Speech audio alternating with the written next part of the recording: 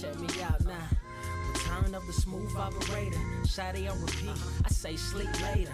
This another favor. Consider me your neighbor. Lost a lot of fam in pursuit of the paper. She gon' catch the vapors when we slide by. The way I speak my mind, it's like I peak my prime, but I ain't close. I cruise through the night air. Fantasy a dream. Real world is a nightmare. Like Claire battling the brainless. Learn to live shameless. Talk about me alive, but claim that I'm nameless. You aimless. So I'ma style on them. They washed up. It's a rap. Throw the towel on them. Gaining miles on them. Otakus for the win. Tacos, it depend on the mood that I'm in. Like Finn when it's time for adventure. This some new blue. Get ready to enter my mind for a few.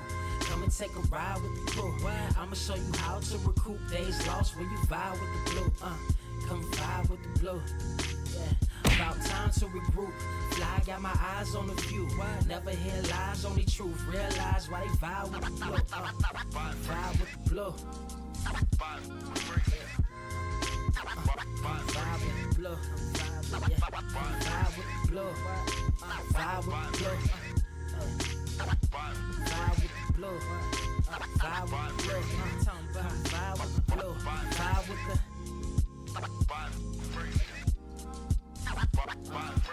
vibe with the sky. Wait, you know the rest. I'm blessed. I see you frontin' like you ain't impressed, but I still get requests. I'm playing Zelda on the GameCube. I quit spamming my music. Don't ever try forcing the links. That's a high rule. The wind waker, Mother Nature on my side too, controlling the elements. Go and check my avatar. I'm arrows ahead. Get the point. Moving forward, the battle scars accumulated over time are reminders of what I went through as a mind. Never made me a grinder. The trees broke down for this loose leaf. If life's a game of death, I'm Bruce Lee. Ooh wee.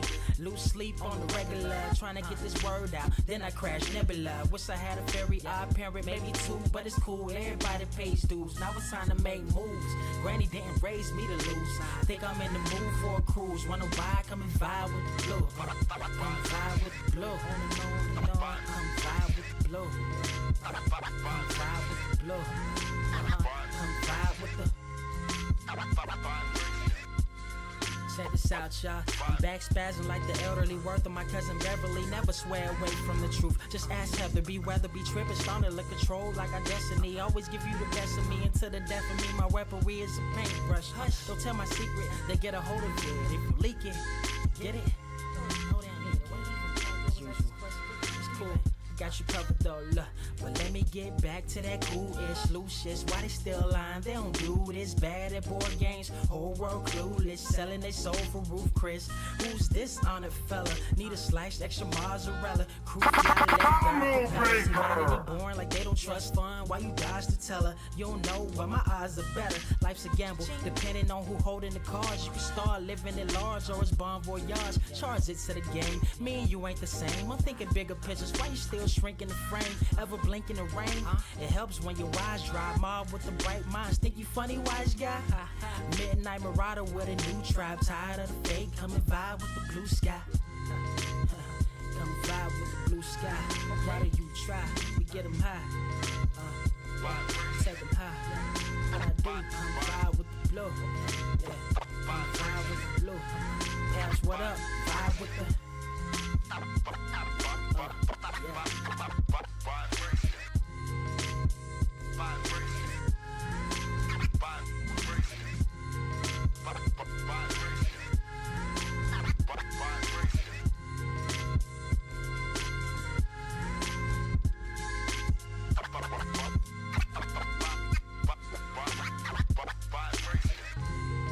Motherfucker, are you out of your damn mind?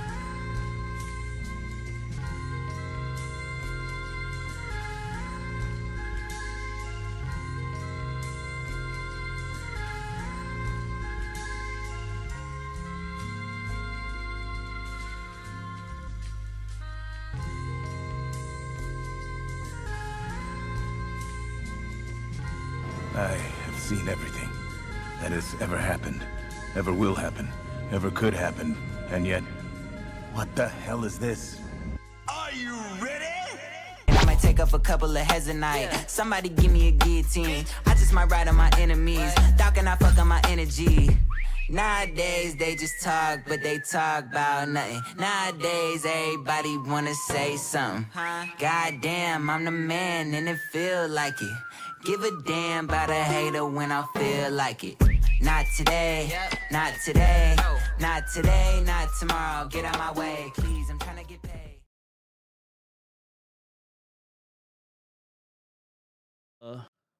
What?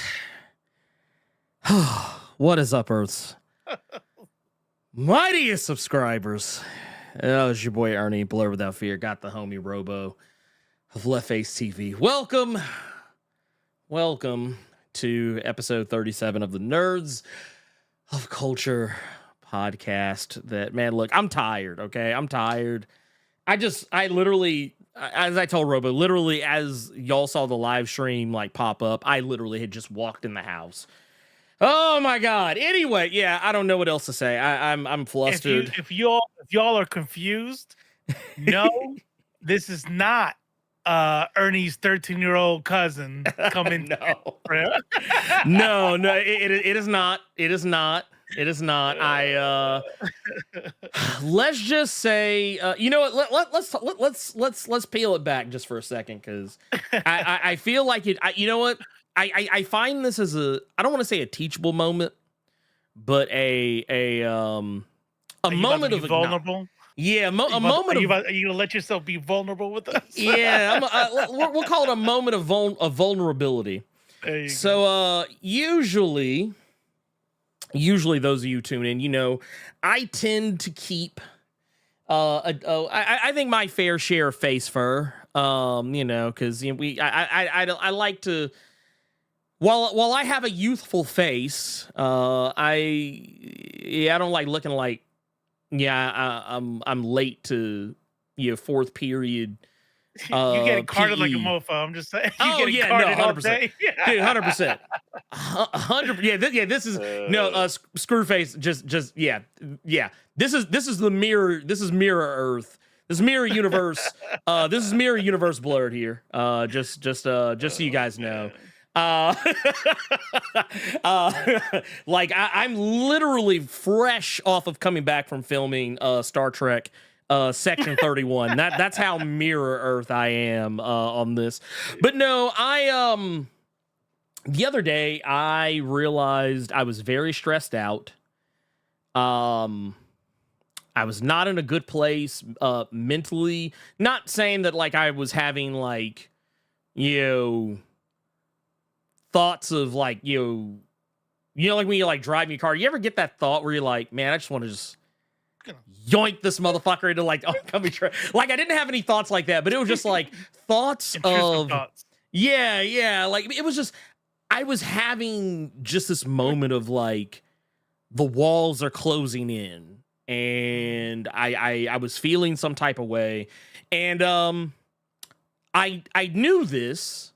Not because I'm intelligent and not because I'm so mentally in touch with myself and my emotions and feelings, but because I literally had picked a huge patch of hair out of my beard.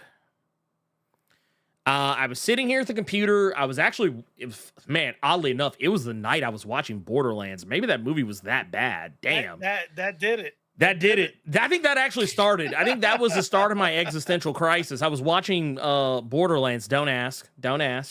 I just started.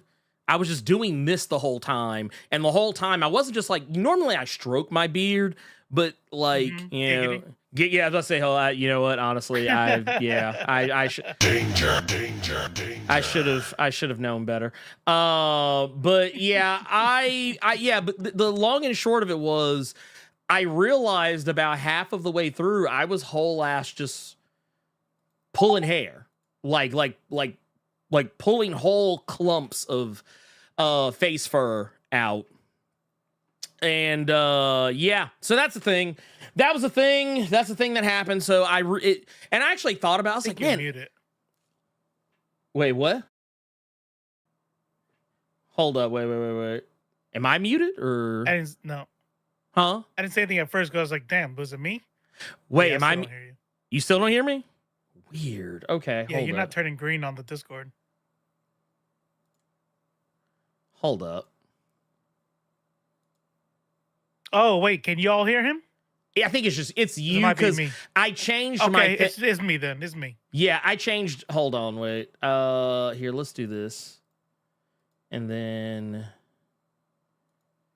Can you hear me now? Okay, fair enough. So we're gonna do it this way. Hold up. I'm gonna Let's go. restart my Discord. No. It's not you. It's not you. What's up, Ariel? How's everybody doing today? Huh? Okay. Can you hear me now? There it is. Yeah. Okay. So here's what's gonna happen when we're live. I'm not gonna change it like while we're live because apparently it did not like that. Oh, okay. It did not like that. I was trying to make it where you could hear shit, but we're not watching anything, so it's not like it matters. But yeah, long and short. Long and short of it is I actually looked it up. I was like, what does picking, like constantly picking at yourself, like what is it a sign of? Is there something like mentally, like neurologically wrong with me? And it was like, no, it's just a common sign of stress. And I was like, okay. I was like, you know what? I'm gonna take that L. I'm gonna take that L. Heard, acknowledged. Acknowledged, yep. Acknowledged and accepted. It is accepted. It is loved. And yeah, all that good shit. All that good shit. So here's the thing I got for you though. Oh, so you say that you were stressed out, Mm-hmm. and so what you did was remove the beard so you can't pick at it. Yes. I feel like there's still another part for you to do that. Well, Like, don't worry about what's stressing me out. Can't pick at the beard. Right. Well, it was one of those things. Like it was kind of a two-prong attack because like when I say that I picked, when I picked my beard, like I don't know if y'all can see, but like this area right here, there was literally nothing. Like it was Why bald is it always right there? I don't know, man. Love, like kind of like itching right there. Yeah, like yeah. But like everything else was intact. Like the goatee intact, but just after where the goatee kind of like connected to the rest of my face, there was like this big ass fucking bald spot like that. I was like, oh, so that was mostly the reason. And it was also in other spots too. So it looked like, man, no, I'm not gonna say that because now that I think about it, that's actually not a good thing to say. Basically, I said black nerd mom.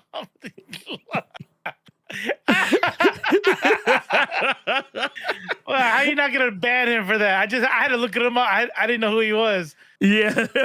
Black nerd comedy. Yeah. Yeah. No. Andre. Yeah, who is to my understanding a friend of the channel. I know he follows. So cool people. But it's not an untrue statement. It's not an untrue statement. You guys got the same glasses and everything. Yeah, pretty much. Like, okay, so when I first started out, there were two common criticisms, or I won't even call them criticisms. There were accusations because they were not true. As far as like, any validity to them.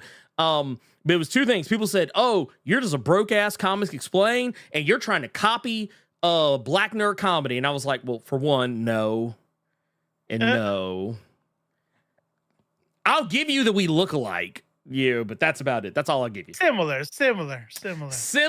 Like we look similar enough that honestly, if someone he's a happy dude, you could tell. Oh no, he's the cheese. Oh yeah. Well, and also he's a lot like you know what? He's actually a lot more upbeat than me, which I think is scary. I think that's actually a scary thing because I consider myself I consider myself a fairly upbeat. I'm not saying like I'm all like woo all the time, right. But I generally find myself a very positive person, more or less. He is like maximum like up there. Like I don't like honestly, I could not live at his speed, and I'm glad that he is the one who lives at it. That said, he's more because he used to get that Disney check. Yeah, he used to be on the Disney Channel. He was like an actor. I think he used to be like he used to do stuff for him. Like he used to do stuff for him, if I'm not mistaken. Oh wow. Yeah. I remember that much. I don't know much about his history beyond that, but he's been in the game a long time. So, Like, and I know like he used to have like ties to, like Nickelodeon and shit too. Like not like problematic Nickelodeon, more like recent Nickelodeon. We're not. Yeah. He's not on the Quiet on Set documentary or anything like that. No one's calling him for that. Oh, thankfully, I don't know if my heart can take it.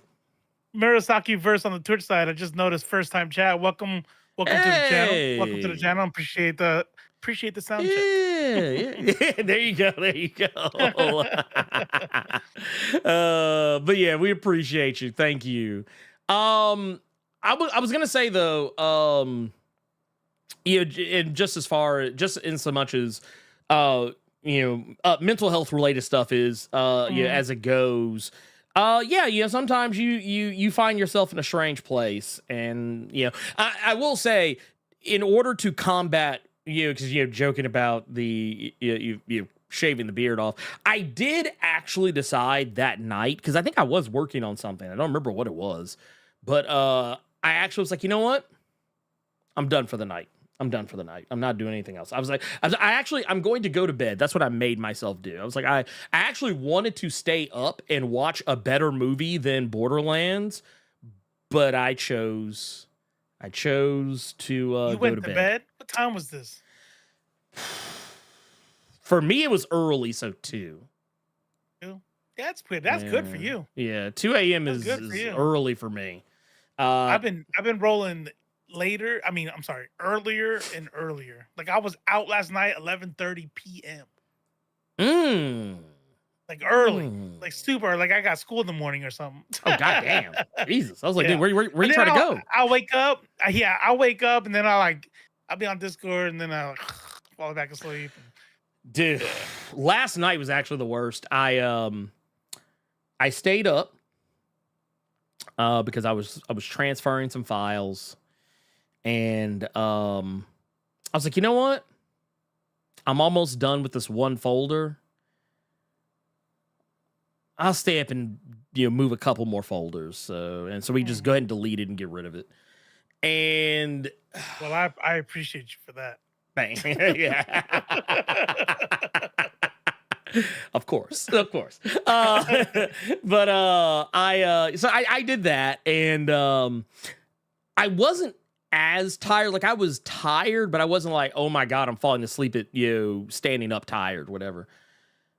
Midway through the file transfer, I completely dozed the fuck off and almost smacked my head on the keyboard. And so then I was like literally fighting to stay awake. And then eventually I was like, so by the time I did actually go to bed, I was so tired that when I laid down, I just passed out. You know, it's funny you say that. Mm-hmm. Because before the show, so we started 7 my time, around 6 o'clock. I was sitting right here, passed the hell out, all like sunk into my neck and shit, and be like, oh damn! I'm like, woke up, oh shit, I gotta go take a shower, wake up, pop an Adderall, let's go. I'm ready. I'm here. Hey, do you have alerts on? Hey, thanks for the follow. Oh yeah. G1, I need to actually turn this back G1 on. Man. G1 Man over on the Twitch side. Got us to follow. That's what's up. And Murasaki also, same. Yeah. Same.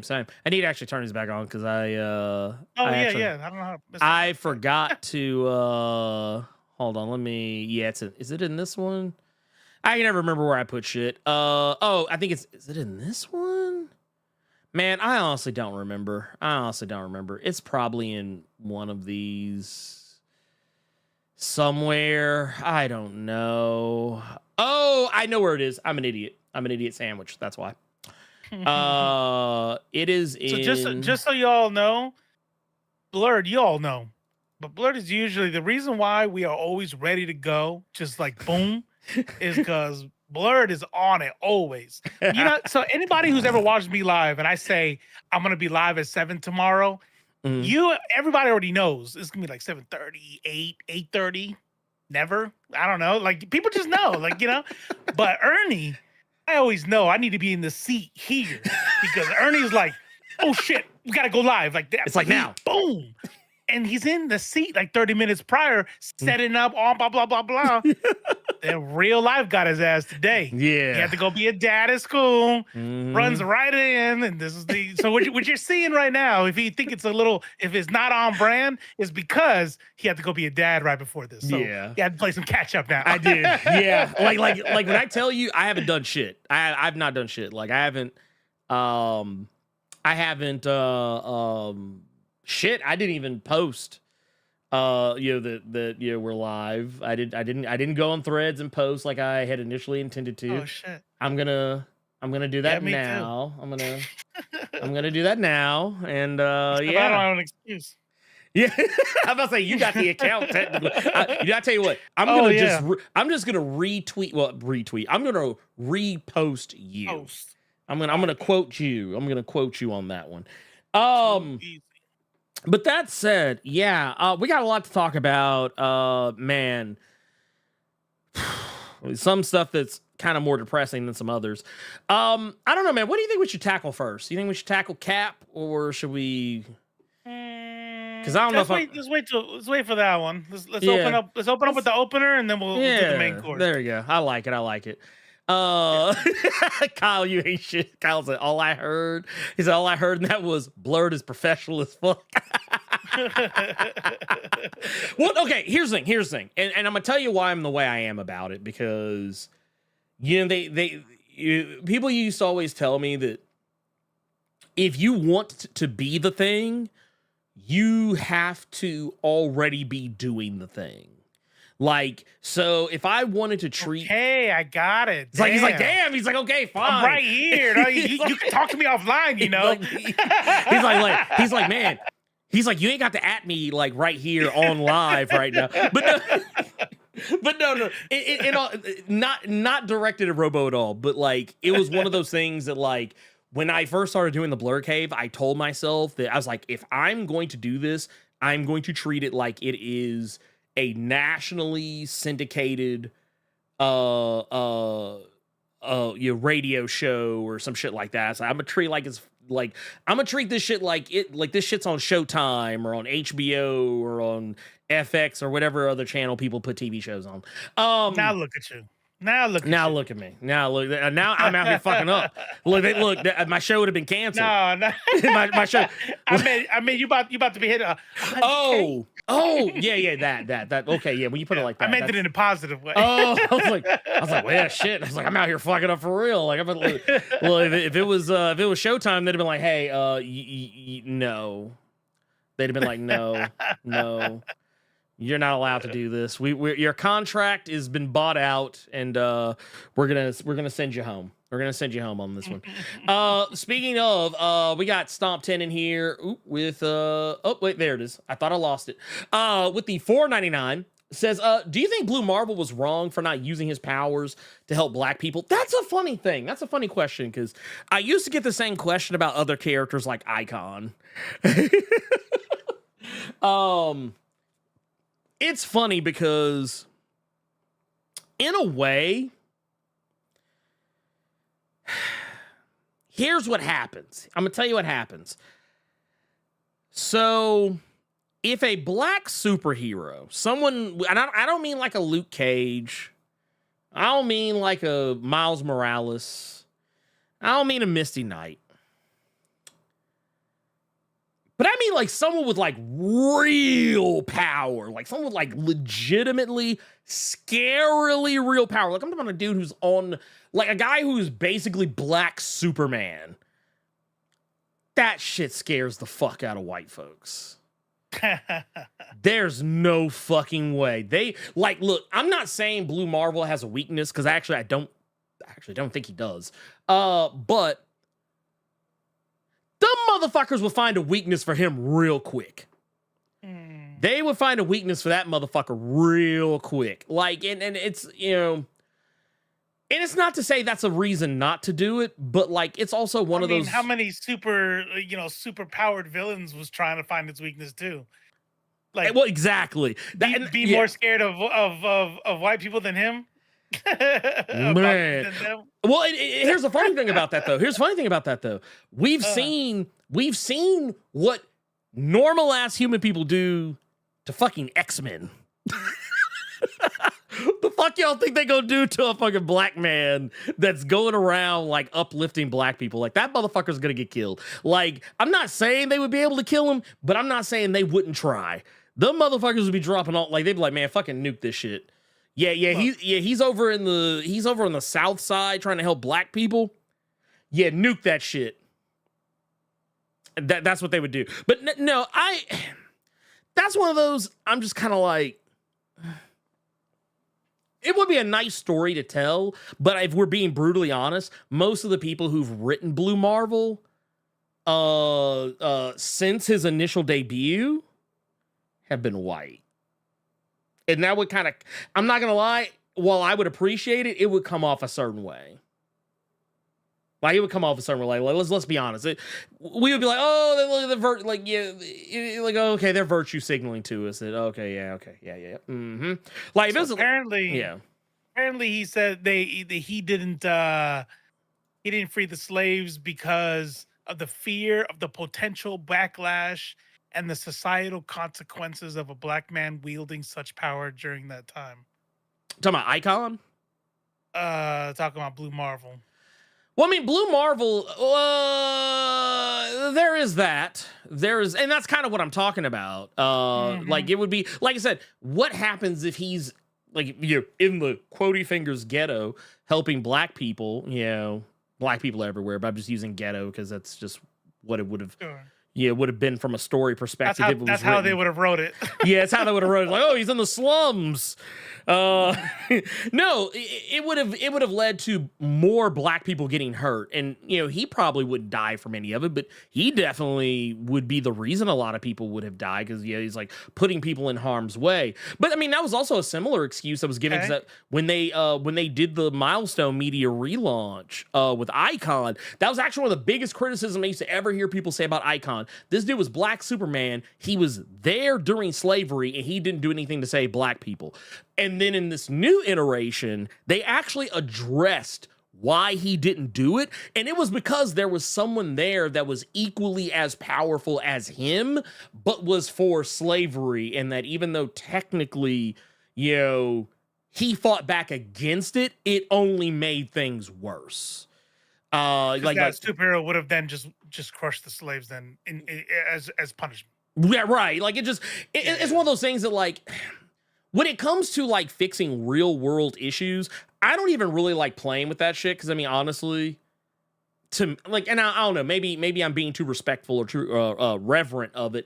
But like, I always feel like stuff like that is a dangerous slope to play with. Like, I mean, yeah, from a storytelling perspective, yeah, it would probably be cool. Like if you tell like an alternate history, but like in a comic that is supposed to take place in a very real world, that is not an alternate history, I would just kind of be like, well,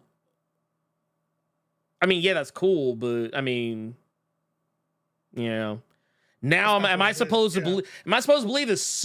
Okay, so you did this. So I'm supposed to believe that back in the day when Ben Grimm was being hella fucking racist to Black Panther, that racism doesn't exist anymore now? No, I still believe that shit. No, so it's one of those things. For me personally, you're right. There has to be a level of sensitivity to it. Yeah, you can't just do it. There has to, and you have to have a good story to back it up. Like, I mean, yeah, if you have a good story, that's what they should have done. That's what I would have liked to see. Yeah. See, but there's two different questions here though. Mm. You're answering the question like as a writer, right? Mm. As a person in the real world talking about comics, right? Mm. I would say I agree with you, but as a consumer in the real world, what I would still like to see, and they still can do it, is like a mini series, right? Where Blue Marvel or Icon does do that. Mm-hmm. Like it's set, and he's like, fuck it, I have to help my people. Mm-hmm. And then we see what happens, right? We see him having to fight the dude, and then even if he wins, he goes back and there's like mass graves from this one plantation, and he realizes that that's all his fault and he wasn't even there, and yada yada yada. So he decides to back off, and that gives us the in-story reason why we have a history where slavery continued, even though there was him there. That would be dope. However, as an in-universe person, right? And imagining I live in that universe. Mm-hmm. When you have people out there risking their lives, you know what I mean? You know, it been during the slave times, during the emancipation, during Reconstruction. You're talking about Martin Luther King. We're talking about people who've given their lives for the movement. You know what I mean? The Black Panthers out there, literally with AKs, standing at their neighborhoods in the face of police to defend their neighborhoods.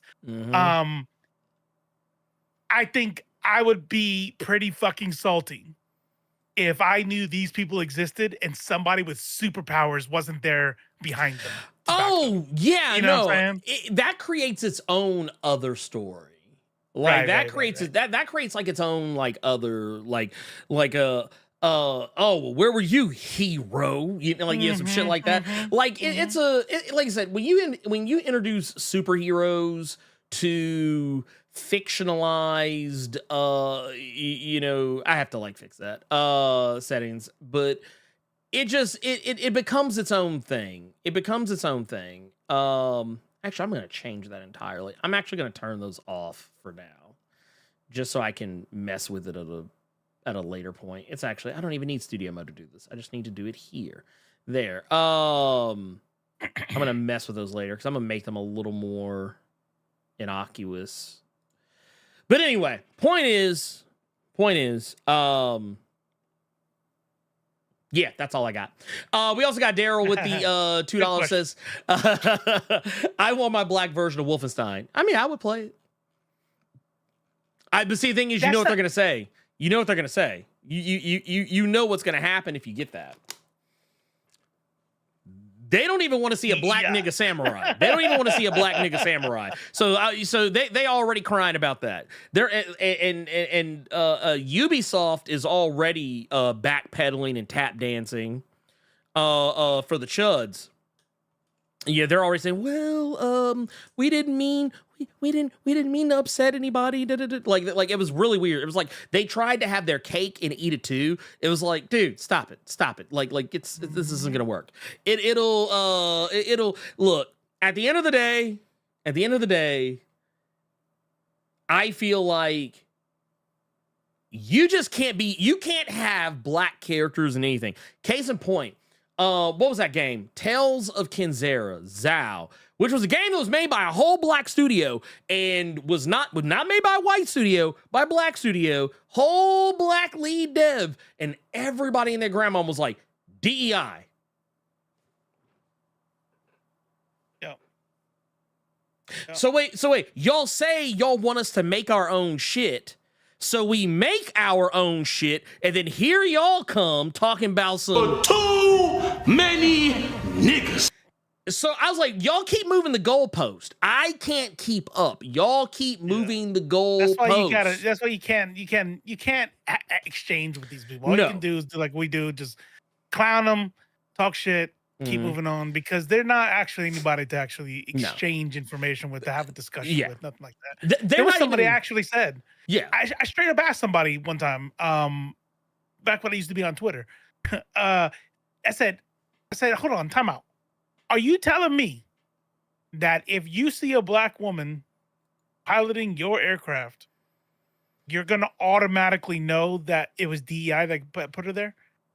And without, like, immediately I got a notification. Yes, of course. Like, they're not pretending anymore. No. That's why it doesn't make any sense to have arguments with them. I said, okay. Well, what are you gonna do with that? You know? Well, no, the thing is I find funny about that is like, because I was watching something the other day where some woman was railing about DEI on a panel of men. She was the only woman. And I was like, bitch, you DEI. That's right. You DEI. Stop. Right. Yo, like wall DEI.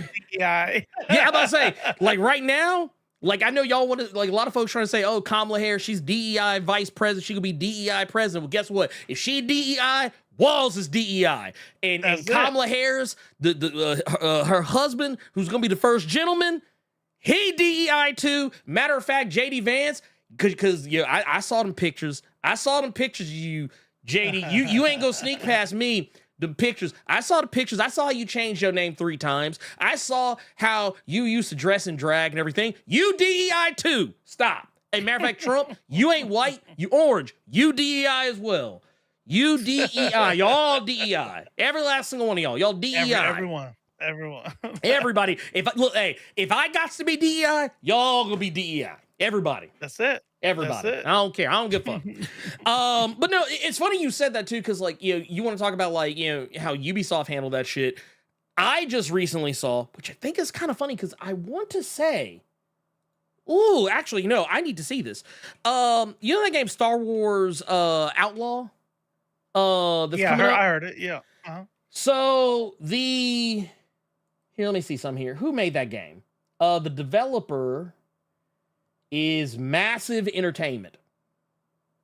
Massive Entertainment. They had the perfect answer to people crying DEI about that game. Because for those that if you whether you know or not, the main character is not a white woman.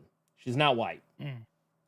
I'm sorry to say she's not white. I apologize. Then it's got to be a white dude. Then that's the only other option. That's the only other way. Be? Yeah. I mean that is the only thing. So well, what is he? It is she here. Let me pull this up because I want y'all to be able to see this just because I want to make something very clear here. So this right here, do I have it? Yeah, this right here is the main character. Oh, you get to play as a side character? Right, yeah, right. She's a whole side character. Damn, but you play as a side character the whole time. That's cool. Dude, it's awesome, right? but people were mad about this. Oh, they were actually. It was a little bit of Assassin's Creed, a little bit of Stellar Blade, because people got mad because they said, oh, they made her look ugly on purpose. Because this is the person who the character is based on. Like, this is the actress who's playing her. Like, oh, y'all uglied her up on purpose, and it's DEI because she's a woman, and da-da-da-da-da-da-da-da-da. But here's the thing. She's pretty. Oh, she's pretty in a motherfucker. Pretty. Don't get me wrong. She pretty. She good. Oh, no. That's a, look, that is a S-tier Latino woman. Yeah. Don't even play with me on that. But here's the thing. Here's the problem. People complained. So, do you know what the lead dev for that game said? They said that they were just going to ignore all the haters because they said these people. That's what they have to do. Yeah, they said it. They said these people. Matter of fact, here, I'm going to pull this shit up because I was impressed. I was genuinely fucking impressed with how they dealt with this because. Oh, her name is, dude, also, first off, Humberly Gonzalez? Yeah, that's a name I'm going to remember. I'm going to remember that name. That's her name. Humberly Gonzalez. Okay. That is her name. So I've seen. But no, she, let's see here. Dev responds to controversy. Here we go. But yeah, this right here it is. I think this is the article right here. Let's see here. Or maybe, I don't know. Shit, they put everything else but. Okay, here it is. But they say, yeah, they're not going to engage in the active discourse, or, talking about how, arguing with chuds online and shit like that. They say, yeah, we're not going to do that. They said it's not going to be a thing.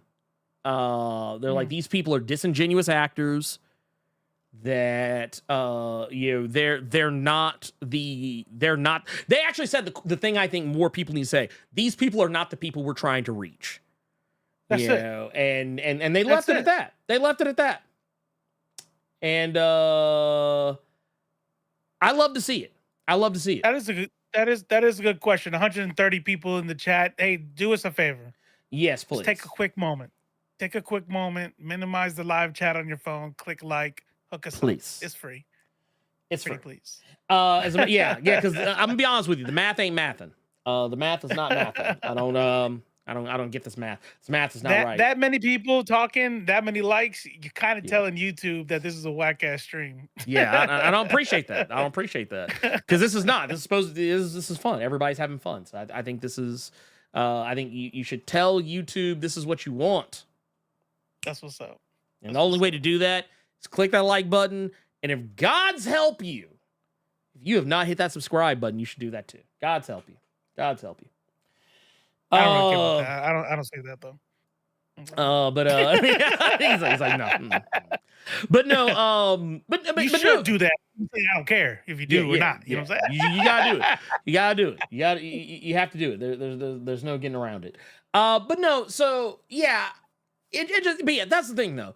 If you want to see more, black and brown faces in video games, really, this applies to any media, just about.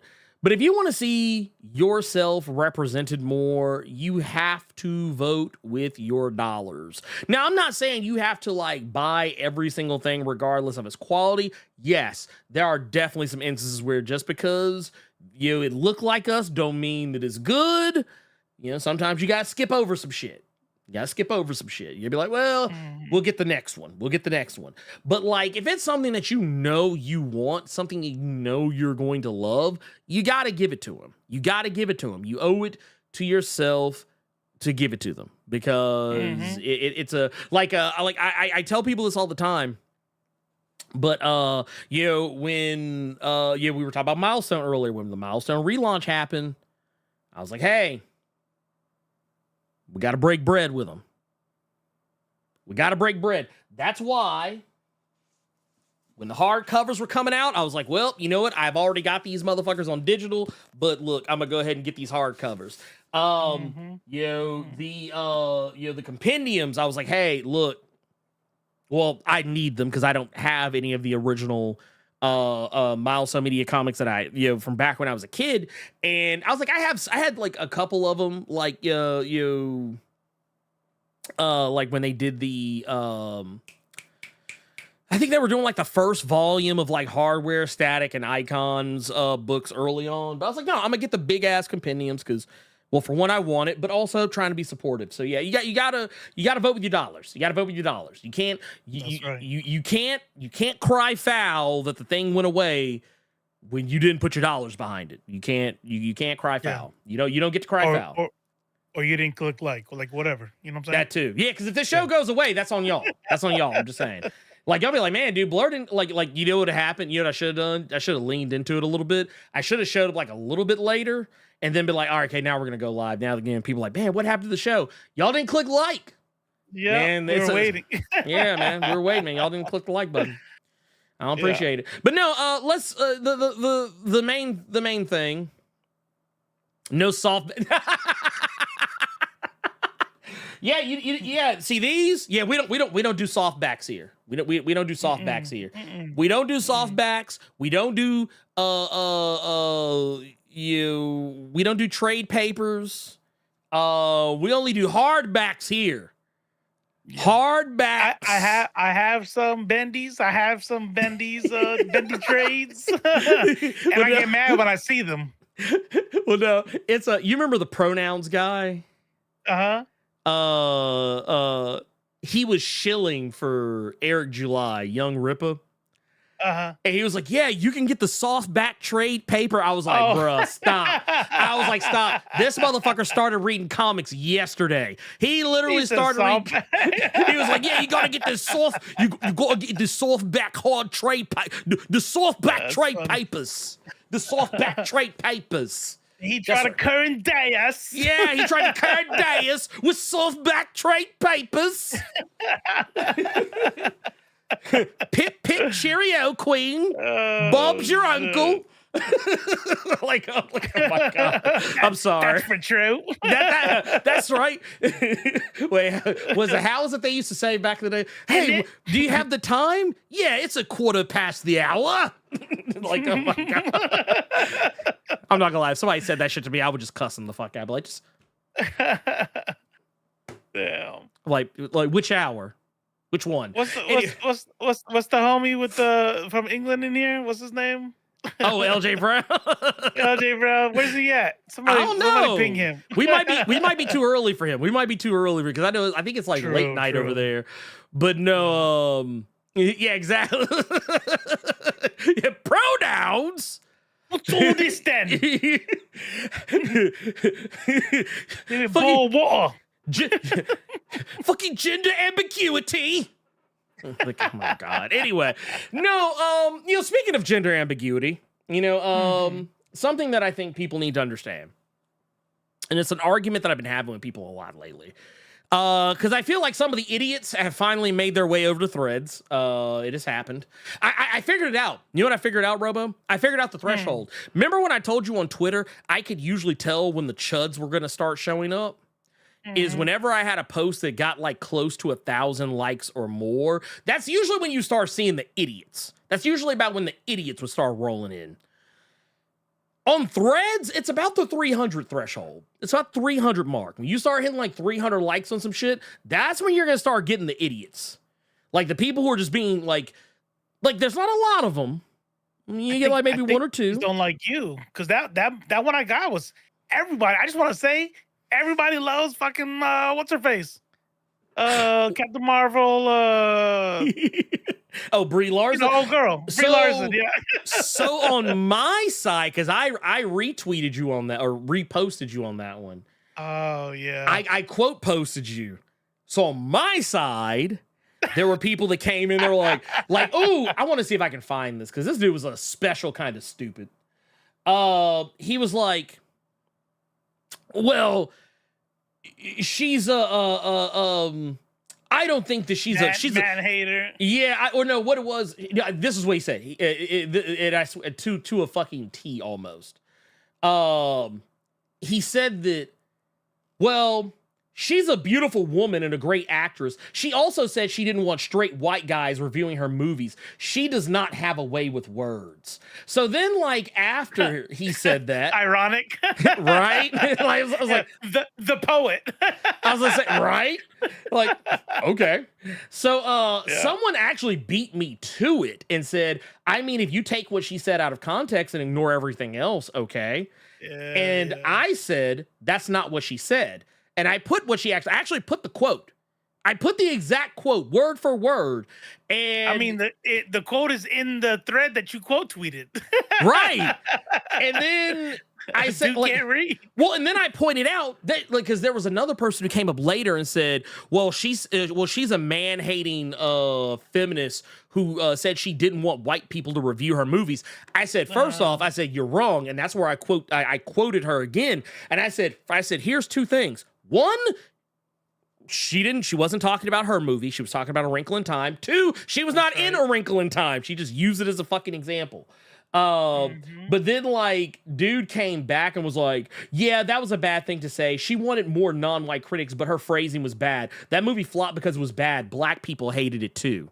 And I was like, okay, first off, why are you bringing in black people? Why? I was like, that's a weird thing to do. You're bringing in black people. Like, wait a minute. I was like, that's a strange thing. Like you put a qualifier on something as if it was to prove a point. That's like I was like, that's right. So black people didn't like A Wrinkle in Time. Therefore, I shouldn't want more diverse movie critics. Yeah. And that's even, you know, the fact that what he said doesn't even make sense anyway. No. Like, what did you go do a poll on that or something? Yeah, I was like, did you actually like you know what it was? Were you the man on the street? Were you like that, like a man on the street? You had the microphone and the camera following. We're like, ma'am, excuse me. How did you feel about A Wrinkle in Time? Ooh, you didn't like it. Would you mind telling the camera? We have the cameras right here. Can you please tell me your exact thoughts about A Wrinkle in Time? Yes, sir. Black sir, can you come over here for a moment? I wanted to ask you a question. I wanted to see, how did you feel about A Wrinkle in Time? Oh, you didn't see it? Must have been bad. Yeah. And by the way, if I talk to 3 people that means the entire That's the world. race. That's the world. It. That's the whole world. Look at this one dude, because you also retweeted the girl that I retweeted that I was quote tweeting, and one of the dudes on there said, "Oh, never mind. I misread that anyway. Never mind." Wait, yeah. So the other one was because we were calling them Marvel sexist and misogynistic bigots hate Brie. So when you retweeted Lunar Starbeam, like all those are positive. When you retweeted me, you got the negative shit. Yeah, that was when. Well, I mean, there were still positive people in it. Like there were still positive people in there, but I noticed that like there's a certain threshold where people just start acting a whole fucking monkey. But I still can't get over it. Oh, that I love that shit. I'm never getting rid of that. I'm never getting rid of that. That is forever staying in my right here. Wait a minute. I'm gonna hold on. Wait, I got y'all. Y'all want to see? That's AI. That's AI. Look right there. There you go. God damn it. Like this is what AI should be used for. That's what it's for. This is what AI God is intended. God invented AI for this. Well, you know what's funny? He doesn't even look like he's about to cry. He looks like he's about to sneeze is the funny part. But yes, that said, the thing that one of the things we kind of wanted to jump into was I noticed that there was this discourse about movies being bad.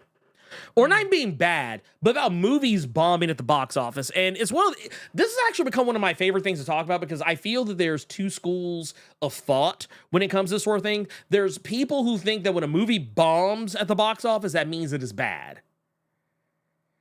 And then there's other people who are a bit more nuanced and understand that if a movie bombs at the box office, it doesn't necessarily mean the movie's bad. It probably means it either had little to no advertising, B, poor word of mouth, or not enough word of mouth, or C, people just weren't going to the movie theater at the time. Like nobody was checking for this movie, so there was no buzz. Therefore, the people who probably would have gone to go see it just didn't go see it. I always like to use the movie Dredd. I like to use the movie Dredd as an example. Did you ever see Dredd? Did you ever see that one? Yeah, of course. Yeah. So I remember when Dredd came out.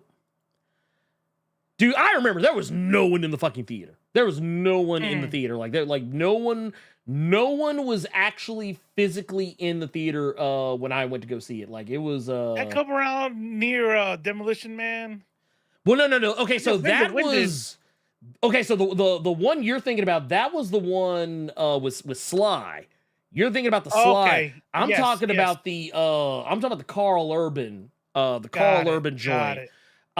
Which I think, correct me if I am wrong, I want to say was like 2015? 2012. 2012. It was 2012. But I remember when this movie came out, and it bombed hard at the box office. I'm talking about super bombed. But the movie wasn't bad. It didn't mean the movie was bad. The movie was actually legitimately good. It's kind of funny. You know what it was? This movie came out around the same time as The Raid. And they're actually very similar films, oddly enough. Like the premise of the films is eerily fucking, like, I'm talking about like, minus the Muay Thai action, they're the same movie. They're the same fucking movie. That said, this movie bombed. And because it bombed, because nobody went to go see it, there were all plans for sequels and franchises. There was a TV show that they were planning and all this other stuff. All that shit fell by the wayside. And everybody's like, oh my God, why aren't they making the thing? Because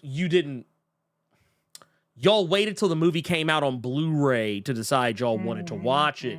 And I was like, that's why these movies don't get sequels. You're starting to see the industry shift a little bit from that. But even still, you're probably going to wait like 10 years before you see him come back around. That's going to be a technological limitation. That's why. But now back in the day, you sit there and if you didn't go to the movies, you weren't going to get numbers until DVD and Blu-ray, right, comes out. But now, where do we see them? We're not waiting till Blu-ray and DVD comes out. Right. Now we're waiting till they get released on stream till you can rent. And then we can get actual no shit numbers for real, you know? Right. Because the studio is and going honest to reviews. Exactly. 100%. How long did they keep the movie on? Did they cut it off halfway? Did they click thumbs down afterwards? Right. But here's the problem: is back in the day when you sit there and you could get reports from places like Sam Goody and Walmart and all that about their sales, but their initial sales is going to be based off of the shelving the item itself. Right. So of course they're gonna sell 100,000 copies because Walmart bought 100,000 copies to sell themselves. Correct. Now they're getting real time. Wow, they didn't do well in the movies, but the streaming is blowing up. Yeah. And that's the thing that happened, like, because that was like our first show we talked about the Marvels. The first ever Nerds of Culture. Nerds of Culture 1. The Nerds of Culture begins, if you will. Way long, way back in the day. Back in the before times. In the before times. But no, we had let me see if did any of this change? It changed a teensy weensy bit, so I'm gonna the use sky burned. War never changes. Never changes. By the way, not to go off topic, I saw Furiosa. Oh yeah. So fucking good. Right here. And here's the thing. God. Bombed at the box office.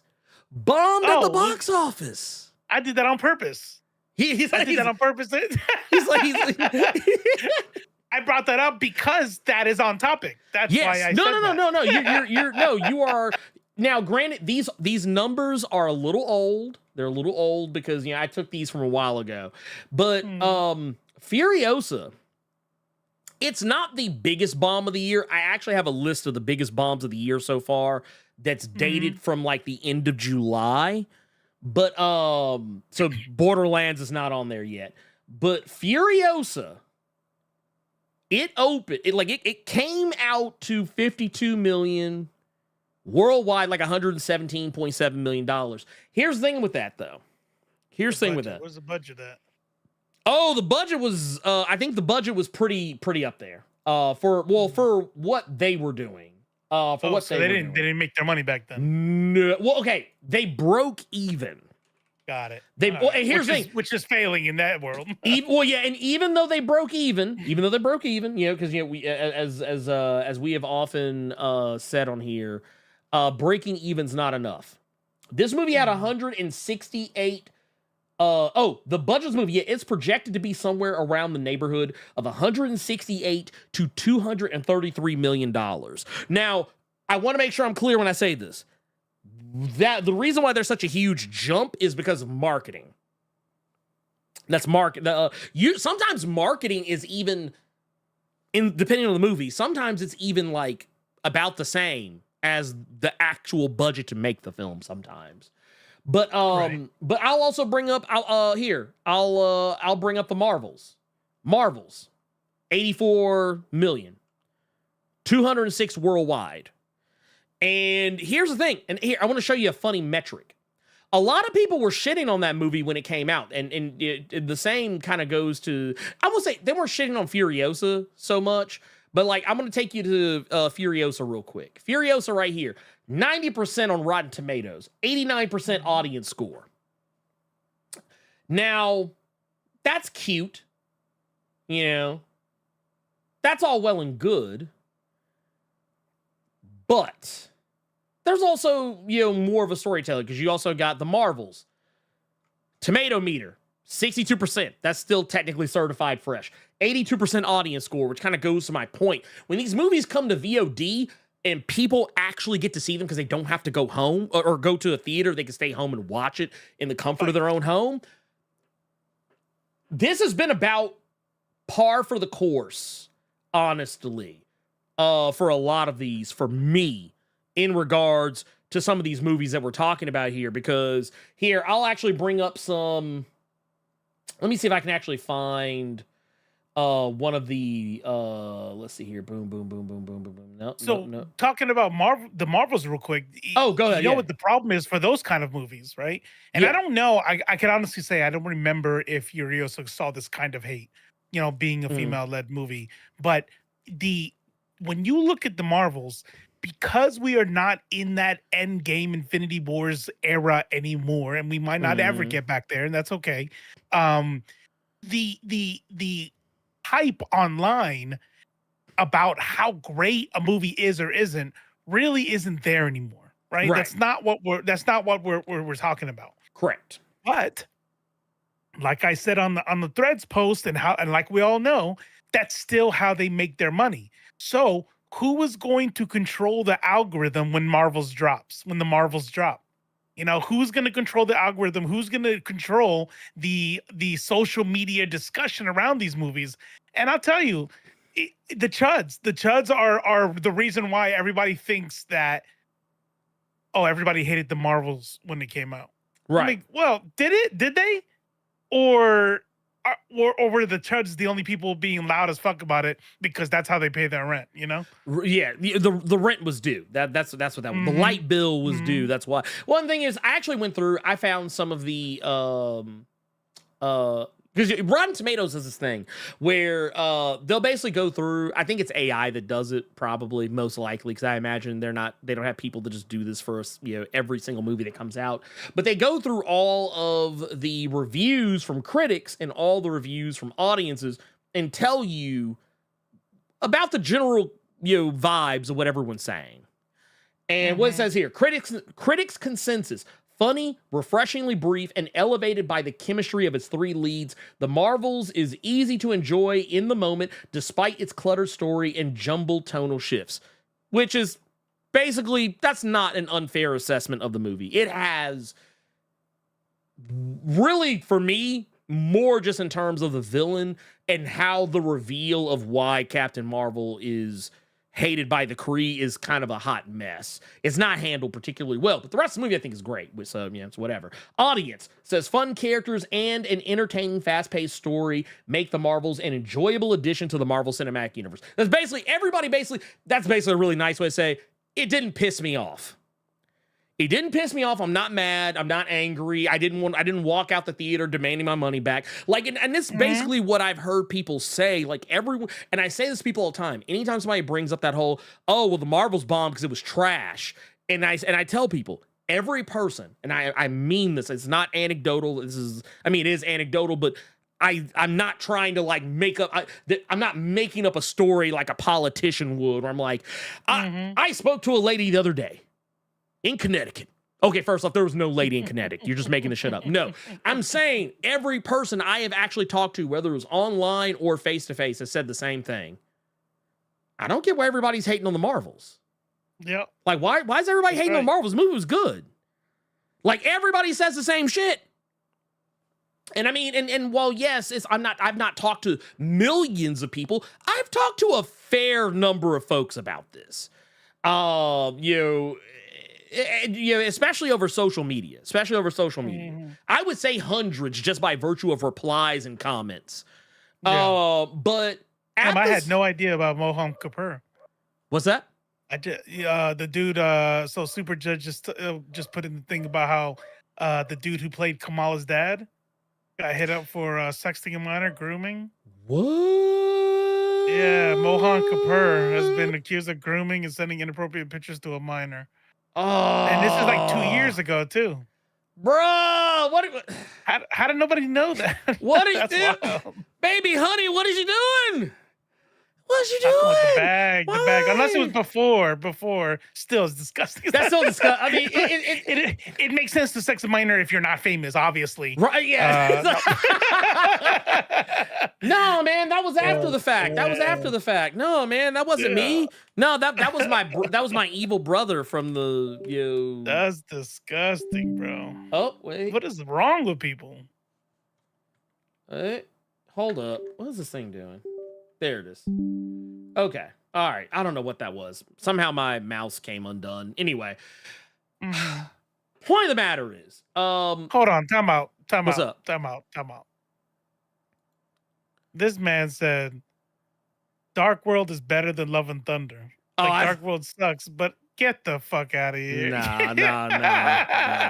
Okay, I'll tell you this much. If I had a choice, and I have had it, because I've done this, I've watched Love and Thunder more times than I've watched Dark World. I do not like Dark World. Dark World's getting skipped more times than not. Oh yeah, like honestly, every time I have gone back through like old MCU movies, Dark World never comes up. Like it's always like, yep, skip that. You know the best part of Dark World? When it shows up in what was it? Endgame? When it shows up in Endgame. That's the best part of that's the best part when it shows up in Endgame. That's the only one. But you know, people keep thinking that these movies. Actually, you want to know a movie that I thought was actually kind of divisive?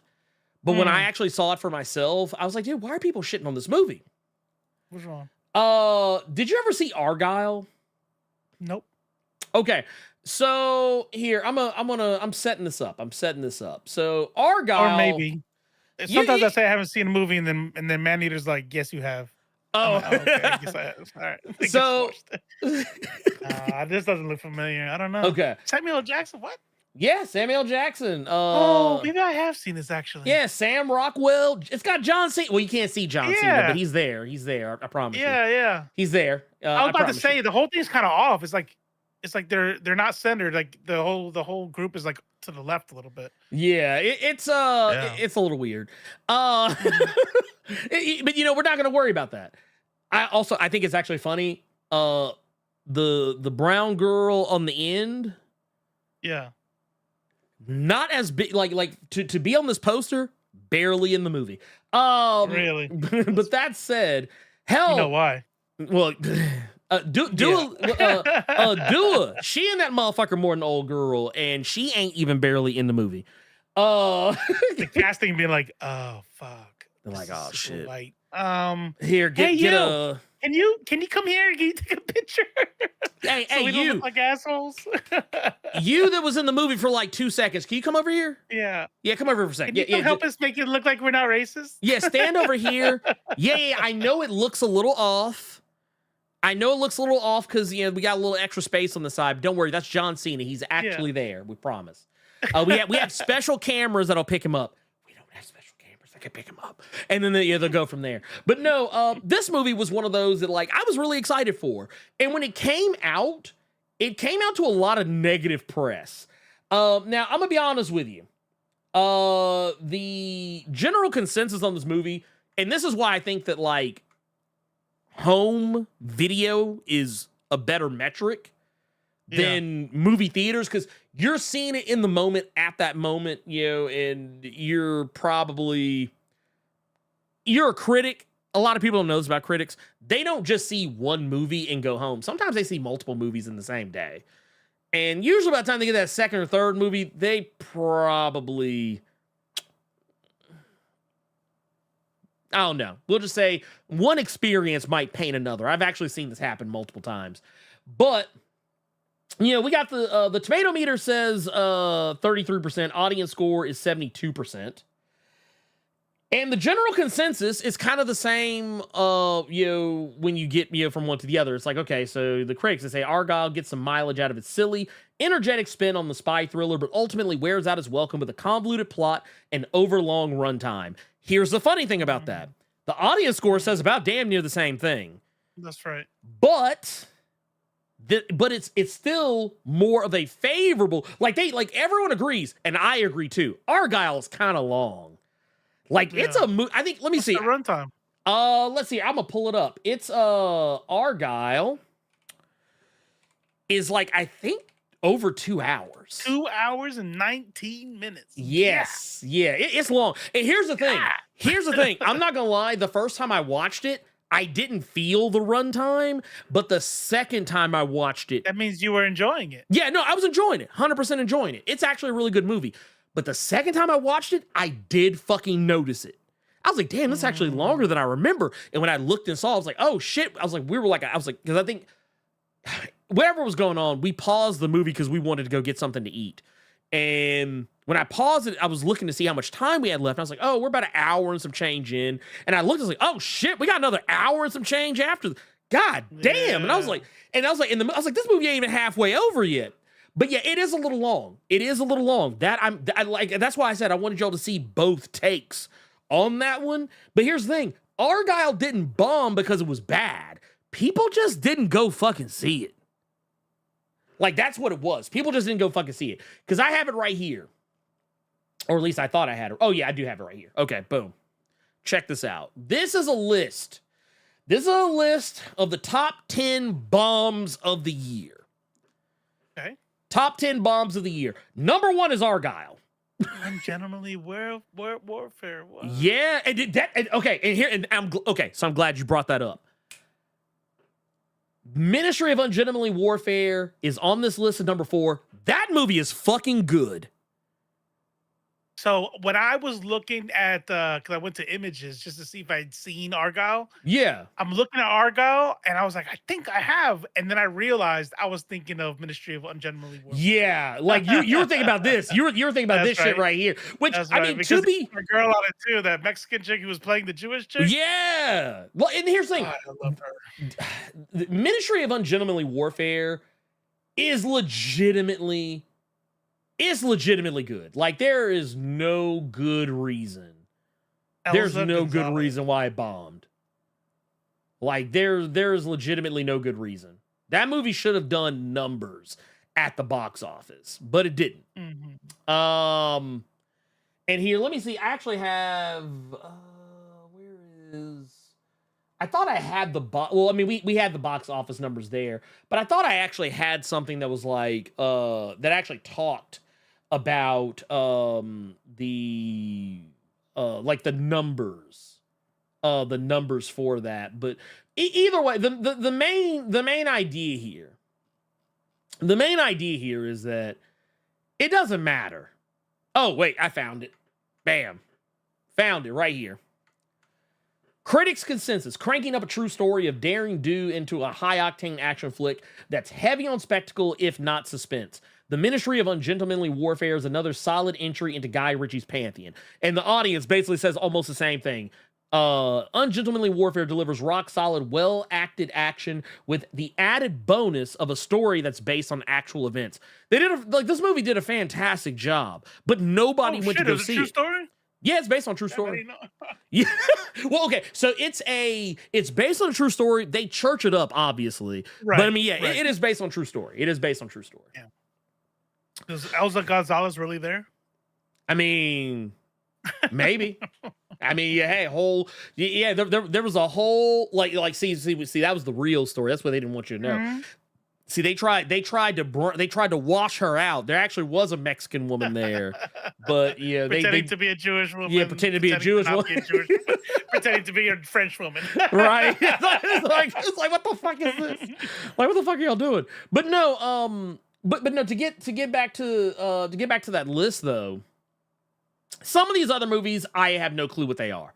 I'll be honest with you. I don't know what I don't recollect what Origin is. I don't remember Land of Bad or ISS or Problemista, Jean Dubarry, and The End We Start From. But like the American Society of Magical Negroes, that movie bombed because it was not what it was advertised as at first.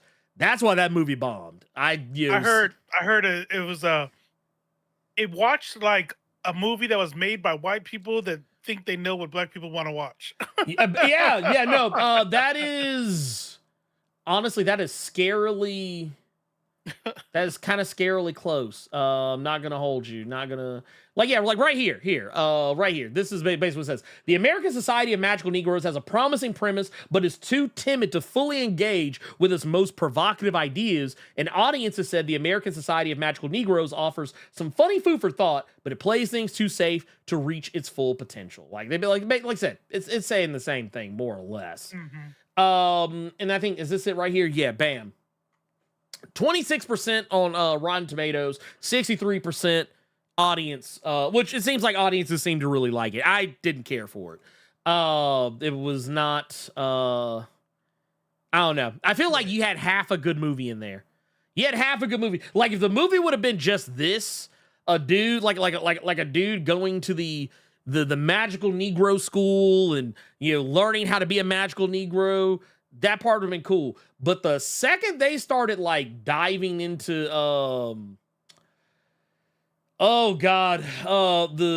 this shit, this is when you lost me. You lost me right here on this. I was like, okay, nah, I'm out. Every time. I was like, you lost me. I'm out. You already know what I'm about to say. Every time. Every fucking time. It's like you got a you don't even have a whole brother. You got a biracial dude in here. Mm-hmm. You got a biracial dude in here. And actually, I don't even know if old girl is 100% white. So you just got two biracial.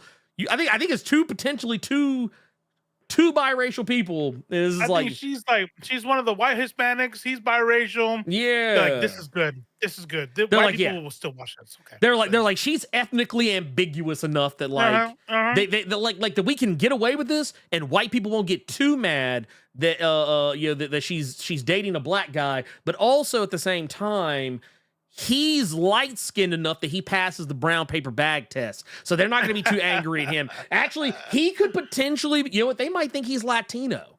They might think he's they might think he's Latino. He could be. He could be. You never know. Yeah. But yeah. Hey, you know what's funny? I hate pulling this off like this, but I was watching Day One, Quiet Place Day One. Oh, yeah. And I saw it there too. Yep.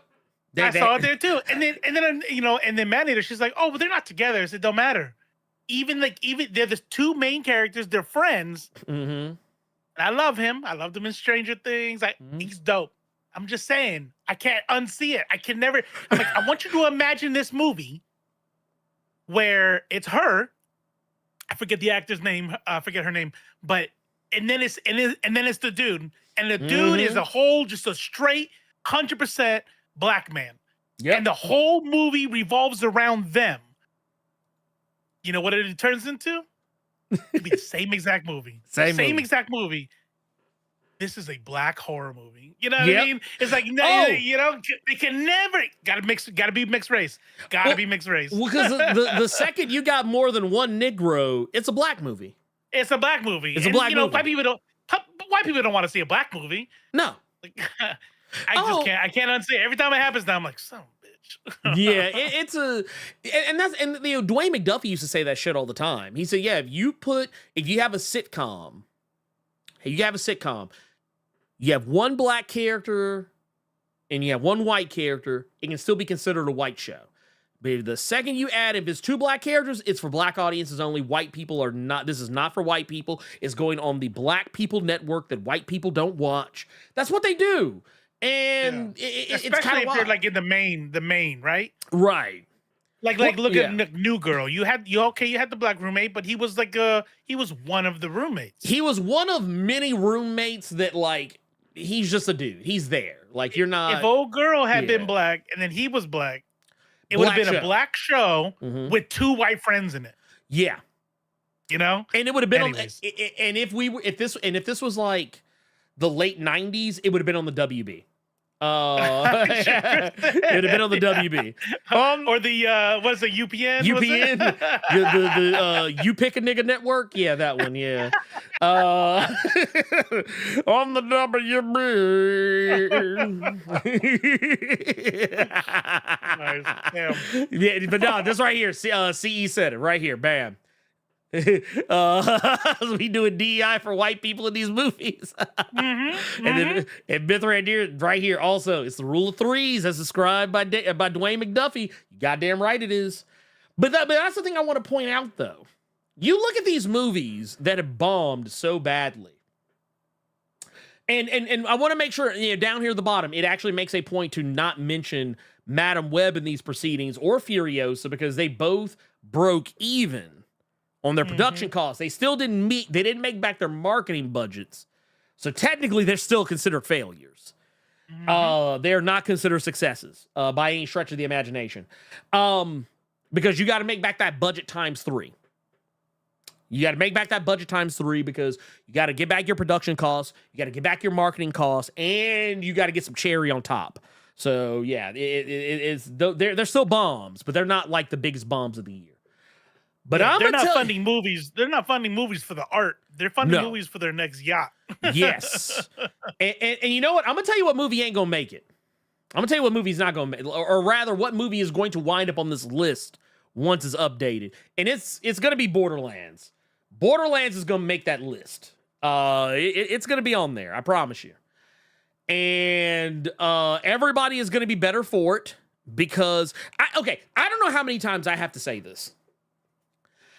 I don't know how many times we got to say it, but I'm going to say it, and I'm going to say it every fucking time.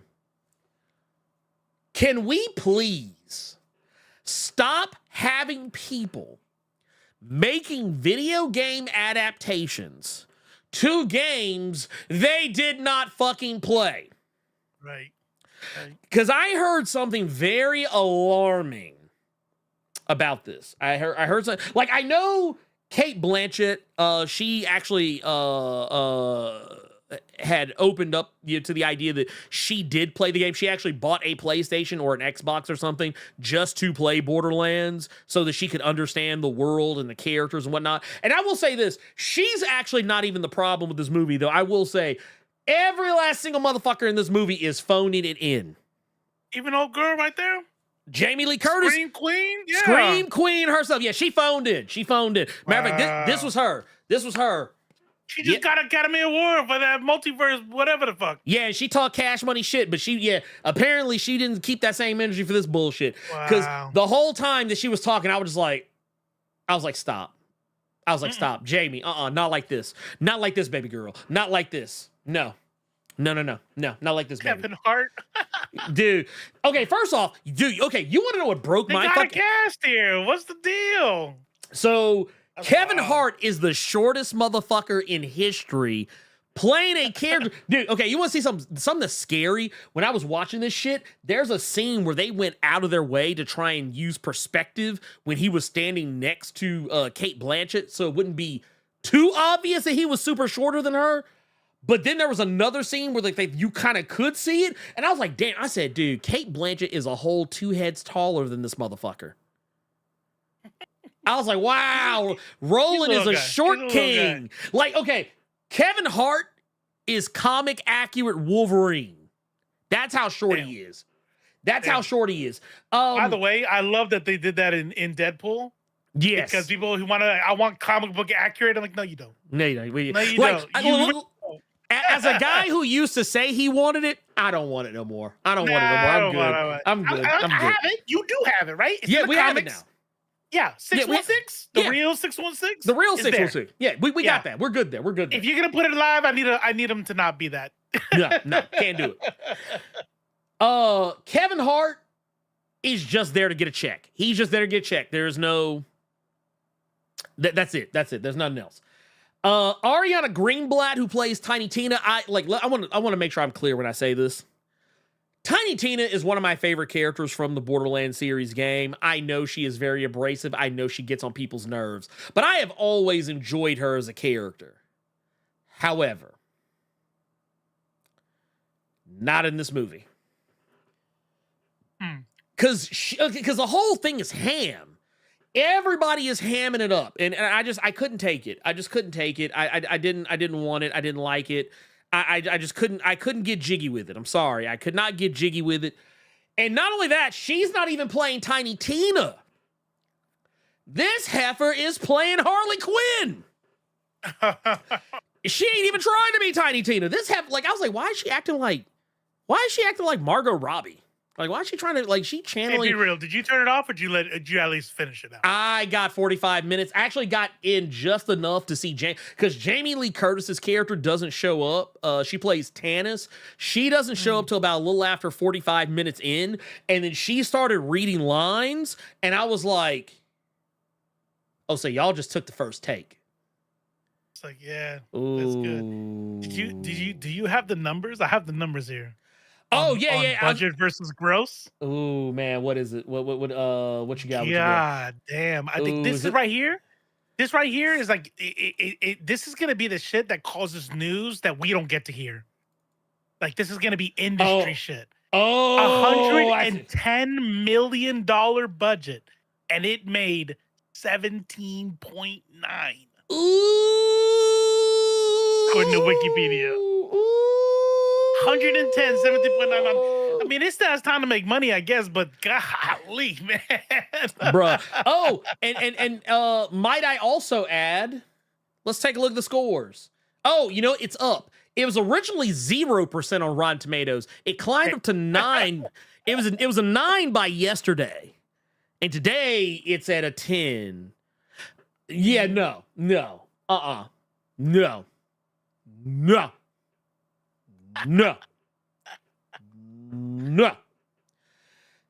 That is, I'm sorry. Look, man. Okay, you know what I will say? You know what I will say about it? You know what I will say about Borderlands? The nice thing I'll say about it? It looks like Borderlands. Yeah, visually. Like, because when you see the psychos, when you see, I will say the vehicles are a little too clean. A little too clean. And you know what it reminds me of? Remember we were talking about Fallout and how everything was like super clean? When like you normally play the games, like, oh, the games, like everything's kind of dirty.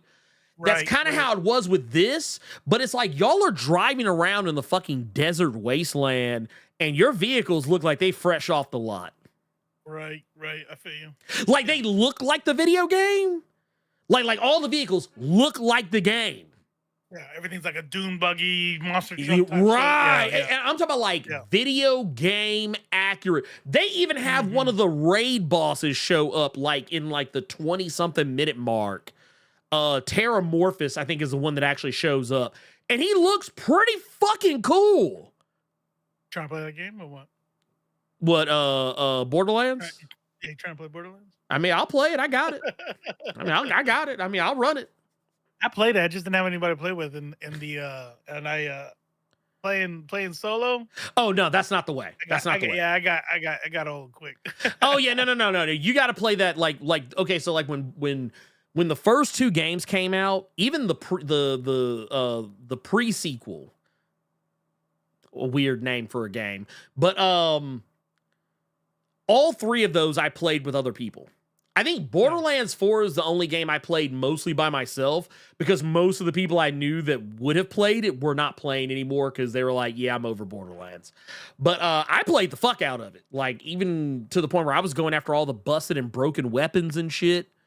Farming like all the busted weapons and shit. And I had like a whole fucking arsenal of busted fucking weapons. So yeah, no, I fucking love Borderlands. That's my shit. I am the target audience.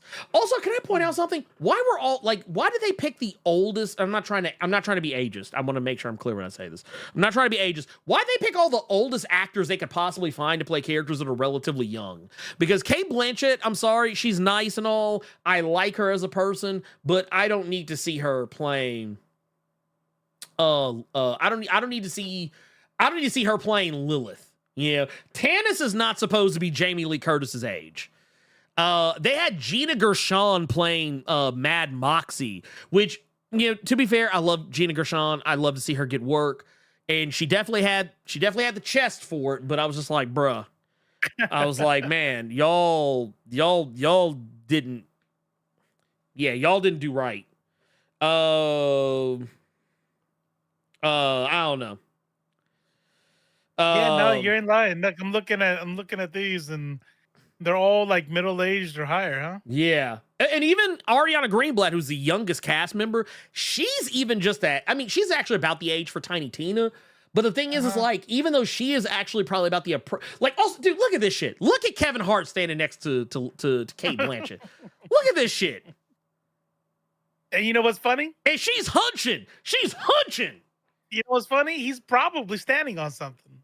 God damn it. He's probably standing on something. Dude, they cast this motherfucker next to 2 of the tallest women in fucking show business.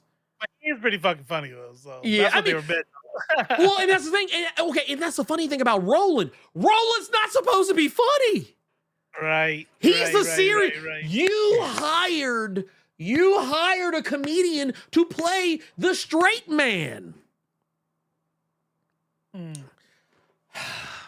Well, no, I'll give you that. Mad Moxie is older. I will give you that. I'll give you that one. Did he play himself again? Who? Kevin Hart? Kevin Hart? Yeah. Basically, he's Kevin Hart. He's just Kevin Hart. He's just always Kevin Hart. Okay. Yeah, because he's doing all the okay. So you remember how I think the best acting I ever saw Kevin Hart do, and this is gonna sound real disingenuous, was in Jumanji 2. Okay. And that's because he couldn't play himself.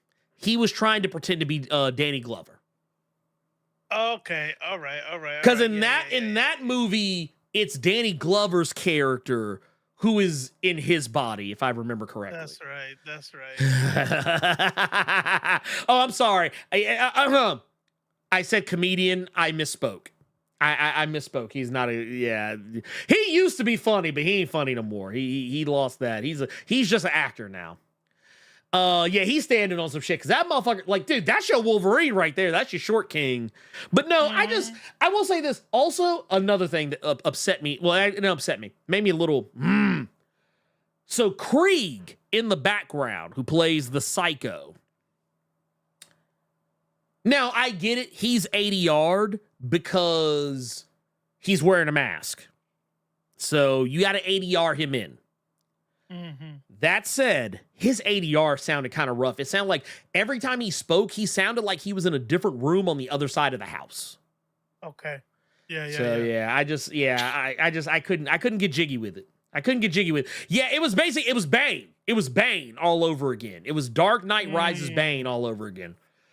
Like, I don't know. I feel like this movie, it also, you know, I thought people were being kind of mean when they said this looks like a poor man's Guardians of the Galaxy. Y'all were right. So they It were is a poor man's for Guardians. Guardians of the Galaxy, and they landed on original Suicide Squad. Yeah. That's bait. Okay, thank you. Yeah, it's like you hold, like if someone says, "Hey, can you make me look like Guardians of the Galaxy Volume 1?" Yeah. And they say, "No problem, man. I got you, King." And you come out that motherfucker look like Suicide Squad. That's basically what it was. That's basically what it was. But no. Yeah, I don't know, man. I just. So bottom line is, these movies bomb, and sometimes movies bomb because of a number of reasons. Then they pick up later. Right. Like we know what's going on here. And then you have and then some people were bringing up some other ones like Shawshank Redemption. People brought up Fight Club. Yeah. Fight Club was another one. That's Bombed another. the box office. People loved the fuck out of it. Bombed hard. You know, so but the thing is that's that Scott Pilgrim versus the World. That's another one. Yep. Bombed. Donnie Darko, Big Lebowski. Bomb. Right. So, but here's the deal. Nowadays, because they pay the bills, if any of the movies that come out, that's why in that thread I said, if you're not gonna bring up the dark world, right? And then you're gonna talk about something Brie Larson is in, I'm ignoring. I already know where you're at. Yeah, no, I'm not even trying to hear shit you got to say at that point. I already know where you're coming from now. Yeah, no, that's like why when that's why when people were going hard in the paint. People were going hard in the paint on all these different movies. People try to say, "Oh, this movie sucks" because it couldn't get its budget. The thing is, just because a movie doesn't make its budget, it doesn't mean the movie's bad. Like, here's the thing. Yeah, okay, Madam Web is bad. Okay, Madam Web is a legitimately bad movie. It is a legitimately terrible fucking movie. It is a movie that is set in 2003, and it feels like a movie, like a comic book movie made in 2003, and that is not a good thing. You look at Gentlemanly Warfare. This movie bombed, but it was fucking good. There is no waste of space, no waste of time. Every character gets a chance to shine. Everybody's got an arc, and you literally you got a fucking great villain. Dude, fantastic Great villain. villain. Great the tension cast. at the end. Oh. What a great movie. Fucking fantastic. Same thing. Furiosa. good from start to finish. From start to finish, everybody's like not like no waste. I mean, like I will say, if I had any one criticism, there were a couple of them chase scenes that went maybe like a couple of minutes too long. But I mean, beyond that, I was like, no, it's still good. It's still good. I've watched this movie like several times since it's hit VOD, and it has not got boring to me at any point. I got one. Oh, what you got? What you got? I got one. Ooh, what you got? What you got? There is one part that I remember. Oh, not about liking about Furiosa. Yeah, Furiosa. Oh, okay. Got you. I have one critique and only one critique. That love story they tried to push was rushed as fuck. It didn't make any sense to me. You talking about And, when when she partnered up with when all this dude. was going on? Yeah. Okay. Yeah. That part. Yeah. Okay. Actually, I'll give you that. I didn't give a fuck about that. You live in the savage lands. You live in the wastelands, and you know how it is out there. It's kill or be killed.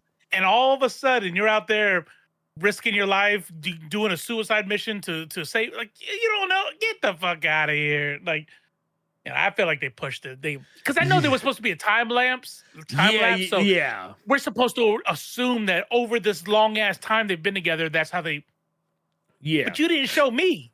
No, you didn't show me. It felt rushed as fuck. Yeah. Well, no, and I will also say too, one thing I thought maybe could have used a little bit more addressing is how she went from pretending to be a boy just so that she could like not be messed with to now she's good and fucking grown and like obviously looks like a woman. She's walking like she's carrying herself like a woman. She's moving around like a woman. Like, 'cause I think there's one point where she walks into a Morton Joe's little room or whatever, and this is at a point where at this point, it's obvious she's a girl, and it's obvious I don't that think she was hiding that as a kid to not be found out of who she was. But after she got old enough to not be recognized, then it didn't matter anymore. I guess in nothing. I wish they'd have been a little. I mean, maybe they were more explicit about it, but I feel like maybe I don't know, because there was a point where she was walking through that room switching hard as hell, and I was like, aren't you supposed to still be trying to pretend to not be? I was like, whatever. I was like, you know what? You know what's worse than that to me is old dude, the pedo who wanted her in the first place. Very uncomfortable. I was like, God, what are they doing here? He was based that whole they built that truck. Right. So she's in that city. She's always been around that dude working there. Yeah. He never noticed. You never noticed. You never noticed. You grew up there. You're like, okay, we go from kid to grown woman in the time jump, but they didn't. So what are you trying to do? That it was silly. I didn't like how they did that. I didn't like how that. But I mean, we're reaching. That movie's badass. Oh, that movie is so badass. I am literally going out of my way to find things to criticize the movie about. Exactly, like just to give the appearance of being fair and balanced. That movie's fucking amazing. And I don't give a fuck who says otherwise. Also, real quick, I do want to shout out, because we got some shit popping off here. We got Daryl with a 5 says, remember Castlevania Nocturne and how that got dragged? Crazy that was. No, and here's the funny thing. Notice who was dragging it. Notice every single person that was dragging it. I'm going to tell you what they all have in common. And it just so happens to be the name of one of the best actresses on the Golden Girls. Betty White. Betty White, every time. Every time I saw someone talking shit about Nocturne, I was like, yeah, you white. Yeah. Okay, first off, it was never any black and brown people. It was never, matter of fact, I know so many people who ate, man, the fact that show did not ignore that slavery existed in the context of their story, and that they handled it well. They actually handled slavery well. I was like, bruh. I was like, they're cooking. They're cooking. And the characters, I know they race swapped some characters. I don't care. Because I'm going to tell you right now, who was checking for Olrox? Who? Tell me. Tell me who was checking for Olrox. I'll wait. You talking about from canon in the game? Yeah. Because basically what they did, Olrox, if to my understanding, is not Native American. But he was Native American on that goddamn show. And I think it made it better. I think it made it better. Yeah. I'm gonna tell you right now, Castlevania's dope, and Castlevania has its following. Nobody gives a fuck about the story. I have no idea if the show of the anime is accurate.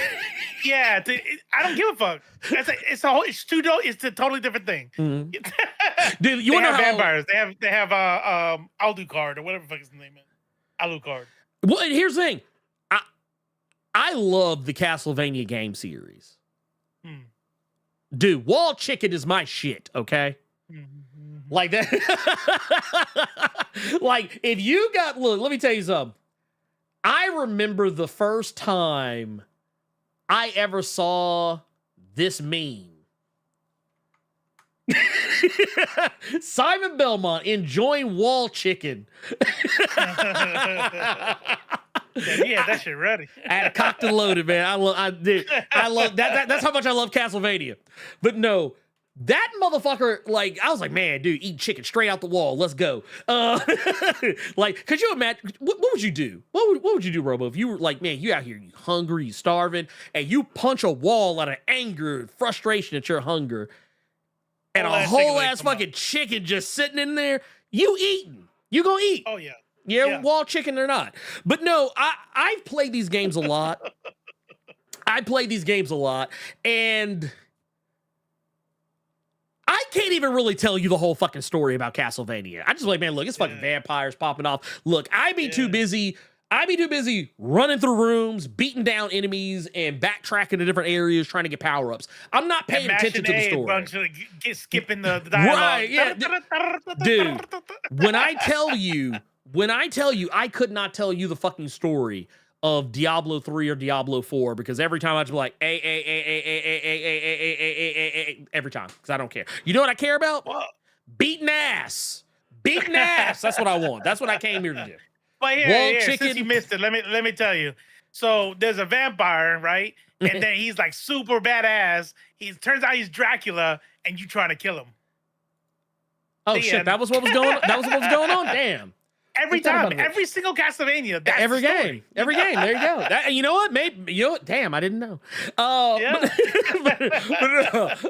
Look. I'm like fucking Rowdy Roddy Piper in They Live. When I turn on Castlevania game, I have come here to kill vampires and eat Wall Chicken. And I am all out of Wall Chicken. All out of fucking Wall Chicken. Let me tell you, like right here, off rip. But no, that said, we also got, shout out to Jessica Santana, who just joined the Blerd Club. Just got blessed into the Blerd Club. We love to see it. We love to see it out here. We love it. We love it. We love it. Thank you. Thank you for that love. And you know what? I'm going to say it. You can't really, in my eyes, hurt your storytelling by being genuinely inclusive. Because let's be real here. One of my favorite things, one of my favorite aspects, and you and I both know this because we both played this game. Baldur's Gate 3. You know why that game works? Because it represents the world outside the door. I'm not saying it's the only reason it works, but that's the reason why it feels real, is because every character comes from some kind of a different walk of life. And it may not be as obvious, but I mean, it's there. I mean, you have a black character. You have characters who are gay. You have characters who are biracial. You have characters who come from different types of walks of life, like being religious to being a-religious to there's a lot of intersectionality going on in that game. So whenever I hear people say DEI, I'm like, okay, you don't know how to use your words. You don't know how to use your words. That's what, when someone uses DEI as a negative, I say, you don't know how to use your words. You just want to say a thing because you heard someone else say it. You don't really know what it means. And oftentimes the very same people who like to cry DEI are very likely DEI themselves. Like, I'm gonna be honest with you. If you are, and that's even if you're white, because I'm gonna tell you right now, if you're like some of the white people I grew up with, who live in predominantly black or brown or black and brown neighborhoods, and you get a job working at the local corner store or at the local McDonald's, guess what? You DEI. You DEI like a motherfucker. You get a job working at the package store, guess what? You DEI. Okay? You get a job working at a black barbershop, you really DEI. Like a whole ass DEI. You don't even belong there, but you there. Hell, it is what it is. It is what it is. So yeah, I don't like hearing people go off like that on DEI. It's disingenuous. But let's move on to the next thing. This one, because I feel like we are. I think we got some good mileage. I actually spent more time than I actually planned on. It actually kind of worked out. I want to talk. Yeah, I want to talk about our boy. Our boy Colin. Oh, man. Shame on him. Shame on his name. Colin Kaepernick, man. Talk about your reputation going from sugar to shit. Sugar to shit. And the thing is, I want to be honest. By the time Colin Kaepernick hit the scene in the NFL, I was kind of on my way out of my viewership of the NFL. Like I used to be a diehard like NFL guy, diehard. Like I was in there. I used to have the fucking the NFL Sunday ticket. Oh, wow. We were doing oh man, hey, this Sunday, yeah, dude, Sunday, hey man, you get the beer, you get the chips, you get the wings, everything. And then I kind of fell off because, truth be told, it was largely because one of the dudes who was kind of like the guy who was like my road dog when it came to it, he passed away, so it kind of soured me on the whole experience. It's like, man, I was like, it ain't the same. Ain't the same without my homie. Right. So by the time that all that was going on, Colin Kaepernick had not hit the scene yet, but I still kept up with it because Colin Kaepernick, what was he famous for? Taking the knee. Taking the knee. He was quarterback for what was it, the Niners, and it was around the time all the stuff that was popping off with police brutality and shootings, BLM, George Floyd. It was wild. It was insane. And he sacrificed his career for his principle. Yeah, and 100%. He could have easily not done it.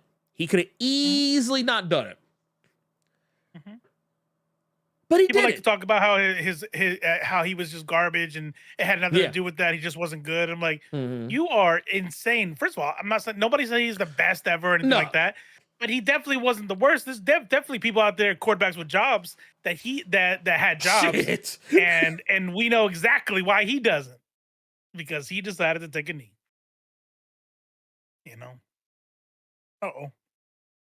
The thing that actually kind of messed that all up was that for me is that season almost ended America. Bruh. Yeah. It really that year. No, dude. It really did. That was wild. But no, I don't know who's writing this shit, but it's crazy. Dude, man, I was like, man, look, did Scott Buck write this shit? God damn. It's like the worst season of Dexter. More like George R.R. Martin. Golly. It was wild. Ready for the Red Wedding. Right? But no, I mean, this guy, he stood 10 toes down on business, and he stood by his convictions, and I can't hate on that. But the thing that I find very strange, most strange, and alarming, I'm going to say alarming.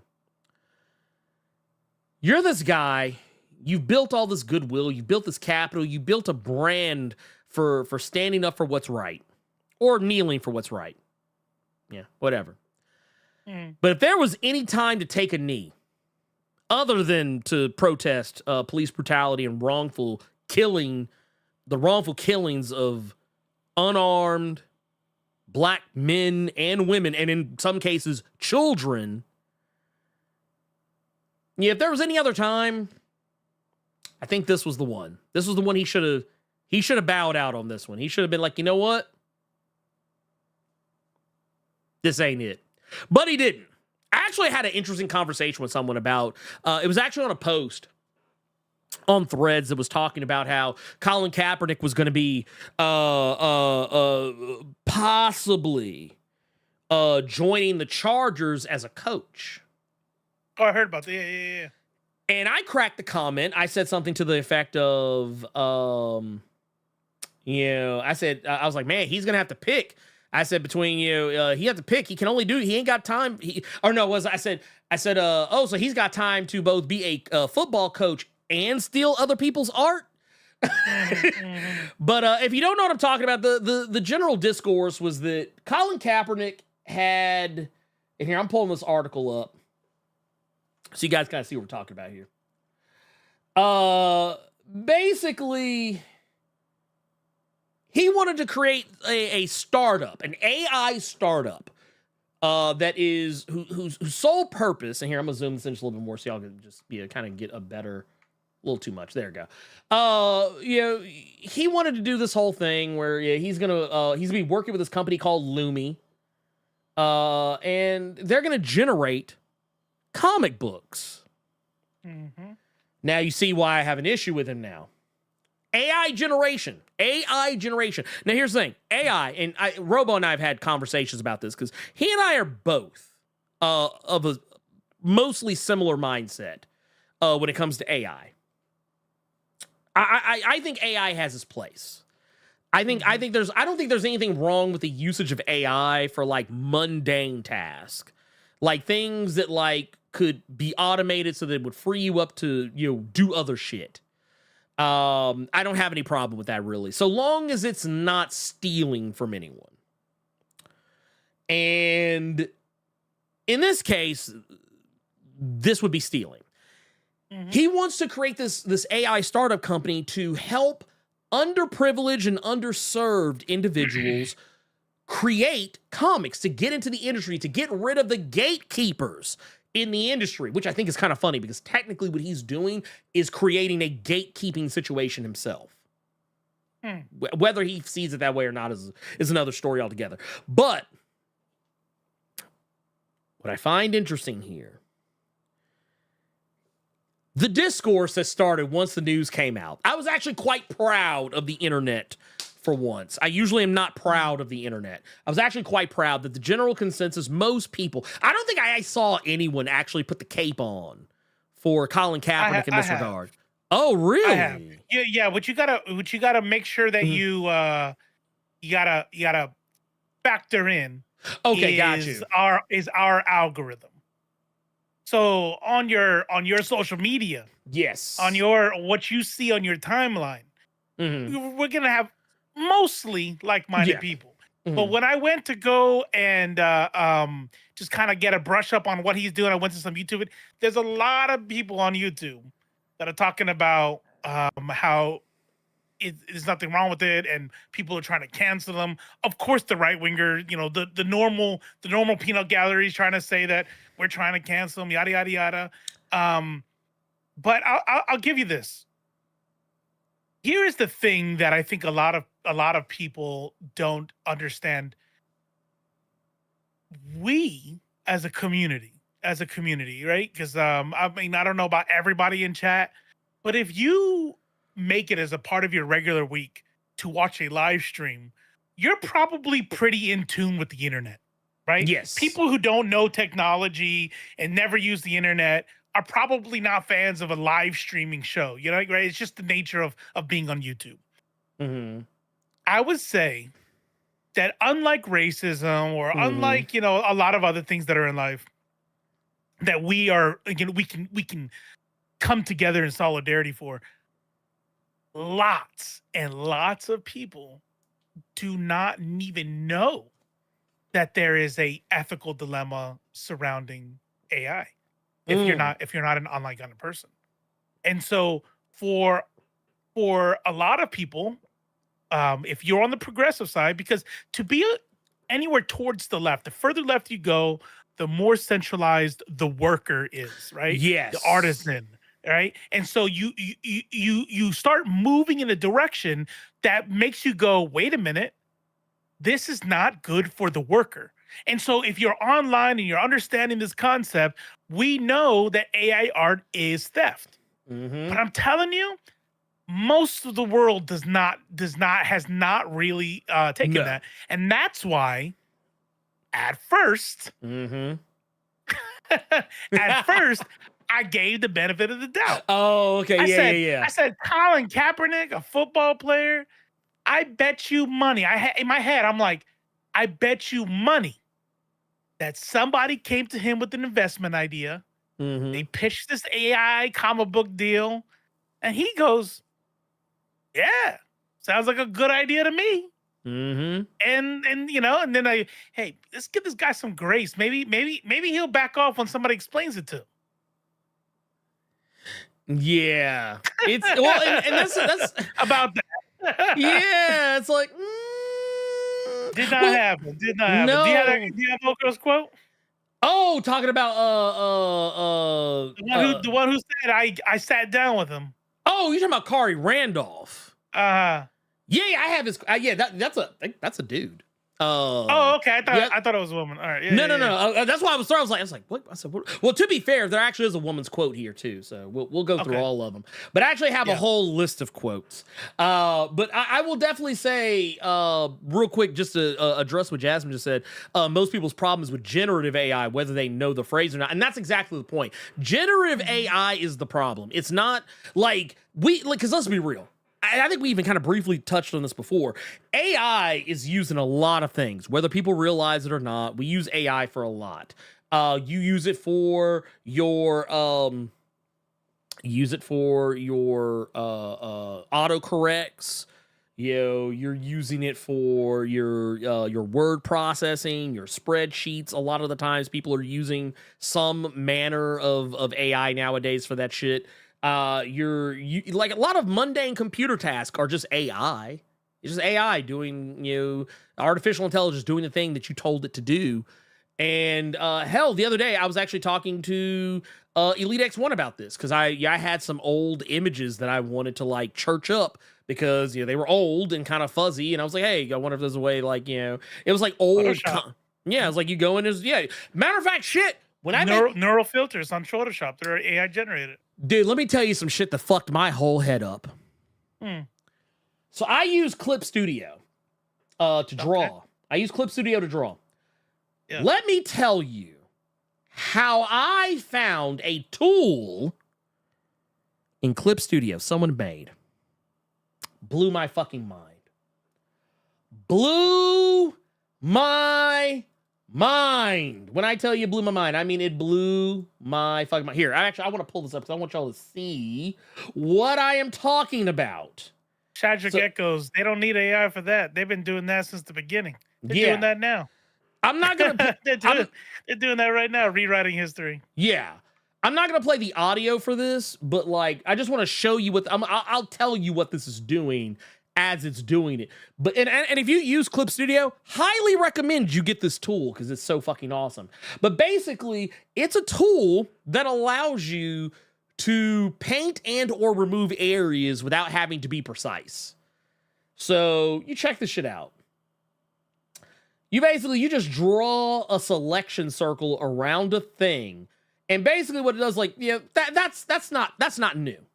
But right here, this little thing, this little asset tool or whatever, basically, so long as you have something selected as a reference layer, so let's say you drew something on one layer, you designate it as a reference layer, and then you use that tool to go back to another section, and then you're able to go in, highlight something, and then have it fill in the color of that area. So that way you're not having to go in and okay, well, let me go in and paint it manually, or let me go and have to drag and drop or use the paint fill tool, this, that, the third, whatever. And I was like, this is amazing. And they even have some that remove shit. You could just select it and remove a thing that you have selected as that's a reference layer. It's dude, dude, come on now. Don't sit here and tell me the AI, like, that's why I keep telling people, AI is not bad. AI itself is not the problem. The real issue is always going to be generative AI because it has to take from somewhere. And also, was it pulls up television? So what killed me, to be honest, was that he related the NFL as slavery, but wanted to go back. Not saying don't try to make that bag, but why would you go back to a place you despise like that? Like that, and that's kind of a thing. Like, yeah, it's kind of hard to. Not gonna lie, kind of hard for me to sympathize at that point where it's like, and I kind of get it. Like, that's your only gig. That's the thing you've trained your life for. So I'm a little bit more sympathetic to it. But at the same time, I'm always going to kind of be like, well, if you understand a little bit about Marxist theory, and they talk about wage slaves, right? Wage slaves, right? And the exploitation of work and understanding what you're doing. Just because you understand the process doesn't mean that you're not bound by it. You know what I mean? Right. He's calling out the system, but also has to live within that system. And I'm not going to say to him, because if it's not going to play football for millions, then it's going to make some other billionaire for minimum wage, you know? So either way, I'm not mad. You're kind of damned if you do, damned if you don't. Yeah. We're all stuck in our system. You know? Yeah. And then wait, is it I actually forgot about it. I vaguely remember this too. And when somebody that we're gonna give him another chance, he was like, no, I'm gonna do it over here and not follow the agreement. I do remember some of those, like, because I do remember them I remember him coming back after a while and then just kind of being like, I don't know what happened after that. I didn't understand the passage of time there on that. Oh, because he's like, yeah. They're like, all right, but you can't kneel. He's like, all right, bet. And he's like, psych. Gotcha. Motherfucker was like, yeah, anyway, sorry, man, old habits, But G. Martinez right here says, pretty much, same thing we're kind of talking about here too. Generative AI is at the heart of many people's concerns, whether or not they know the term. Its impact is widely felt. Fears include job displacement, privacy, and creative authenticity. No, 100%, and that's the thing. AI cannot make art without taking from somewhere. That's right. You got to take it from somewhere. You got to take it from somewhere. There's no, and here's the thing. What I loved is the outpour of criticism. So like here, we'll start here. We're gonna start at the bottom just because that's kind of honestly, that's really the real message. But right here, Kari Randolph says, to be clear. There it is. Yeah. I was one of a number of artists that had meetings with Colin a few months ago. He told me broadly what his AI platform was about.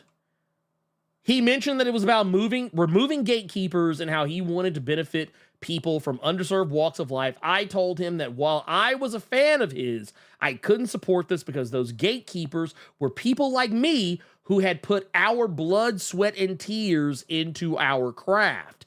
Hard work, a pencil, and paper is all you need to make comics.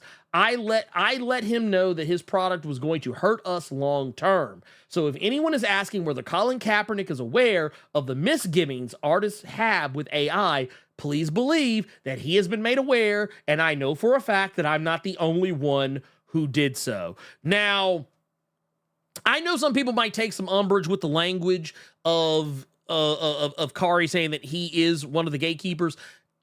Don't misinterpret. Don't misinterpret. That's why he has quotes around it. Like what you are calling gatekeepers is me. Yeah. The person who is this job. And that's just wild to say you're gatekeeping art. No, it's not. Nope. Anybody, any artist can come in. He's not stopping other artists. You want to come in and not be an artist. Yeah. Right. Yeah, and I know that, like, I get it. Like, because I was talking to somebody else about this, because I was like, I get what he's trying to do. He's trying to get people who, like, are writers, like, they want to tell a story, but they don't have the means to pay an artist to get it. Look, let me be honest with you. Man, this is going to sound cold as fuck. If you don't have the money to pay an artist, write a novel. Man. That's all I can say. I mean, if you go back to what he said, he is also talking about writing too. Yes. Right? Oh, And it's yes. It's like, okay, so I'll piggyback on what you just said. If you can't afford to pay a novel, write a novel, to pay an artist, write a novel. If you need help writing words, then maybe you're in the wrong hobby, huh? You know, Yes. maybe you're pursuing the wrong dream. Homeskill. No, 100%. You know what I would like to do? Here's what I would like to do. You want to know my dream? My dream is to use engineering in a way that nobody else has used engineering before and create an invention that improves people's lives. Do not ask me to take trig. Do not ask me to take, to do any of the stuff that gets a mechanical engineering job. I don't want to know about physics. I don't want to know about any of that shit. But I have this AI that can help me along in those ways. And if you don't give me this job as a rocket as an inventor at NASA, you're gatekeeping me. Oh yeah. Well, here's the thing. I want to go to Cheryl Lynn Eden, a friend of the channel. Cheryl Lynn Eden, also one of the most recent writers of Black Panther during the Blood Hunt Black Panther tie-ins. She had something to say about this. She's not an artist, but she is a writer. She had something very poignant to say about this. Here, it zooms in too far. We have to. I don't like the way they did this. Anyway, next time I'm just going to screenshot it. But she says, if you think that Black artists are going to support AI robbing them of not only career opportunities, but also the work they've already produced, just because you've thrown up a Black figurehead, one who has nothing to do with comics, mind you, you are crazy. Here's what's sad about that, though. You want to know what's fucking tragic about that statement she just said? Yeah. They already have. That's the problem. Like, all these motherfuckers' work are scraped. They're a part of the system. Yep. You know what I'm saying? Like if you put your shit on Midjourney, if your shit exists anywhere on the internet, hell, IG. you have IG. If your shit has been stolen, and it will use your art to make other art. And it's not just public domain shit. It's not just people who have opted in.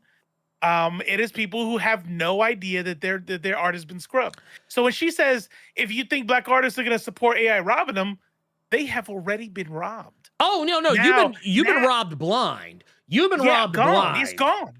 And now that's what makes it. And that's why I think that the argument really, still continue to say, talk about the people who put in the work. Yeah. Talk about the people who have, the blood, sweat, and tears and all that. Got it, right?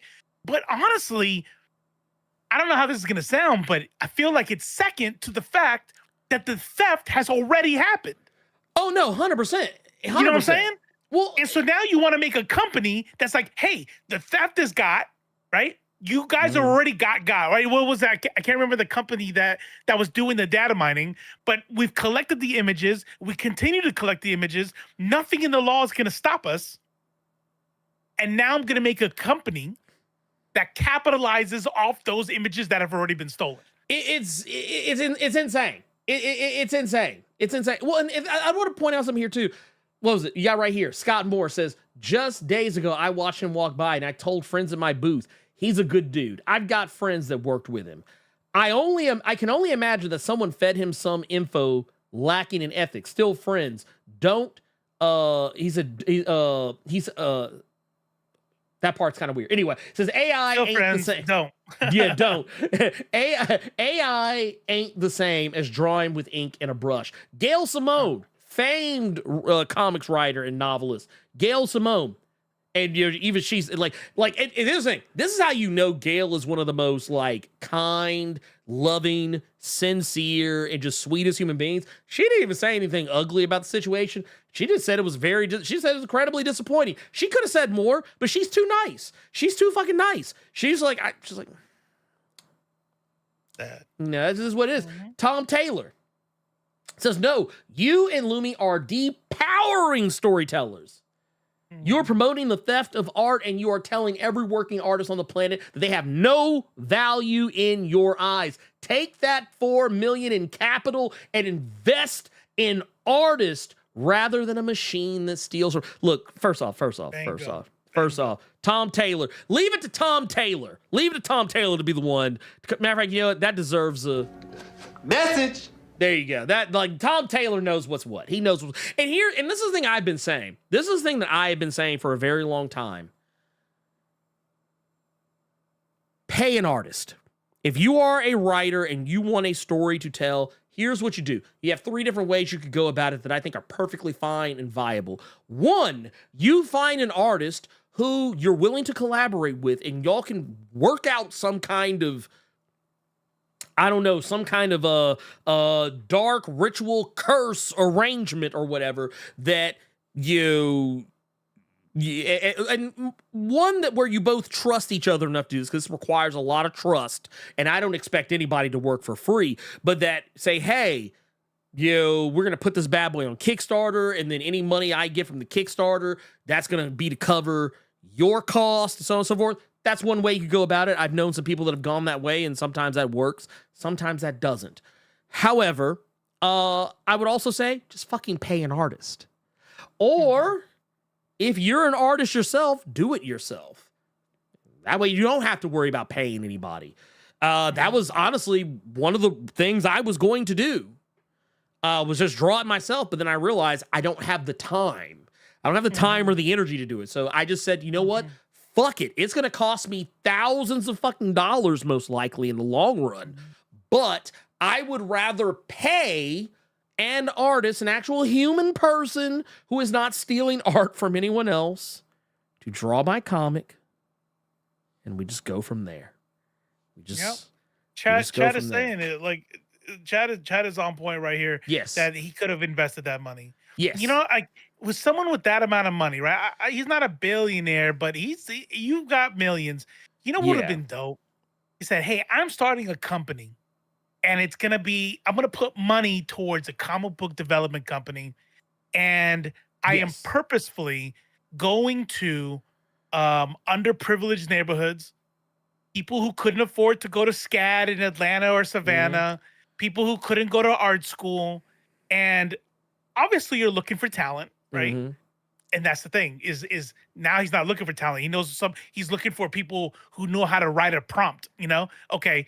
So I'm looking for talent, people who otherwise would not be able to and we're going to put them to work, and we're going to make comic books together. How 100%. Fucking dope would that be?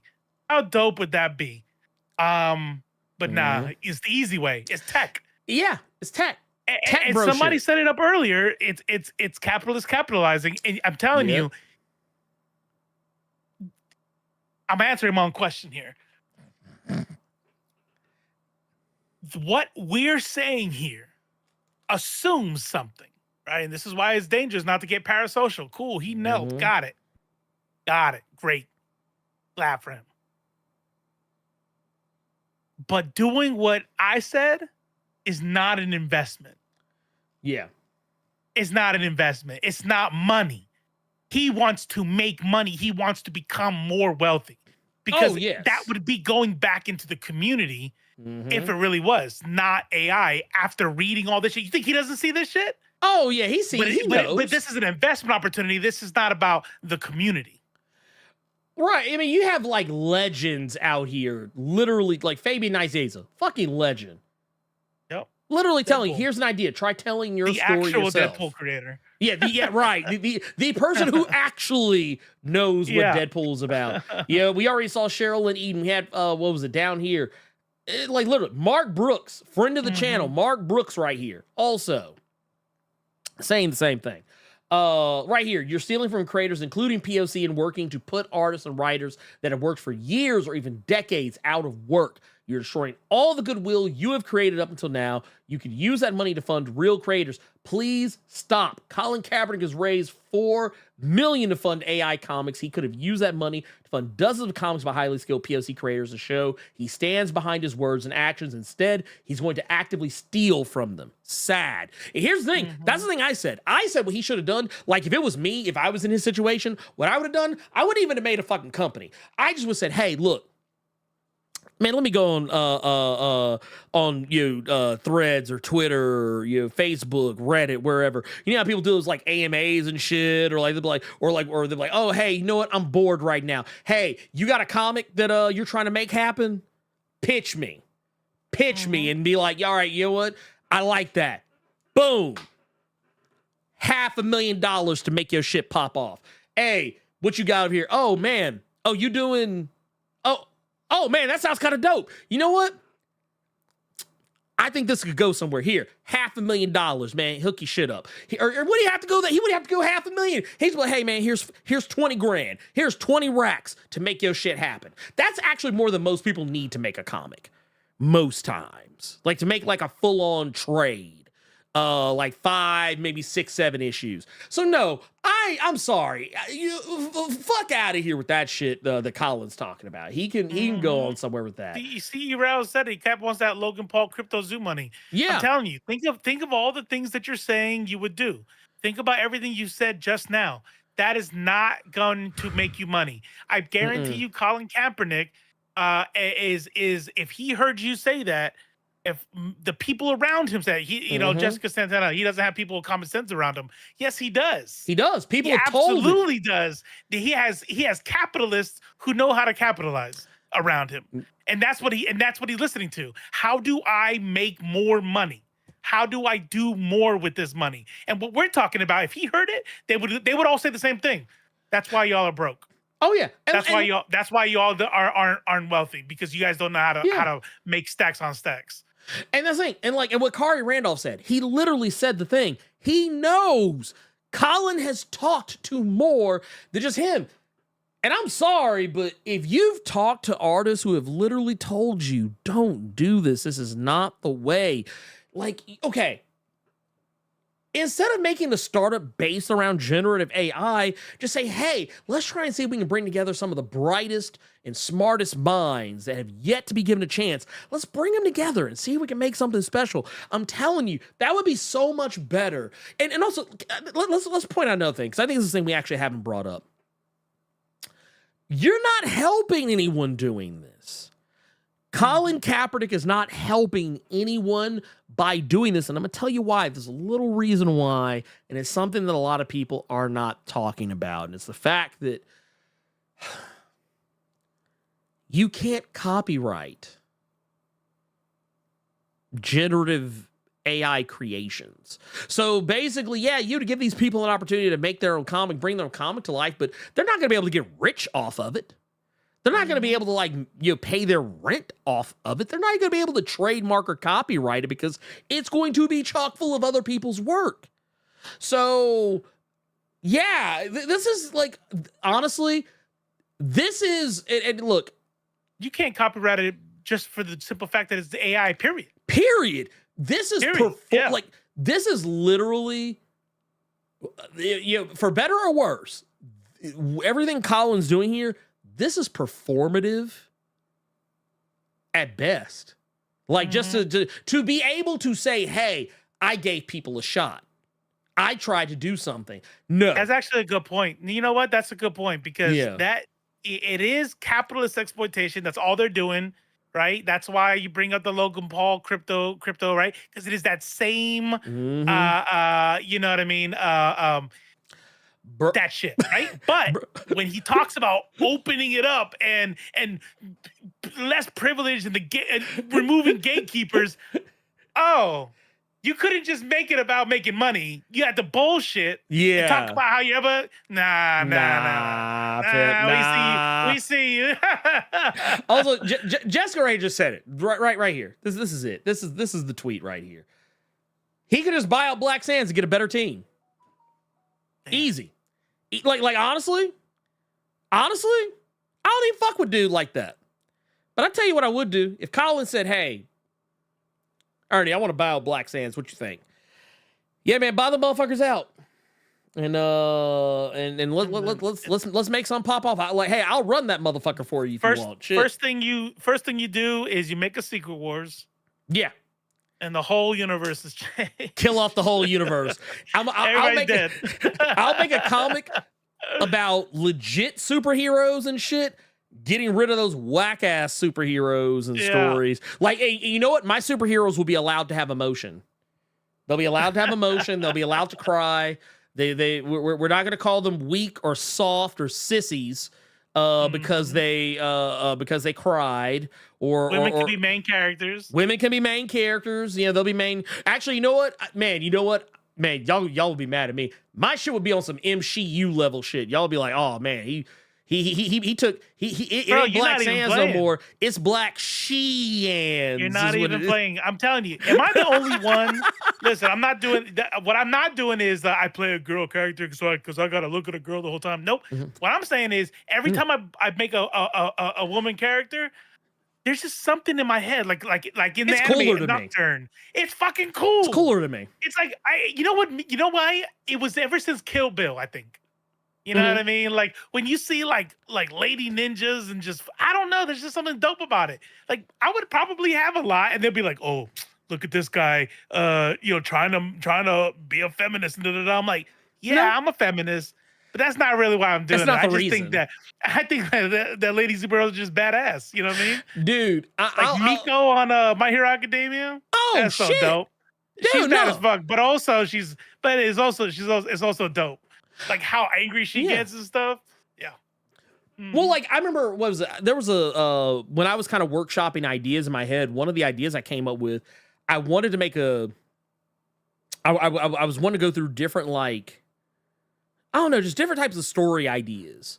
Cause that's kind of a thought exercise I like to do.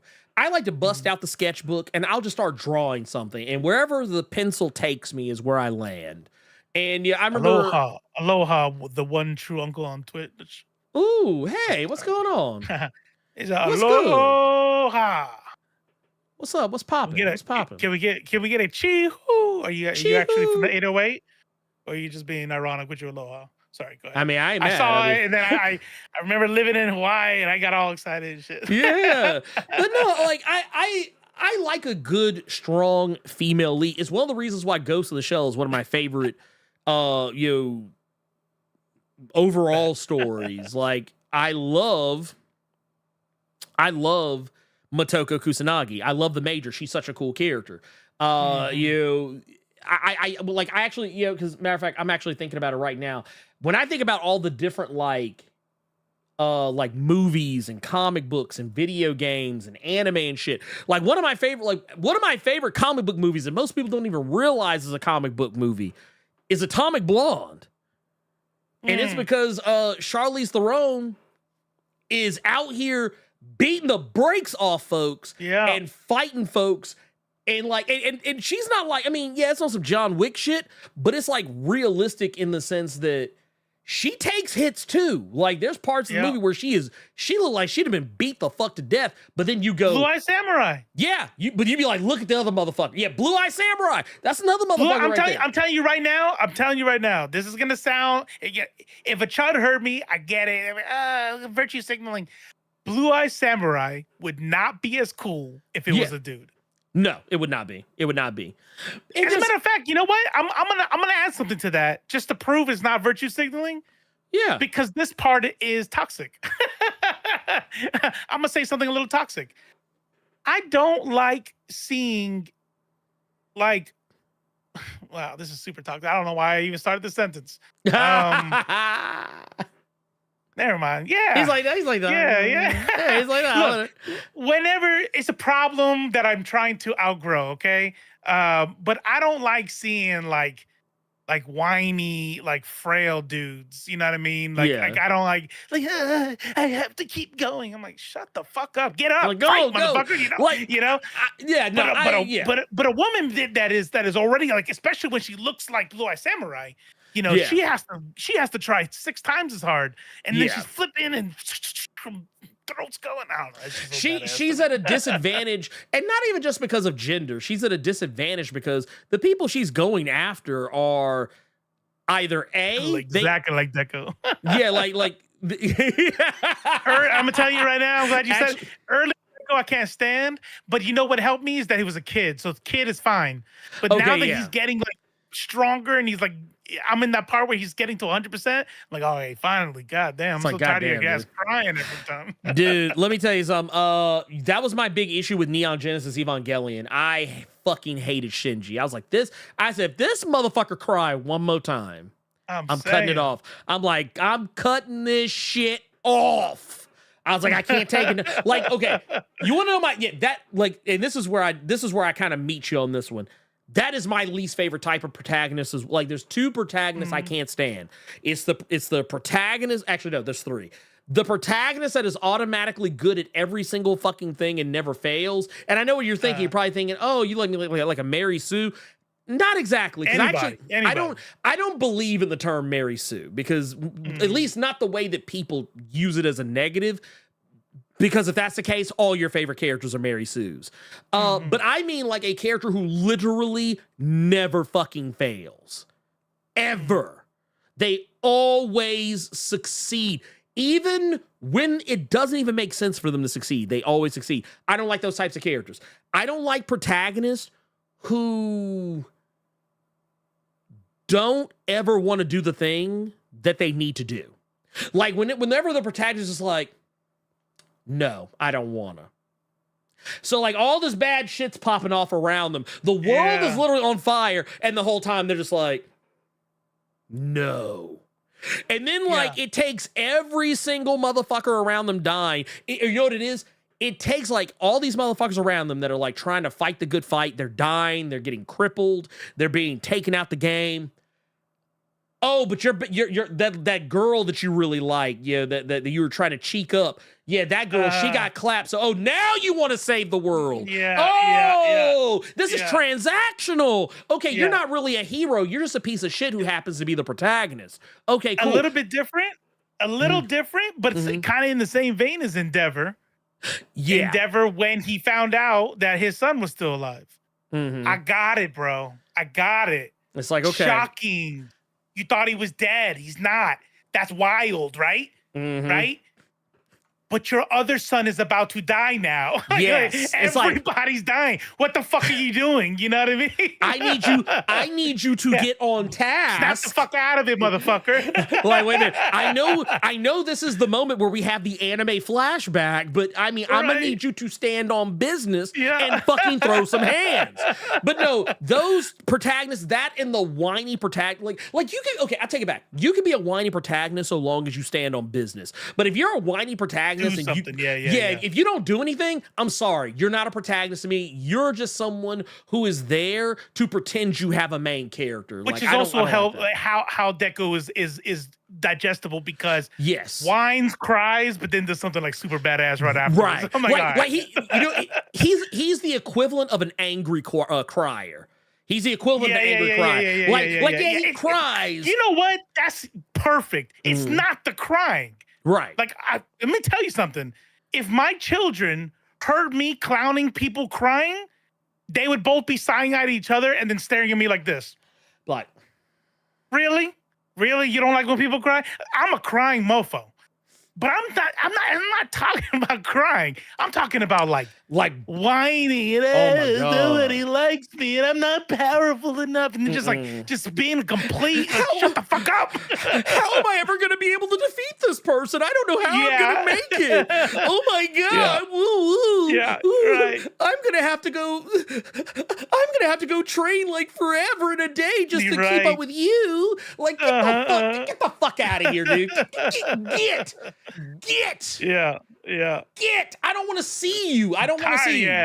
Get. New main character. Like that book is canceled. That book is canceled as far as I'm concerned. Which one? No, just any book, any animated manga. Yeah. Like, man, I like, you're the type of protagonist I like. I like the type of fucking protagonist that literally will see himself like not necessarily in a good spot, Like, he knows he probably can't win, but he's still gonna fucking stand 10 to, I'll speak, ambiguously. I'll just say they, because it could be either, male or female, whatever. I don't care. But when I see a protagonist that is like facing impossible odds, and I'm not saying they Mary Sue their way through this. No. I'm saying a character who legitimately just stares opposition down in the face and says, you know what? Let's go. I can't beat you, but I'm still gonna try. That's my like if you want me to like a protagonist, that's it. Both the people who did that were both women. Yeah. It's like, I can't beat you. She goes, oh, they chopped off that leg. Oh, my arms are done. I'm Not crippled. stopping me. I'm breaking this motherfucker. You know what I mean? And then you have the other gigantic chick trying to tackle the giant rock man. Yeah. Getting drugged. She's all up in the back. She goes, I'm not letting go. You know what I'm saying? You have to kill me. But that's the type of shit I want to see. I want to see what literally every protagonist. I think every protagonist. Mirko, that's what I always said. Mirko. Yeah, anyway. you need to stand 10 toes down on business. Period. End of story. None of that bullshit. Yeah, I don't care if you cry. You can cry, because I'm gonna be honest with you. I cry too sometimes. I fucking cry too. Matter of fact, there's a running gag that when we're watching like Kamen Rider, Super Sentai, My Hero Academia, Demon Slayer, any anime that has like an emotional bend to it. Ever so often, both my wife and my daughter will look at me to do like a cry check. They'll be like, and I'll be sitting there, I'll just be like, man, goddamn. Oh, oof. Bro. Oh man. Bro, let me tell you something. I don't remember if I told you all or not. But when old dude in The Boys, Huey, saying goodbye to his dad. Oh shit. God damn. Booger cry. Like, I'm telling you, and you know what's funny? I don't care about crime, but I think I was a little embarrassed because I was watching TV by myself in the living room. And I'm like I'm imagining telling my dad bye, like da-da-da-da, right? And so then my son walks out. He's like, what happened? What's wrong with you? I'm like, and I wanted to tell him, like, man, if I had it my way, I'd be like, this shit is sad as fuck, man. Like da-da-da, and then tell him the scene. That's what I wanted to say. Like, but instead I was like, so in the scene, it's fucking. Okay, I'm sorry, man. Just give me a second. I can't talk right now. Bro, wait a minute. Oh, cause I gotta highlight the Sir G said. So gotta keep a watch on Ernie during the last episodes of 01. Then yes, let me tell you something. 01, is that a crier? Is that sad or what? Yeah. Oh no. Well, so Kamen Rider 01 has it's a lot of happy cries. There's some sad cries. There's some happy cries. But I'm gonna tell you, here's a secret to me. And it's not just Kamen Rider. This actually applies to anything that has like a theme song. Anything has a theme song. Especially if it's something that has a very strong emotional arc. So case in point. So these also playing during the big crescendo. Right. Yeah. I'm going to tell you right now, I have watched Kamen Rider Build dozens of times. I've watched My Hero Academia a lot. I have watched so many different anime, toku, whatever. But whenever I hear the theme songs, I'm going to tell you what happens to me. It's almost like when you get that, like you ever watch those movies or TV shows where someone's lost all their memories and then like something happens and then like it's just like a flood of images and shit. Yeah. And it's like, ooh, and you just saw random shit that like has no context, but you're like, oh my God. That's me whenever if I start hearing the theme song to Kamen Rider Build, I just start hearing the doo-doo-doo, like those first like opening chords.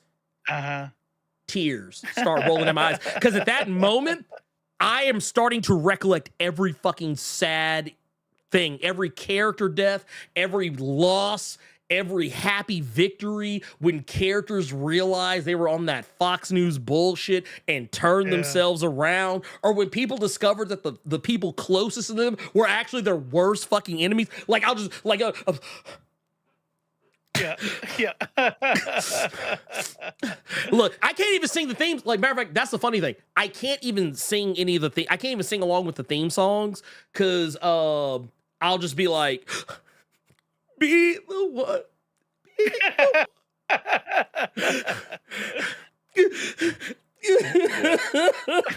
like it'll be like some like I don't know if anyone's ever seen the X. I'm not talking about the horror movie X, but it was an anime, like an OVA type of movie, X, based on the manga X 1999. If you've ever seen that movie, you know what I'm talking about. When Kamui is crying at the end of the movie because he is holding his best friend's head in his hands because he just chopped it off. I'm sorry, spoilers for a 20-year-old anime, but the way he was crying at the end, that's me. That's me. Like the big, like I'm talking big ass fucking crocodile ass size tears. Like just Fuma!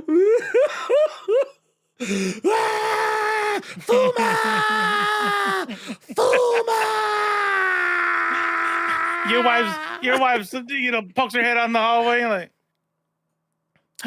she's like, he's watching actually that's the thing. Well, no, and that's the thing. So when we started watching Demon Slayer again, she punched me in the arm one night. She's like, you didn't fucking tell me it was gonna be like this. She's like, you didn't tell me, like, because like whenever one of the demons gets killed, they go back and show you the backstory, and then you're like, oh man, they actually weren't a bad person. Yeah. Oh yeah. man. Yeah. Oh man, he just wanted food for his sister. That's it. Oh man. Yeah. Oh, he was. Oh man, and he was her only. Their parents. Fuck. Oh. You want to get me to book or cry? You want me to book or cry? Show me an animal. Show me a dog that has been left and doesn't understand why they can't find their owner anymore because the owner's dead. Oh, no. I got one better for you. If they stay. Like, yeah, waiting for them to come back. Yeah, or no. Like, let's say they find the body. Uh-huh. Oh, and they don't have to stay right there next to them. Yeah. There's it's not really a big spoiler. There's a House of the Dragon season 2, something like that happens. Like, one of the characters gets like hung, and the dog that they were taking care of stays at like as much at the feet as it can because he's hanging like high up. But the dog's just like sitting there, just like I'm not leaving my master. Yeah, dude, that should fuck me up. Yeah, you know what show I will not. Maneater at first, when we first started dating, she thought I was kidding. We've been together 10 years. I still won't watch it. The Futurama episode. Oh. Where his dog was tied up before he tilts back into his chair and goes back in time.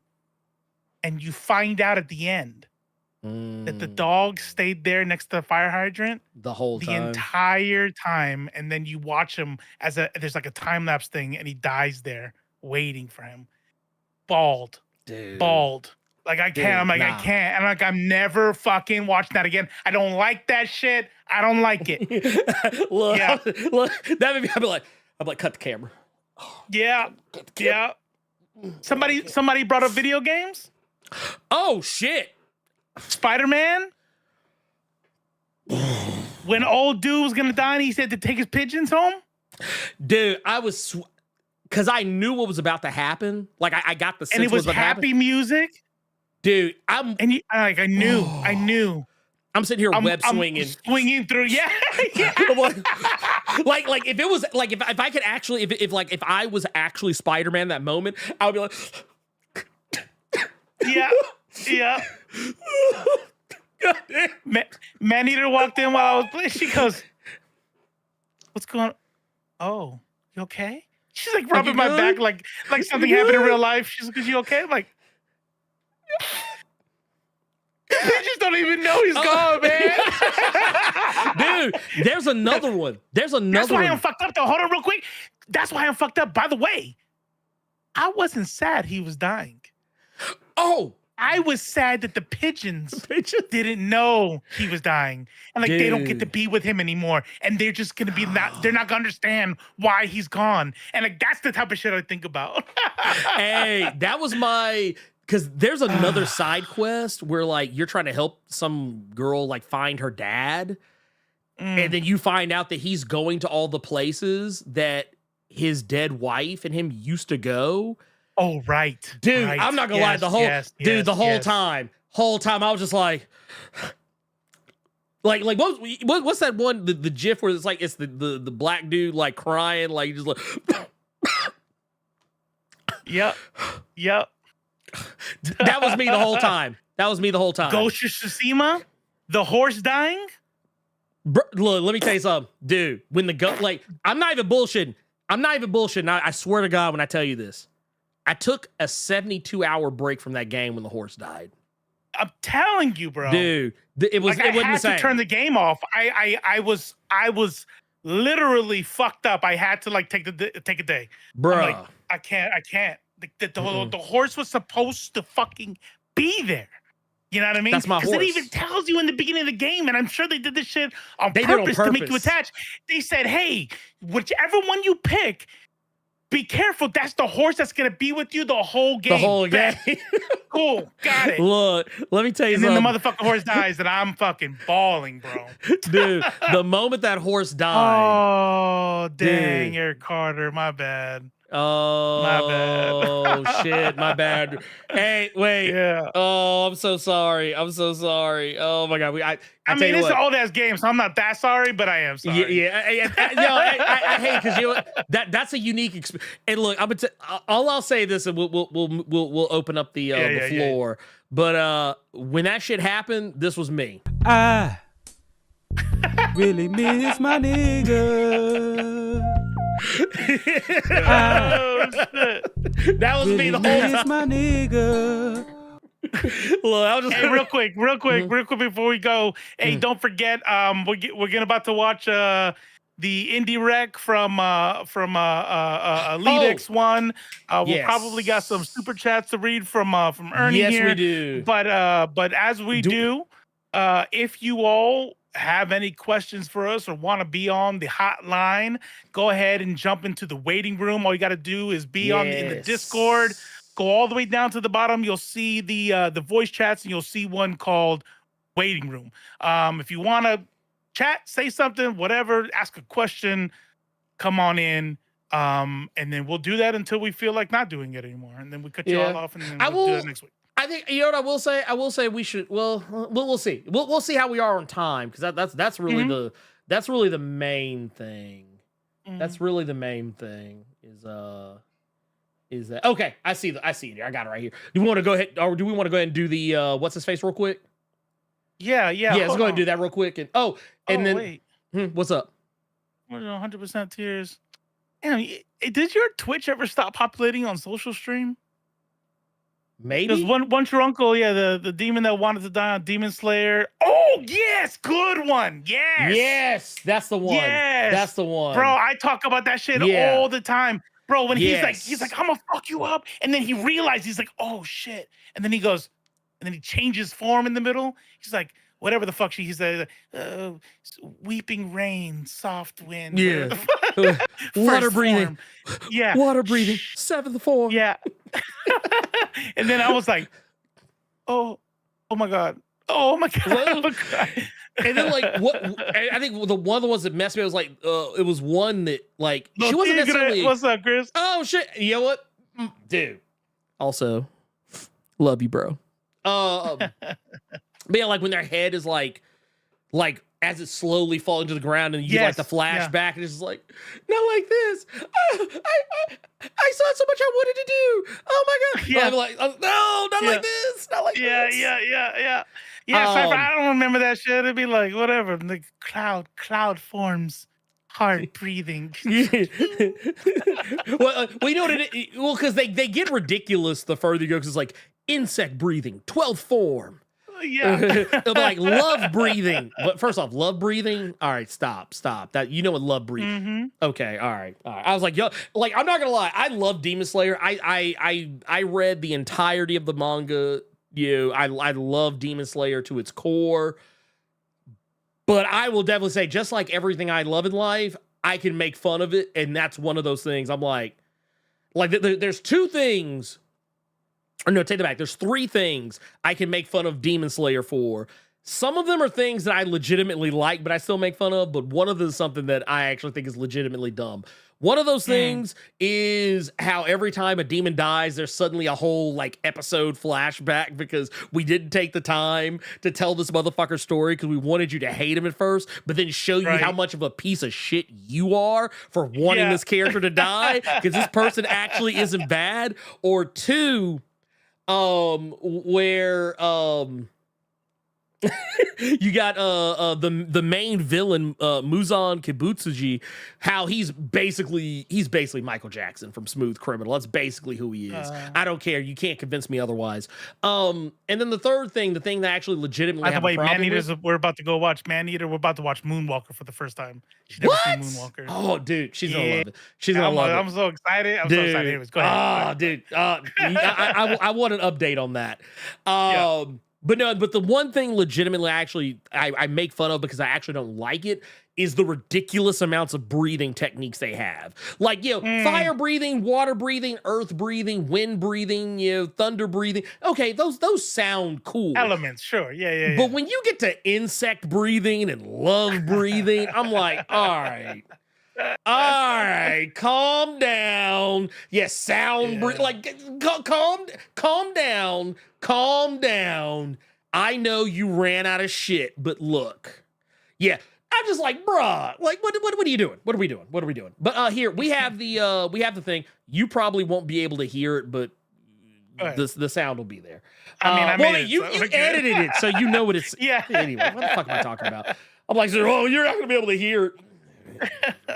Shut the fuck up. It does look dope. This is one I usually don't like these like 8-bit. You know me, right? I'm a AAA sucker, but this game I'm probably gonna get. So I have play that shit. Yeah, I have. Is it dope? I like it. Okay. Now I will say this: the game does not hold your hand. Okay. That motherfucker's like that motherfucker is like when you play it, it's like, man, figure this shit out for yourself. Not my problem. Yep.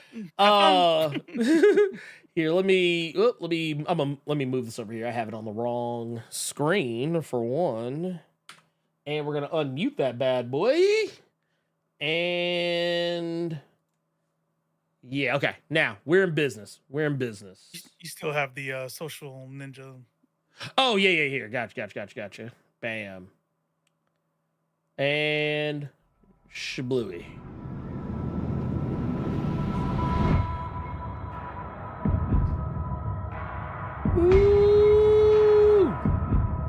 What's up, Nerds Culture fam? It's the Elite X1 with this week's indie game recommendation. This week, we're talking about Darkwood by Acid Wizard Studio. Darkwood is a bit of an oddity in the horror game genre, mainly because Darkwood is a top-down view survival and horror game. Notice I didn't say survival horror. There's a difference, and one you'll learn early on.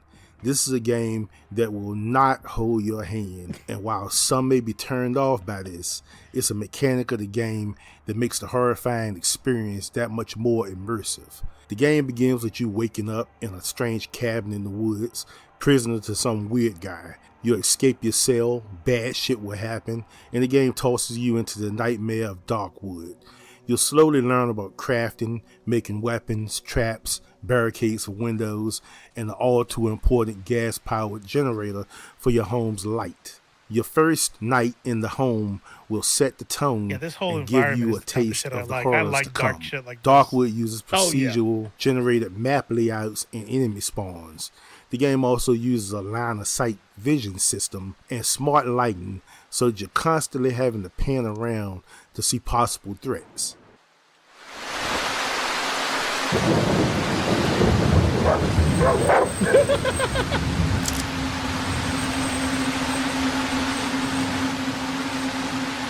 Yep, this is Darkwood. The biggest star of Darkwood is its sound design. Creatures screaming in the distance, footsteps, thunder, rain that makes it harder to hear other ambient sounds. Oh man, if they made It's a all AAA truly version of this, horrifying driving Oh, force. yeah. like 3D in first how person or some this game shit, or works. even As you traverse the 3/4 would be maps, dope, too. terrain, caves, towns, and forests, you'll meet eccentric characters, vendors, and a selection of vicious enemies. You'll be able to craft a number of melee weapons and firearms to defend yourself with. Just know that combat is tough and enemies are relentless. Die and you'll drop your stuff in true Souls-like fashion and have to retrieve it upon respawning. Another enemy is time itself, because there's a day and night cycle and you really don't want to be outside your home base at night. Bad shit happens. Darkwood's game world is full of mysteries to discover and unravel. The very nature of the Darkwood itself is a mystery. Is it paranormal, extraterrestrial, or has nature just gone mad? Why are these weird people just living here? And why is literally everything seemingly out to kill you? There's a That's all 3D part of demo what out makes by some modders Darkwood a great online. horror That's wild. game. Oh, damn. It's a game designed by people who truly understand the horror isn't about jump scares. It's psychological.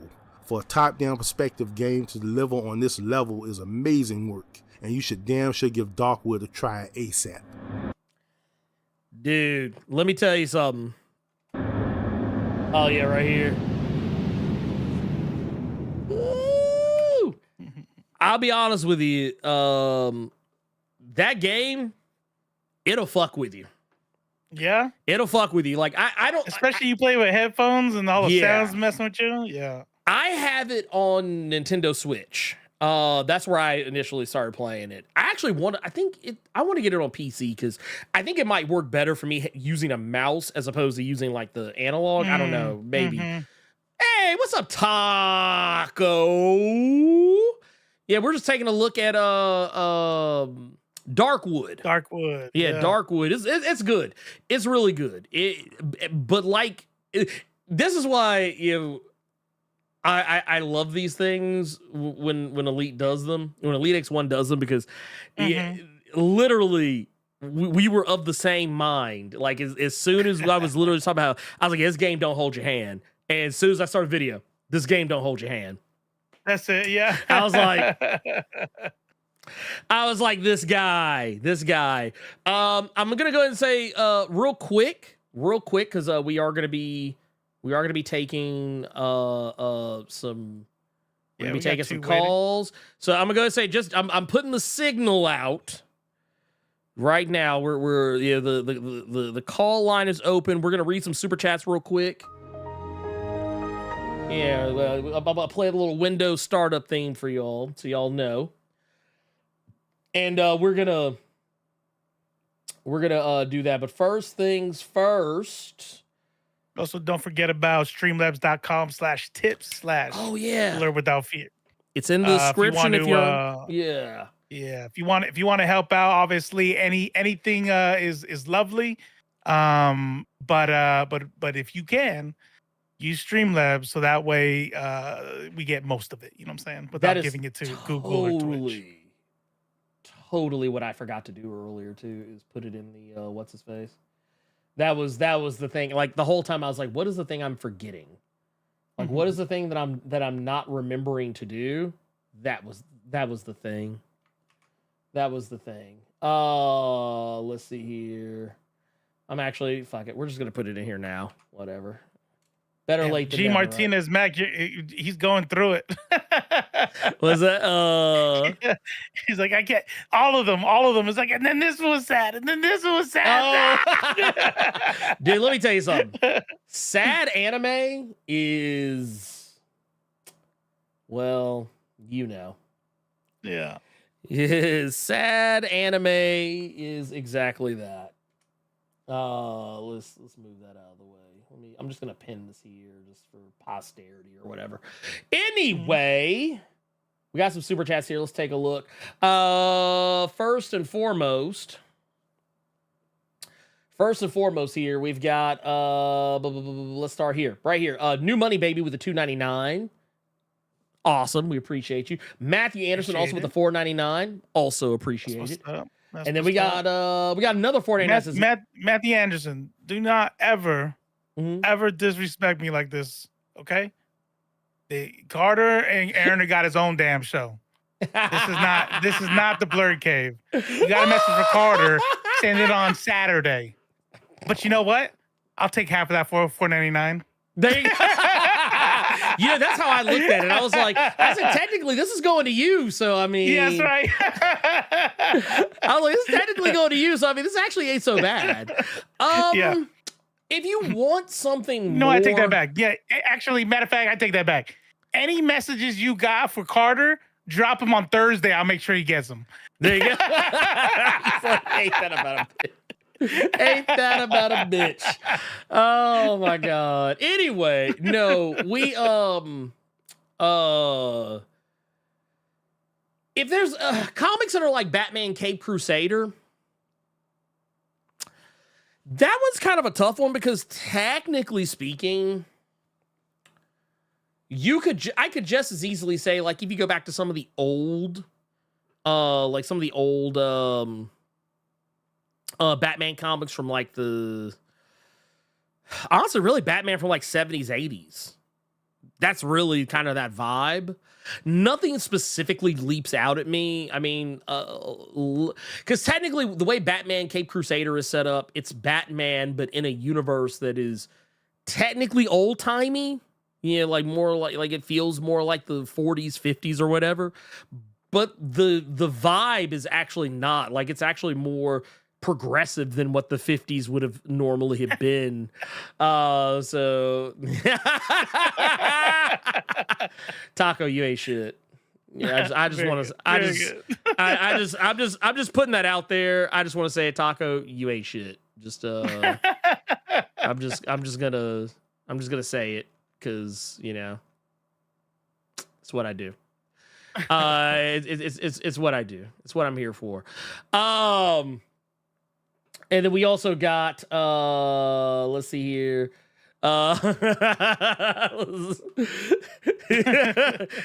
Here's 10, totally for Carter. Totally for Carter. I promise I'll set that aside for him. Yeah, no, totally. Yeah, I mean, no, of course. That's it. That's all. You can send him. I promise you send him as much as you want on Thursday night.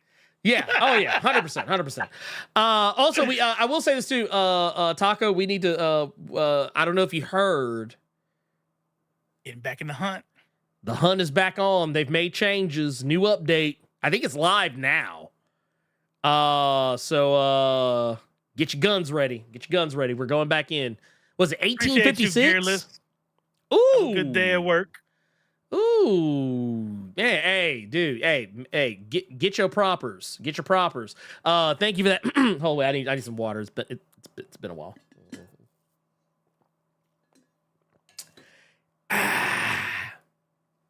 Thank you for that. 1999. Super chat. Yeah, actually, you know what? Jessica said it right. Year one. Actually, I don't know why I forgot about year one. Year one would be a good place to go.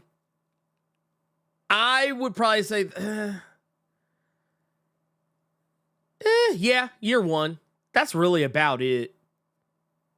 I don't really like Batman's one of those things that, like, if you want old timey vibes, you're either going year one. I would not recommend the New 52 version of that, which is like year zero. I'd skip that one. I mean, it's not bad, but it's not the same vibe. But year one, actual year one, that would be the one. That would be the one to go with. Also, we got, oh, goddamn. We got Gay Rights 702 with the sub 7 months. Thank you. Thank you for that. Much appreciated. Much appreciated. We love to see it. And Gearless Motors out here gifted, dude, 20. God damn. Out here just blessing everybody. Lord have mercy. I don't even know what to do with all that. I know. You figure it out. I'll figure it out. I'll come up with something. I'll come up with a thing. You know what I'm saying? I'll come up with a thing. Let's see. You know what? Man, you know what I'm thinking? Mm. I'm actually sitting here trying to think of like some other like Batman books. That's actually kind of like plaguing me right now. Triple.31. Let me tell you something. The worst part about being on stream with Ernie is that I cannot sing that out loud. Like I can't like do like I do when I'm just listening. Cause I'm in the house, like, cause I'll usually have Broodcave on, like I'm lurking, I'll be like 90, and I'll be like out, you know, and Maneater does the same thing. But I was here. I mean, that's his thing, right? So I just gotta be like, hold it. Like, Don't do it. Hold. You heard a little bit squeak out for a second, but I reeled it in. You just got it. I'm not gonna do it. Actually, I almost forgot. Yes. I have not made the announcement yet. I wanna church it up a little bit. But you know what? Yeah, fuck it. Let's say it now. Fuck it. We're gonna say it now. The channel's getting close. It's getting close. I think as of right you now. said closed. I was like, no. That'd be like getting close. We're getting close. We're at 98,624 subscribers. Man, we're getting real close to that 100K. So I'm thinking we're gonna do a little something. Big old stream. I think what's gonna happen. I actually need to put up like I'm gonna treat this shit like we're doing fucking charity stream or some shit. I'm gonna have like a little thing saying like, oh, how close are we? Like, where are we at? Have a little thermometer or some shit. Yeah, do a little countdown on the screen. Yeah, be like, oh, we're almost there. But what I want to do, is, Gearless and I talked about it off to the side. We're gonna do a little something special for y'all. We did this for the 5-year anniversary of the channel, and I'm thinking we're gonna do it again. As a matter of fact, we are going to do it again. We are going to we're gonna do it a little bit different though. Because I think last time we gave away PlayStation 5. This time, I think we're going to give people a choice. We're not going to make it anything one specific thing, but we're going to be like, hey, whoever wins, you get to pick. You might not want a PlayStation. You might not want an Xbox. You might want to have your choice of the matter. So that's what we're going to do. We're going to do very similarly as what we've done before. We may run the contest a little bit differently than what we did before. I forget exactly how long we let it run. But just know that get ready, get steady. It will be fast approaching. And so I'll tell you all the different ways you can get in, get entered, all that good stuff. I'll get everything set up. But just know it is happening. So be prepared. As a great Disney villain once said. Hey, wait a minute. Here, I gotta give a shout out to this. The Jack Life says, yo, Blerd, I'm here, but I'm gonna go see Megadeth live, and I'm excited. Hey, dude, go get. First off, yes, please. That's a bucket list. That's a bucket list band for me. I've never gotten to see Megadeth, and I was always more of a fan of them than I was of the Metallica. But yeah, that's another story altogether. That's a story for another day. Nerd large, a person after my own heart. Look at that. Yeah. We could be friends. Wait a minute. I don't know. We might have to talk about that one. I don't know. You know what? Actually, I have to be careful with that. One of my videos actually got flagged. It was technically almost a strike. Because of an interview I did promoting an adult comic. It was really weird too because the link that I put in the chat, not in the chat, but the link I put in the description, YouTube removed it.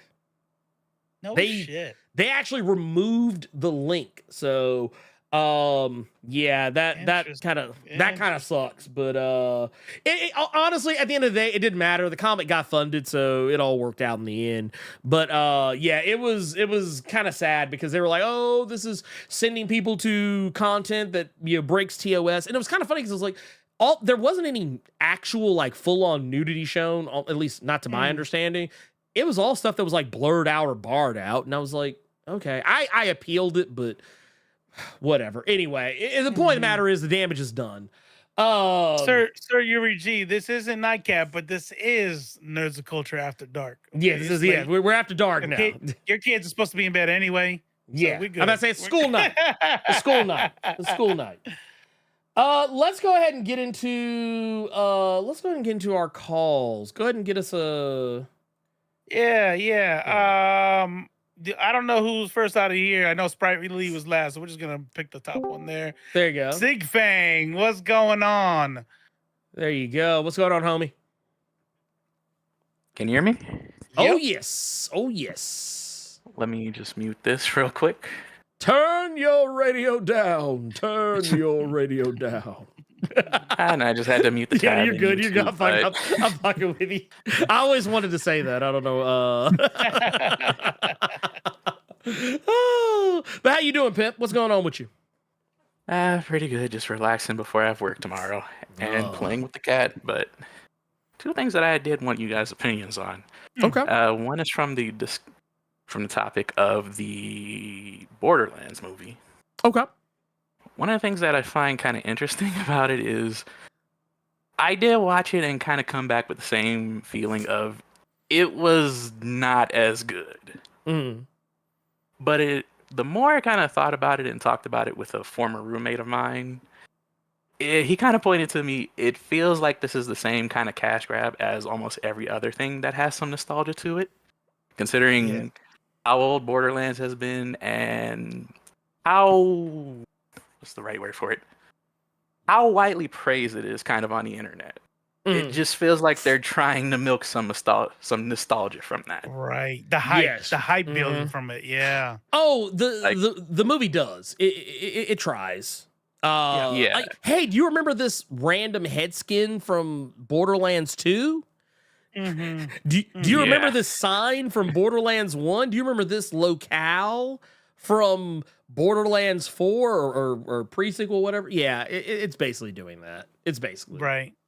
I mean, I do, hot take, but I do think that is where we're at right now. That we're at a really big, and I feel it kind of kicked off. And I know this is an old movie, but it kind of kicked off big time with Ready Player One.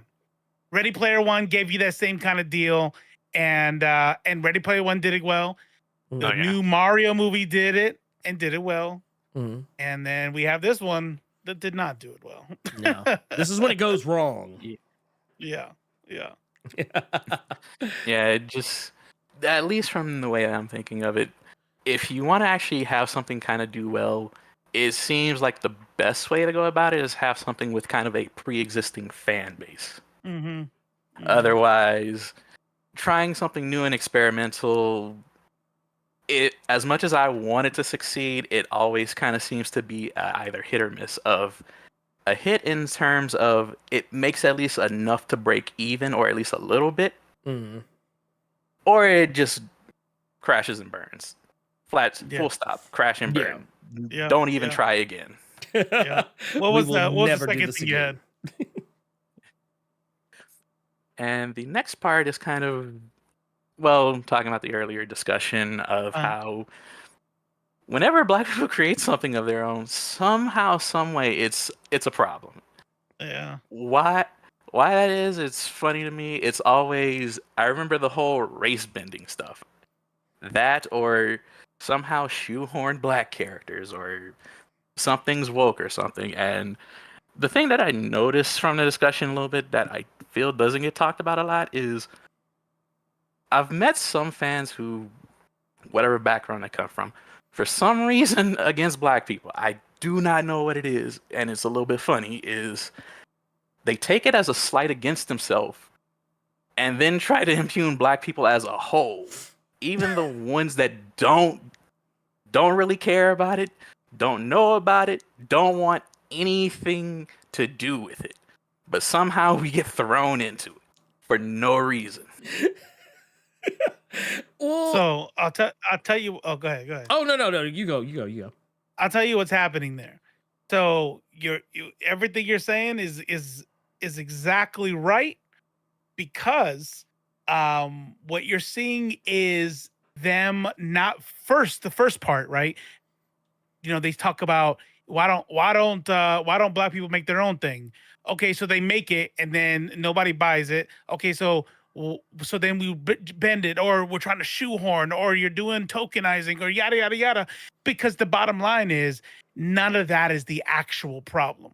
The problem is I don't want to see black people in my media, and if they are going to be in it, I need them to be a background character, a side character, and fit whatever stereotype I need them to fit, right?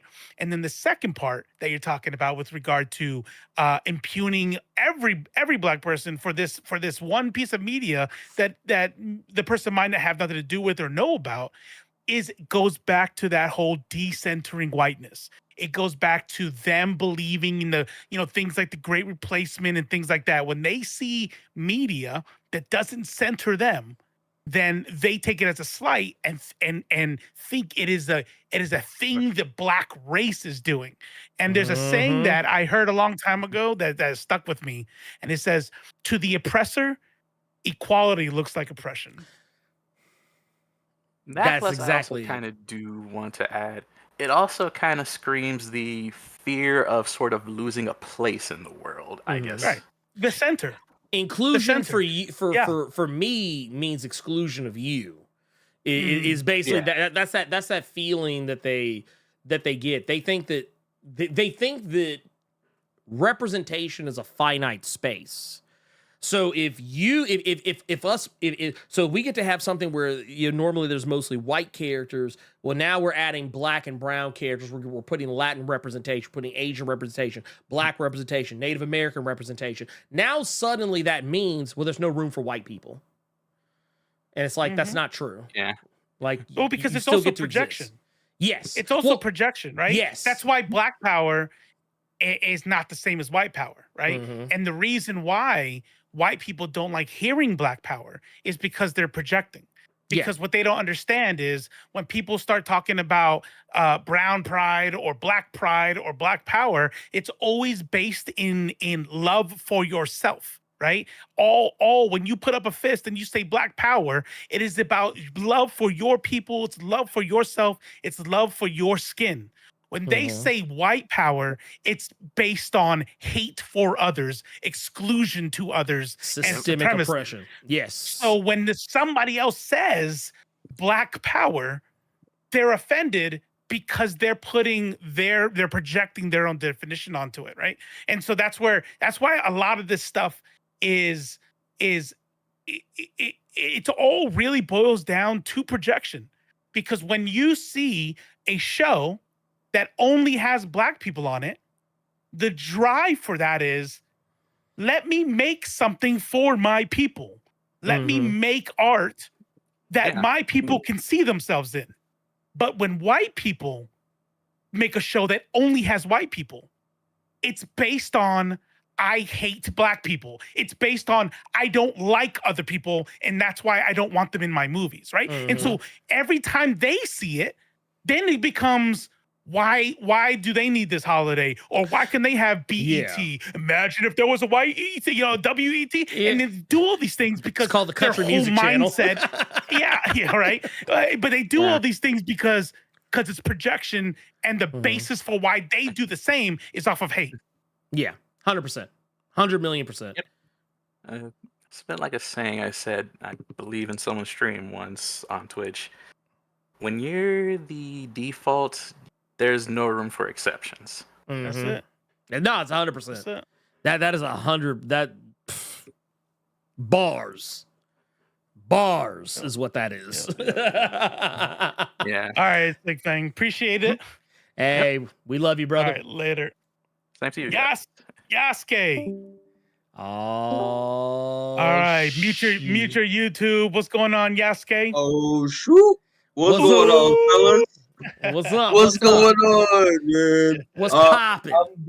I'm good, bro. I'm good. I'm just, home again, back from work again, but prepping for a podcast tomorrow. So I'm just, trying to get organized so I don't do anything last minute. So I see you. I see you. I see you. You got Let's is your go. podcast? You can be a guest or what? no, it's mine. He's got his own. I've been doing. Yeah. Ernie know because he Oh, was on. what is it? What is it? What is it? Yeah, plug your shit. Plug your shit. Yeah, it's my podcast I do with my friends from college called the Indie Corner. We talk about like independent comics, stuff like that. So it's kind of like a book club, and also, but we also do like a news segment, kind of like Blerd Cave, where we talk about like pop culture news and stuff like that, and do reviews. And yeah, it's a good time. Yeah, we're going back into our Deadly Class series, so we're gonna talk about Volume 10 of Deadly Class tomorrow. So oh shit, that's dope. You do it live, or you pre-record it and then release it on Spotify? We do it live. It's actually on YouTube, actually. So we do it live on YouTube, and then we will make clips out of it, and then post that throughout the week. So yeah, it's fun. I have a lot of fun. Yeah. I mean, that's what's up. Feel free to drop a link in the chat. Drop a link in the chat. Dude, there's plenty of links in there. Okay, there you go. Dude, hey, there you go. Literally did an episode yesterday, so it should be in the shameless plug. So okay, let me say you can drop one here in this chat. You can drop one here in this in the YouTube chat. You said the Indie Corner.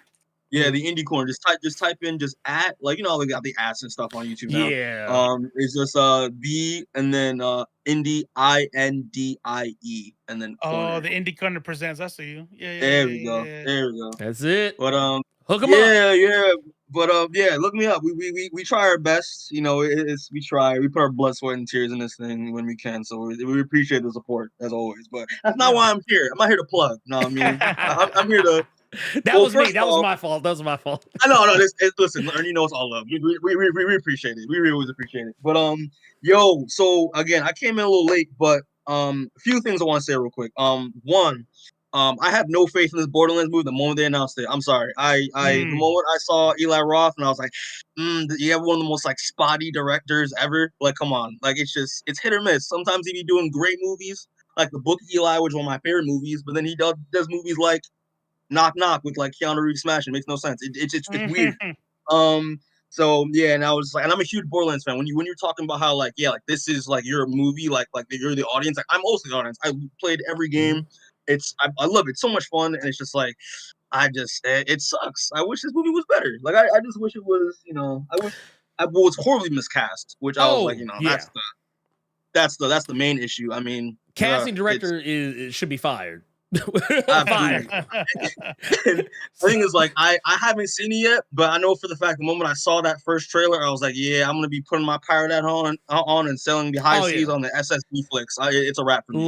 That's one of the things Ernie was gonna bring up. Oh yeah, about what was it? What did you say? What's that? Black Myth Wukong? No. Ooh. The Crow. The Crow. Yeah. The Crow. Oh yeah. Dude, do you want to hear something funny? I fucking forgot it. That's how forgettable that movie is to me. I already forgot about it, and I literally sent you the clip of it yesterday. Was it yesterday? Yeah. So that's the second thing I was gonna say was like, did y'all mention The Crow? Because like literally comes out next week, and like no one knows it's coming out. No one's talking about it, but the trailer looks not great, and nobody cares. Because look, let me tell you something.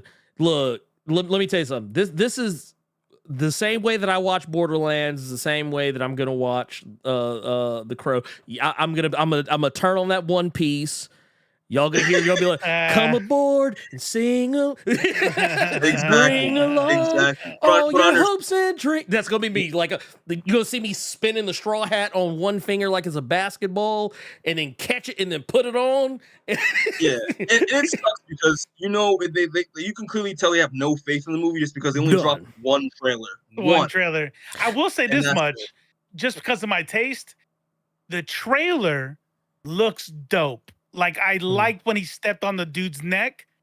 But you know that clip I sent you?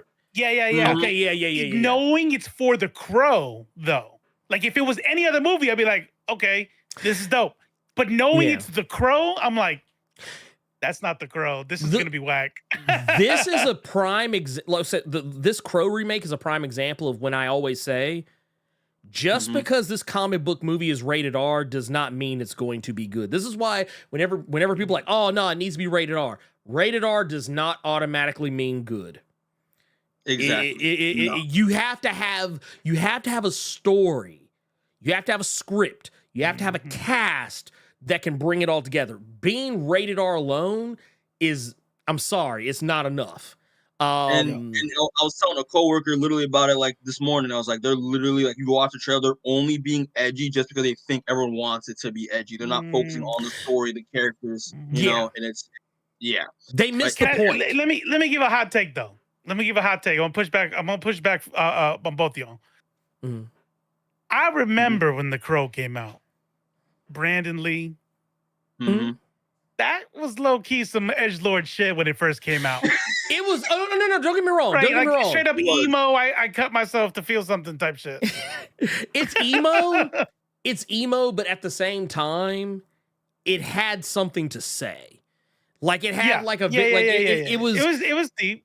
It was emo with a purpose because it was doing stuff that like it was messaging aside, like it had something going. This I mean once again I haven't seen it yet, so I can't say, but I feel like this movie looks soulless. Right. Like it looks as soulless as The Crow should. Be as far as like as a story perspective, but not from a narrative perspective. Like The Crow is dead. This movie looks dead. Exactly. Like the projections for the box office, I think it's also like 7 to 11 million. That's sad. And like, wait, what's the budget on this movie? Have we seen? I think 50 million. That's what I saw. And they're already projecting out that low. Bruh, this ain't well, I mean, they're marketing now, you know, like they're expecting that. They're like, we're not putting any money to this. Also, this movie's almost 2 hours. Jesus. Okay. Yeah. This movie's 111 minutes. I'm good. Yeah. Well, besides that mess, third thing, I forgot to say this last time I was on here, but like I love it how y'all call out these grifters and these chuds, bro. Literally, like I have been talking shit on Tyrone Magnus's big ass forehead for years. So I'm happy that y'all shared the same passion that I have. And I realized, and like I remember Ernie mentioned it, and I was also talking to my boy Seamus as well, who does a podcast with me. And like you can really tell like which YouTube channel or which account is like a chud or a grifter or like commented account if they didn't talk about X-Men 97. That's it. Like honestly. Because they know if they talk about it, then they talk positively about it. And like, the hate that they're causing. Oh, you're just a Disney show. But if they talk shit about it, everyone's be like, okay, that's cap because you know that it's great. So that means you're lying from us. All right, great. So yeah. Because there's a channel that a YouTuber that I've been kind of following a little bit called Snarky J, and she like, listen, she's kind of bad. That's why I kind of been watching her. But like, not gonna lie. But like, she's what you say her name was? Well, she's a cosplayer. No. Carry on. Yeah. Oh yeah, she is. All right. What was the channel? Snarky J cosplay. Yeah. Slurpee? Like, Snarky. She's not a character per se because like she actually is a fan and she actually like knows comics stuff like that. But like she most of her content's like I hate Disney, I hate Star Wars, and I hate Marvel now. And it's just like damn. You know what it is? Man, that's sad. That makes me sad. It makes me so sad. It is. And she was on Nerderotic recently, and I was like, damn, that was a nail in the coffin. I mean, you still find that. Oh, no, that's it. No, let me tell you, the internet is way too big. It is. And she's cute, but she ain't that cute. Yeah, I'm about to say, she is like any, like, I'm gonna tell you what it is. I've seen women like her at the comic shop. I'm good. She ain't anything special. Not for I'm not even putting her down like that. I'm just saying she's not cute. She's not cute enough for me to ignore chud behavior. No, that's what I'm saying. I can go to the comic shop right now and bump into a girl that looks just like her who is not on that Fox News bullshit. I'm good. She ain't though. Yeah, I mean, I'm not gonna say I'm not saying she ain't bad, but I'm just saying I'm like, look. I'm not gonna sit here and be like, nah, man. I can as a joke to my boy, as a joke to my boy, I was like, yo, I can fix her. And then at like 12 times, the 12th time I said that, he was like, Mikey, stop. It's done. Just let it go. It's done. Like, okay. Yeah. It's a wrap. So the last thing, it's actually I do have a question this time, and it's just a quick one. But like, what are your guilty pleasure movies? Movies that you think are so bad that like, but you love it anyway because you know it's just like it's for you. Like for me personally, one of my favorite guilty pleasure movies is Abraham Lincoln Vampire Hunter. I love that movie to death because it's so bad, but like it's so dumb. But I love how dumb it is. Know what I mean? It's just like it it's wears Abraham Lincoln swimming in Ice Killing Vampires with Anthony Mackie. It's fire to me. It hits for me. Nah, I mean, but yeah, what are give me some examples. I mean, if y'all can think of any. I can tell you off rip. I think one of my favorite movies, and I know legitimately it's not a good movie. I still love it though, and that's Night of the Demons, the original Night of the Demons. Yeah. No, he's not lying. No, I'm not lying. I watched it for him. Like he told me that's his favorite, and I like movies. We like movies. You know, we have similar taste in horror. We both love horror. We both love Terrifier. He's like, this is my favorite movie. I'm like, bet. Let me watch it. And me and Manny were like, oh, yeah, that's crazy. You enjoy this, huh? Crazy. Yeah. Well, it's because it's so schlocky. It's so schlocky that like it knows it's not serious. It knows it's not serious. Like and also it's near and dear to my heart because it's one of the few horror movies of that time where the black dude survives. Right. Like one of saved the her and everything. Like and I don't especially mean like, given the time. Yeah. Like that's why whenever like Black History Month rolls around and everybody's like, "Oh, shout out to LL Cool J being the first brother to survive a horror movie." I'm always like, "Okay, see y'all telling on yourselves cuz not even just survive, he saved the old girl too."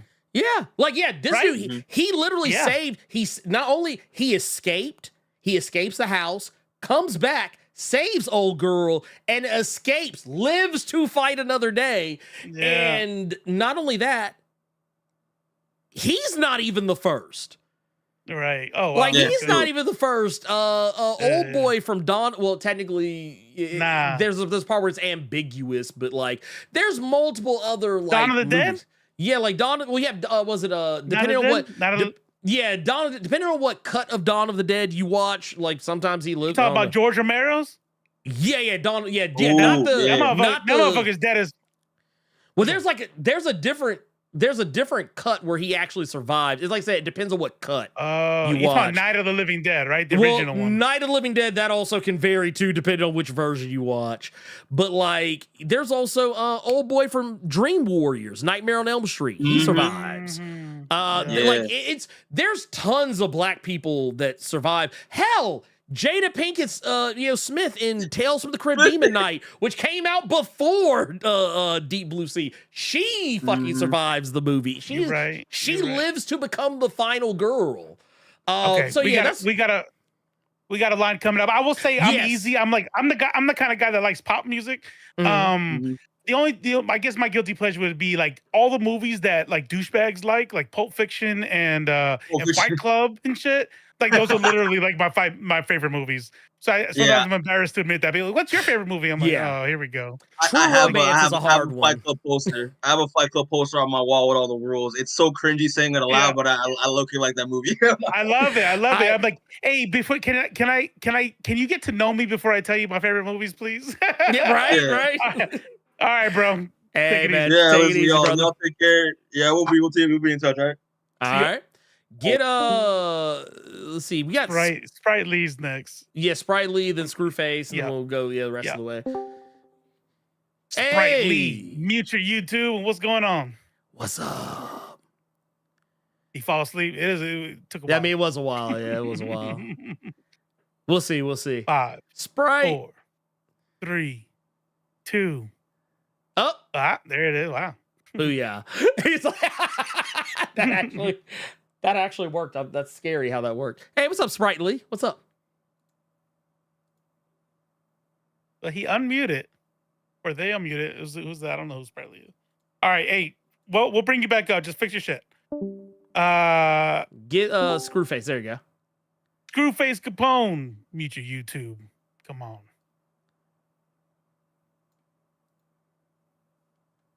You there?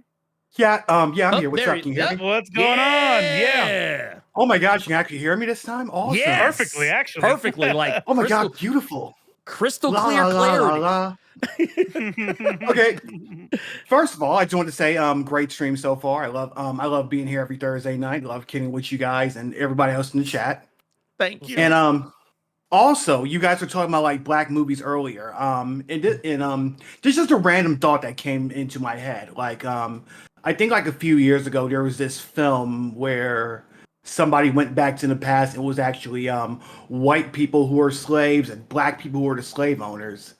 And that just got me thinking, like movies like that, and I'm sure you can probably think of others. They're not necessarily made for us. They're made for people. They're movies who were made by white folks. Sure. And they're basically there to like help.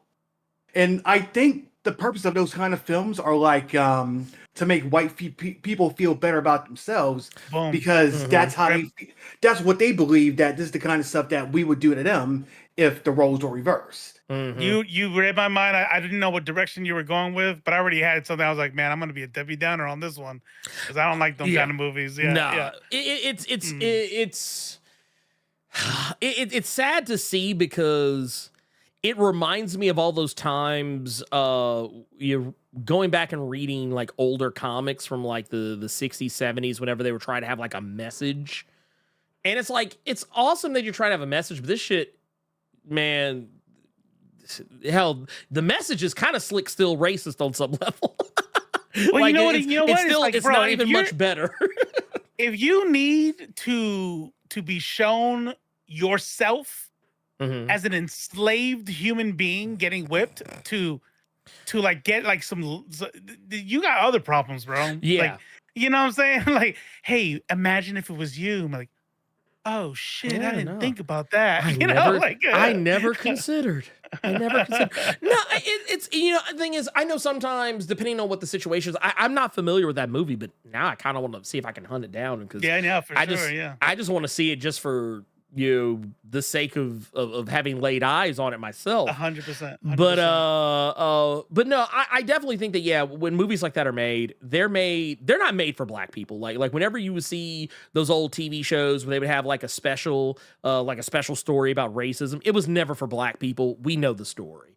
It's for white people to get them to understand the story because it's kind of weird how this works. But like and I don't know why it's this way. I wish I knew. But I feel like sometimes there's just certain people out there in the world who aren't able to empathize with other people that don't look like them unless they get it through some type of popular media.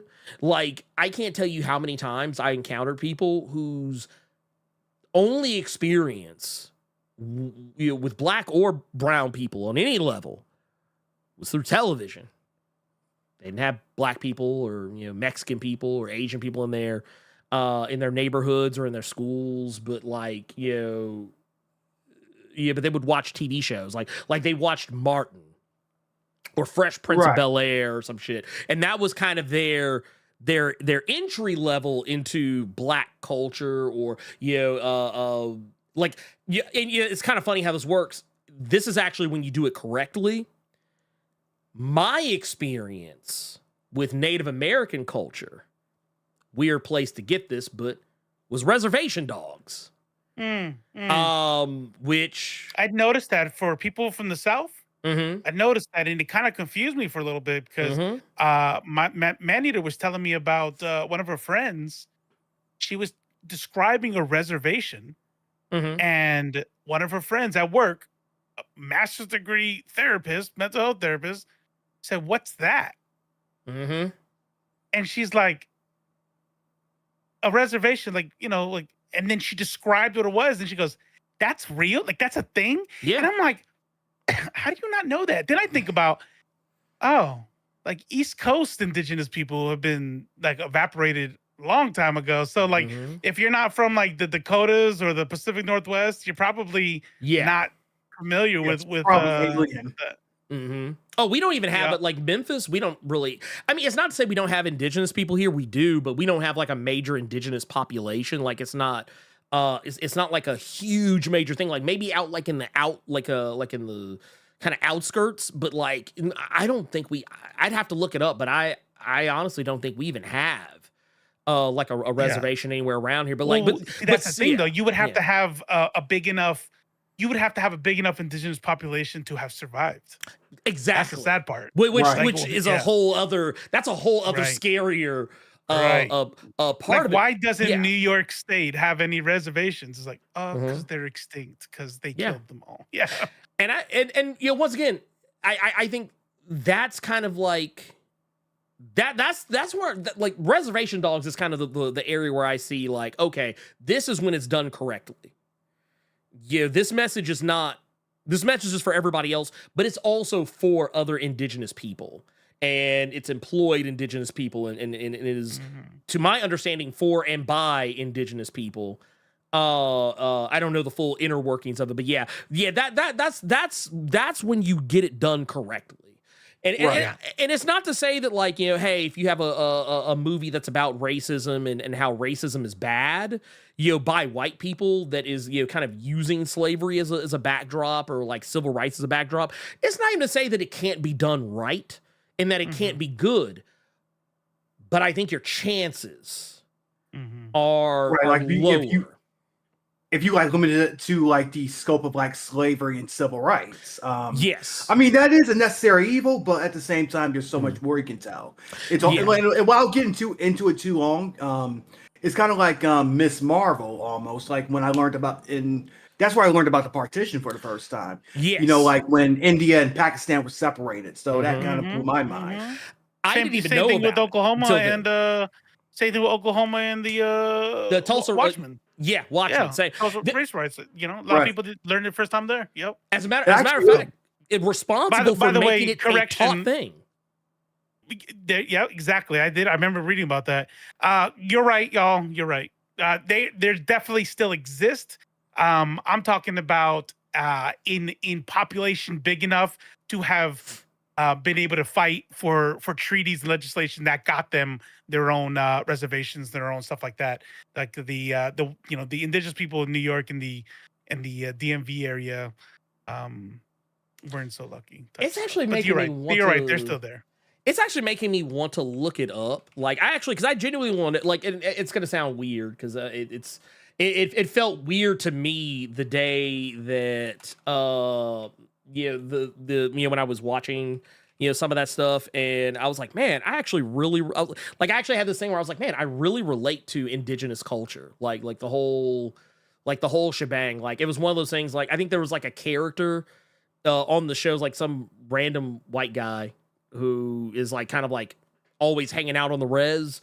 I was like, man, much as I hate to say it, that would probably be me. I'd just be out there just hanging out. I'd just be out because I was like, dude, yo, shit's so cool. I was like, man, why are these white men do y'all like this? You know exactly why. I know why. Yeah, that is why. And G. Martinez Mac brought it up here. South Carolina, North Carolina have Afro-Indigenous for obvious reasons. You say obvious reasons, but a lot of people don't think about this. That after during that time, a lot of the people that escaped slavery or after they were freed, they were not accepted in white culture, but they were accepted in indigenous culture. And that's what's so sad today when you see this separation especially amongst, I feel like everybody, all black and brown solidarity, right? But if I want to be like, is make it make sense type shit, I would say Caribbean Latinos type, people, African Americans and indigenous people. Like we should be like solid. There should be like a one team, one fight. And that doesn't mean like a whole big coalition or something. Like the Florida Black Seminoles. Like 100%. And that doesn't mean that you can't have personal goals that, for your people, because it's like because the people don't know this, but everybody knows about the Black Panthers. Latin lords were in the same city doing the same thing for Puerto Ricans, right? Puerto Ricans and Dominicans had the Latin lords, but get this shit. It wasn't them doing their own thing and then Black Panthers doing their own thing. The Black Panthers and the Latin lords was a coalition. They were there together, you know what I mean? And they still worked for their own people, which is fine, your own communities. but it was still a coalition. And Right. man, I'm telling you, when they talk about, back in my Christian days, they say the greatest trick Satan ever did. Da, da, da, da. Look, I'll tell you, the greatest lie the white supremacy ever did, the most successful thing they've done is be able to take all of the Caribbean islands, all the indigenous people, all the African Americans, you know what I mean, all the immigrants that came and they were shit on, and they figured out how to separate us. You know what I mean? And now we're all in our own separate cultures, fighting for our own things separately because they know they can't have solidarity. Almost. Well, it's like it's like what LBJ, that whole thing LBJ was talking about, like how you could turn, if you can turn white people against black people, you can rob white people blind without them even noticing. It's the same thing. It works the same way for us too. Hey, we can turn black people against Mexican people against these people. As we can if we keep them all occupied with disliking each other, we can rob each and every last single one of them blind. They'll never fucking see it coming. Yeah, that's like divide and conquer. Oh yeah, dude. Yep, that's it right there. That's it. You got anything else, Screwface? Yeah, one more thing. The new Alien movie's coming out. So are you guys checking for that? I might see with my wife this weekend. Hell yes. Hell yes. Oh yeah. Hell Oh, yeah. yes. Looks good. Looks good. I think it's gonna be dope. I'm gonna be traumatized because He's gonna answer you. I'm gonna pull you down and bring somebody else up, but he's gonna answer. Okay. I'm gonna be traumatized by all the face huggers, but yes, I'll be traumatized. Who we got? Who we got? Ace Sprite Lee, round 2. Round 2. We got it. You got your ish fixed. Oh, yay! There it is. Sprite Lee. Yeah. Let's go. Man, yeah, I do not play. Get them in and get them out. Hey, we try. But, we try. We try. Well, because I know he's got pizza. I have food waiting on me. Oh man. So you're good. You're good. Turn down no pizza. I feel worse about the people waiting because I know they've been there forever. So now you good. Yeah. But first off, man, love the show, man. I try to tune in to all the live streams when I can, but work, blase. But I appreciate what y'all doing, man. We appreciate you. But but what bro was just talking about the new Alien movie. That's what I wanted to ask y'all about as well. Because I'm pretty sure like most people, like when you find out, oh, there's a new Alien movie or a new Predator movie, you go back and rewatch, all the older films like I've been doing lately. And man, I don't know. It's just kind of like since I was a kid, my favorite horror figure, or the scariest horror figure to me, has always been like Jeepers Creepers, like that character. But like going back and rewatching all these Alien films, man, I just don't like how disrespectful it is, to be honest. Because like you from what you call it, the face grabbers. Oh, the face huggers, It's pretty much. Oh my God, it's like what, a huge spider. It's a huge spider with like a 6-foot tail that's gonna wrap around your neck, and then not only that, but it's gonna fuck you to sleep. Oh yeah, and then impregnate you. Oh my God, just Chris Brown you. It's got it's got a vagina for a mouth. Yeah, its mouth got a mouth. Yeah. Man, it's just from all of that. Then when you get into like the xenomorphs and whatnot, it's just I literally hate the fact that you got a 7-foot tall, dark skin, big head, what I'm saying, alien, and he has creep to him, like actual creep to him. Like he sneaks up on like a group of 8 people and just snatches one by one.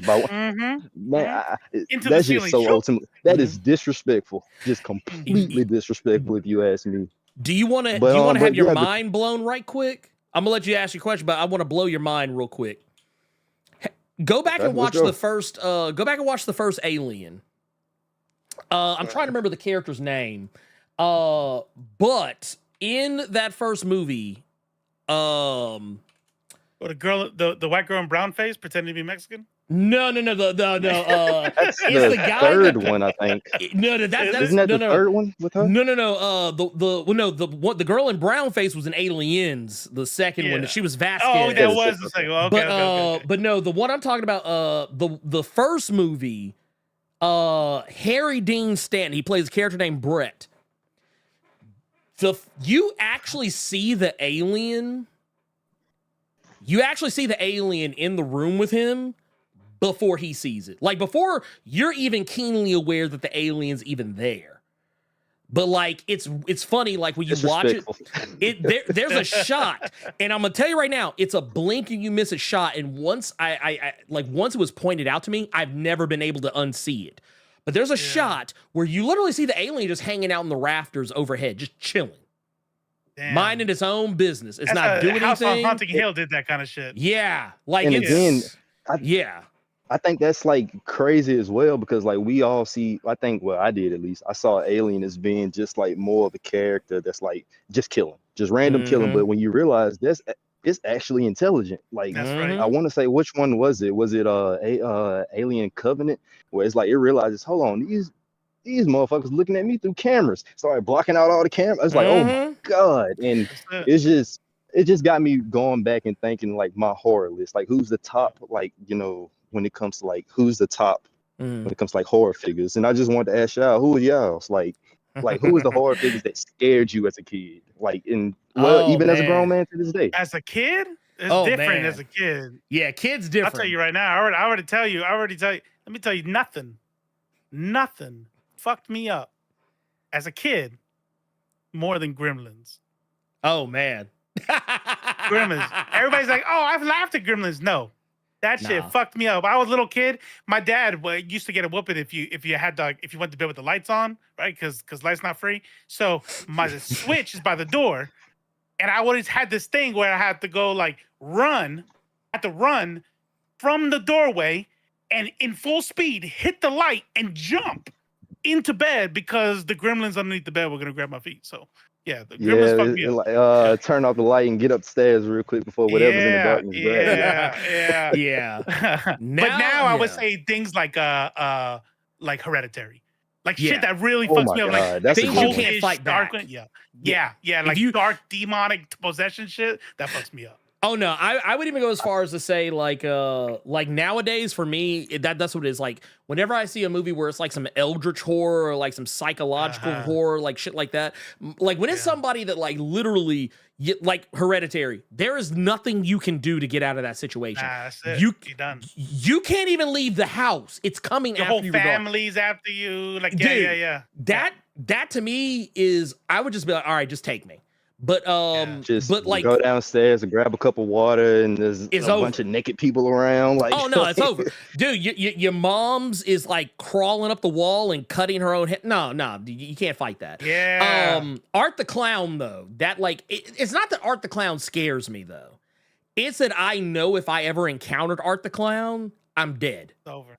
I'm dead. There's no running. Like I'm not like here's the thing. If he knocks on my door, man, just come on in and get this, man. Just go ahead, because you gonna get in. You gonna get in. You gonna chop me up. You gonna pour salt all over me. You probably gonna stab me in the eye a couple times. Maybe like put the cheese grater on me. Alive. Yeah, like nah. That's the thing. Like it's not even that he's terrifying. It's the fact that oddly enough, no pun intended, because it's Terrifier. But like. There's enough like but kind of going more to Robo's point. There is a Spanish language film called Terrified that I think we watched in the Discord last Halloween. Ooh, Insidious is good too. Insidious is also very good. But like that's a similar situation. It was a situation that you couldn't fight.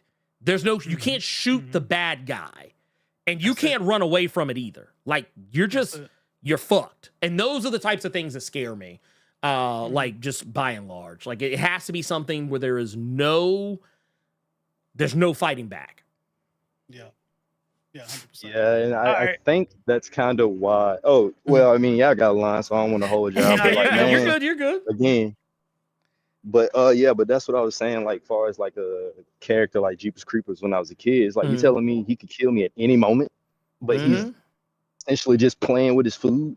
Like just he's gonna let me run down the block, and he's gonna sneak up, and he's gonna let me run down another block, and then he's gonna grab me. Like he's gonna let you die tired. Just come on, finish it. Just finish it, man. Get me out of there. Let's go. You gonna die tired. And when I'm thinking, and when I think about Alien, it's like more of those things. Like, okay, I ran out of bullets. I still got this sword or this long ass blade with me. I can't even cut them. Cause as soon as I cut them, the acid blood is gonna kill. Acid, yeah. There's no winning. There's no Yeah. winning in that No way. situation. No way. So, Not but unless yeah, you're that's what's the been on my mind. unless you're what's those no, Predator, the Predator dude. Yeah, Predator got it. Predator got it. Yeah. I still think one of the best scenes is in like the Alien versus Predator, where you see like the 3 predators like at the top of the temple, and it's like 1,000 of those xenomorphs, and they're just like killing them like by the hundreds. It's like, oh my god! Just shout out to whoever like organized that, because that was that was what was up. Oh man! But yeah, man, I appreciate y'all, man. Dude, Like, anytime, man. We appreciate you, brother. All right, later. Pull up Jazz, and then Captain Diesel, and then we'll be done. Hey! All right, last two, Dutch Jazz, mute your YouTube. What's going on? Fell asleep. No, I'm still here. Sorry, I didn't realize there was a delay with the YouTube. Sorry. So you guys had talked about Colin Kaepernick earlier. I was about to call this a call. Still in work mode. On the live show. And I'm trying to like form a cogent thought about this. I don't know if I really have one, but you had mentioned if he really wanted to help people, he would invest money without expecting it back. And it got me thinking of like the either activist as an occupation or like activist to influencer like pipeline. Because like what I think about is, I can't remember her name to save the life of me, but it was someone who was like at the forefront of like a Black Lives Matter movement, and she like got flack because she like was in like a Toyota commercial or something. And like Colin Kaepernick's kind of the same way, like he's appeared in like ads and stuff. And like I don't know if I really have a thought about it, but I feel like it's like an interesting trend that I see. And with Colin Kaepernick, for me, I mean, he did a cool thing, but like he's always wanted to get back in the NFL, and if anyone would have him, he would always go back. Like he's done tryouts and stuff, so I'm not like super surprised by some of the ways that he's moved in the years since he left the NFL, because his goal was kind of always to just go back. Like he just wanted his job back. But yeah, I don't really have like a complete thought about it. It's just something interesting I think about, and I'm like, do people do it because like everyone always wants to make money? Do they do it because they have to make money? Because I'm like, you don't have to be an influencer. And I'm also like, and I don't know, but like activists back in the 60s, I'm like, they didn't like, they got like a sort of celebrity status, I guess, but like they weren't in like, MLK wasn't like selling Ovaltine in magazines. That's Like, right. Right. No, 100%. So- 100%. You bring up a good, a really interesting point. And it's something that I reflect on, right? Because, you know, I'm obviously not big in any sense of the word. Well, I am big in one sense of the word, in the scene, the size of I am on the screen. But like, as far as followers, I think about though, like, you know, when you start thinking ahead, like, oh, what if I got to like Hassan like level or something, you know, or a Sam Cedar level? Like, what would I do with that amount of money? And is definitely something that. Oh, did I blink for a second? You had dipped. It sounded like you had dipped out and then you came back. Oh, okay. And it's like the monetization of everything, right? And I still do this. I'm like, I was talking to somebody who we were having discussion about movies, and he put out this whole like huge ass diatribe wall of text describing what he thought about the game. It's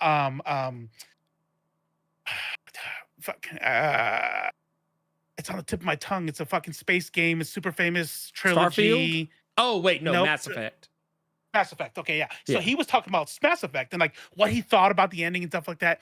In my head, I couldn't just like enjoy it. I was like, yeah, that's actually really good. My head was like, have you ever thought about starting a channel? Because if you did, this would be really fucking good. You sound like fucking Renegade Cut and yada yada yada. And so I think that you have people, right, especially since 2014, 2016, you know, Bernie Sanders and AOC, socialism is a big thing. That's where I started getting into socialism. And you have this mix of this 21st century, 2024, monetize everything, content, TikTok culture, but also, wanting to do something better. And I think it's a tight line, like I'm reading up on theory. I've read through the Communist Manifesto a few times, and one of the things I think about while I'm reading it is like, well, I'm my for instance, my wages come from my military retirement and my disability. So okay, I'm not bourgeois, but am I doing what I'm supposed to be doing as a principled socialist? What can I be doing better? What would happen if I got a deal with Twitch for 2.5 million? Like, what would I do with that? Would I be a principal? Would I be? Could you? I don't know if I would put Kaepernick into that, only because he was already a NFL quarterback making millions of dollars before he took the knee. And I think his route's a little bit different. I think he felt, I personally, given where he was, right, a millionaire and an NFL quarterback, where he was in his career, and where he ended up going, I think that his actions and everything was sincere and genuine. I think he wanted to give back to the people. I think he wanted to use his platform for something good. And even though I know that Colin Kaepernick has been explained, it's been explained to him, I'm not 100% sure he understands what it means from a class warfare perspective, right? The stealing of property from artists, the undermining the working class, right? I don't know that he has digested that. So I don't know if it's a true sellout like MLK in an Ovaltine commercial. So I don't know. It's I guess I'm like you. I'm not sure. I don't have a complete thought about it, but it's definitely interesting. Something to juggle in my brain a little bit. Yeah, professional activists are kind of I don't know. That's a weird. I don't know. I mean, I'm not gonna begrudge somebody getting their bag, but like, whenever I see people doing it for anything more than love of the game, in regards to that, I get a little concerned. When it becomes transactional, I get a little concerned about their like there's ways to do it, that aren't slimy. But like, yeah, if it becomes if I feel like your activism becomes transactional, I'm kind of like, right. Yeah, I totally understand that. It's just like I said, it's really interesting because like if you take your activism so far in which like you're not hireable, then like how do you make money to survive unless you choose to live a really austere life, which a lot of people aren't willing to do, me included. Yeah, and I don't know that. I don't know if that's what socialism is anyway, right? I mean, I use Hassan as an example in this conversation on purpose because he's literally a millionaire, literally I mean, he's a celebrity. I wouldn't like celebrity sounds like too strong a word, but micro celebrity is too weak of a word. And he gets a lot of shit for it. But I don't know if it's fair to be like socialism is when poor, right? It's like, okay, so what happens when we fix it? What happens when we redistribute wealth? People could still, like, I don't know. I mean, I don't even know the answer to it. Like maybe he is doing something bad. But I don't know.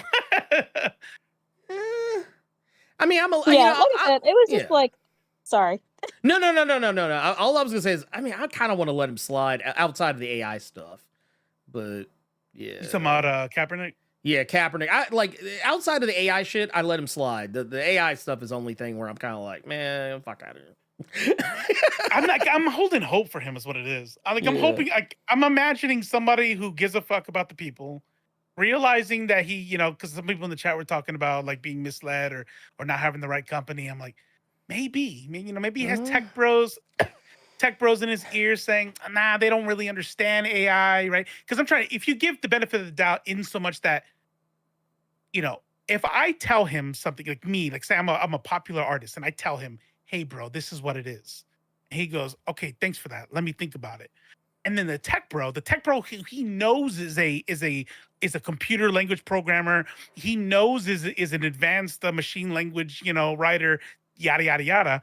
And then that person tells him disingenuously, that guy does not know what he's talking about. That is not how AI works. And I promise you, go on YouTube right now and you will find videos that say AI art is not theft and here's why. And you're going to get some tech bro who's going to explain the mechanics behind why we are wrong. Now, when you listen to it, you're like, okay, you're full of shit, and I see the way you're trying to, double speak and stuff like that. But but if Kaepernick were to think that the real artists just don't understand what AI is, then I could see him ignoring it. So I don't know. I'm just holding out hope. Maybe he backs away from it, not and realizes that he fucked up. I don't know. But yeah, I mean, I also like when I give people the benefit of the doubt. I don't want to be like a doomerist who's like, oh, once you get to a certain amount of money, you're never going to think about the little guy. I think that defeats the point. Like, I would hope that I don't know if I would label myself like socialist, like per se, but like I would hate to think that someone can get so rich and then, maybe one day, maybe one. But I would hate to think that like as soon as someone like starts earning a certain dollar amount, they stop caring about people. I don't believe that's how people are. So now I will say this much. I've had I've said this multiple times. I look at people like Tom Cruise. I look at people like Kanye West.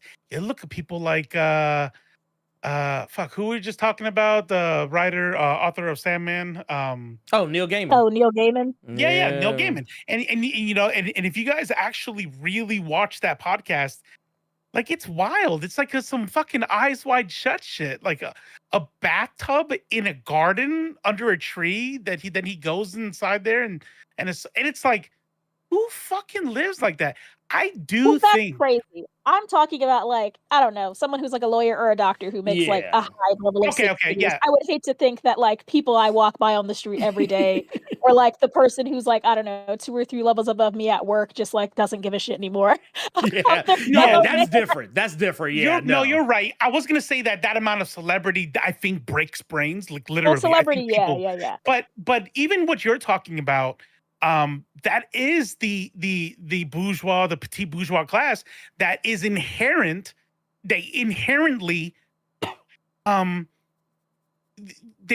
you are going to act in your own self-interest, then you're going to act in a way that allows you to maintain the system that allows you to make $400,000, $500,000, $600,000 a year. You know what I mean? And if we understand that the reason why this guy can make $500,000 a year is because this group of people is only getting minimum wage, then that guy is going to maintain those people getting minimum wage. So it's not always about I'm a bad human being and I fucking hate everybody and everybody else sucks. It's that they've been convinced that, well, that's the system. That sucks for them. Hopefully they get a better opportunity later in life, because they don't want to mess up their spot, So I don't know. Yeah. That's all I had to say. So I guess next caller, but it is like 10 o'clock at least. One more. Yeah, I feel bad because Captain Diesel, he's been in there. Yeah, he's strong. He ain't going nowhere. He's holding strong. Right, y'all have a good night. Bye. You too, Jess. Take care. All right. I didn't even realize how long we had been going. Cam Diesel, we appreciate your patience. Hey, what's up, it's all good. What it is, my boy? How you feeling? What's going on? Hey man, it's going great. I've been watching the show. Again, like old girl say, I've been going 3 hours strong. Y'all are some troopers. Actually, boy. 4 hours by my count. I'm like, dude, this is an unusual scenario that I did not plan. We'll probably start calls a little bit earlier next time. Yeah. Y'all were my auntie music when I was cleaning the house earlier. So I'm like, hey, they still going. I cleaned the whole house and they still here. Damn. But I won't hold y'all up. I had a little bit of a thought because me and Ernie, you had a conversation recently on consumer literacy a little bit on how how that whole thing goes, and it got me to thinking a little bit. And this may be a video for me at some point down the line, but the accountability aspect when it comes to products being created. Obviously, studios, producers and actors and all those other people have their part to play in it. But as a lot of people know, I don't think that consumers really understand the power they have on their end of things. Like if you don't talk about certain products, you don't watch certain movies, you don't spend money in certain places, those things won't get made expeditiously because if these studios aren't going to do anything else, they're not going to spend money on something that's not going to get them a return on investment.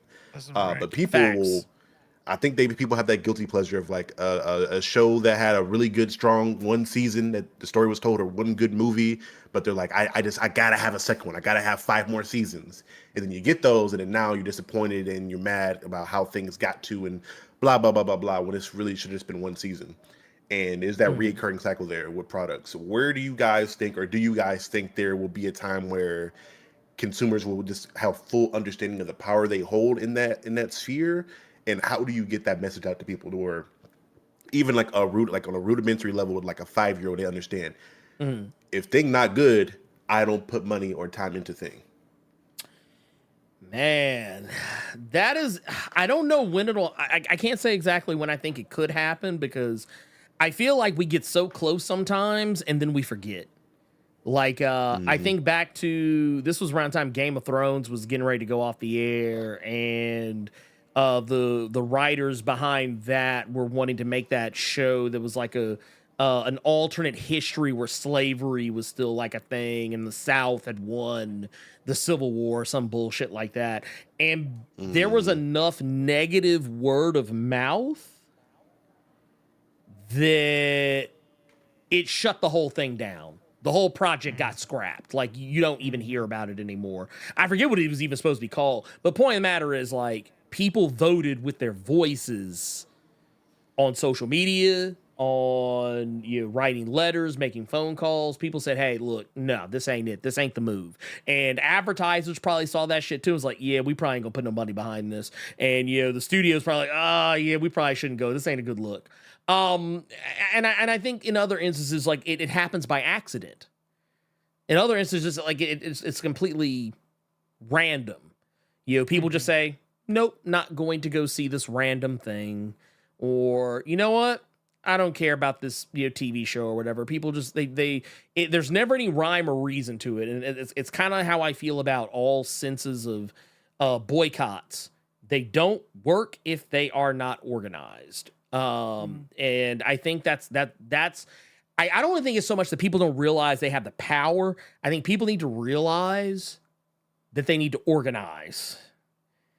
And I think the sooner people start realizing that they can organize and get shit done, the sooner you're going to start seeing people take advantage of that power. That's 100%. That's 100%. And the other thing I think about too is, and this is something that as a content creator I get frustrated about, is that there's a little bit of envy I have towards the way that right wingers will auto support based off of their ideology. You take whack ass movies that are just complete garbage, and the reason why they put it out, we like to clown about how much money they made, but they don't care. They're not matching. They're not trying to get end game numbers. They made a cool 2-3 million just on their people alone, because their people are like, haha, I'm gonna get these people, and that's kind of frustrating that not even from just a left-right perspective, but just like your own people. It's like somebody will support that for just that. And I would love to see that. But, deck it out. He said there's only, I like what he said. He said, there's only so much that can be done. There are people who will get their test handed back face down. That's the flip side of it, right? So support what you want to see. Support, your people. Support, I love this. I love this phrase. There was somebody I follow on Threads, and she's like, I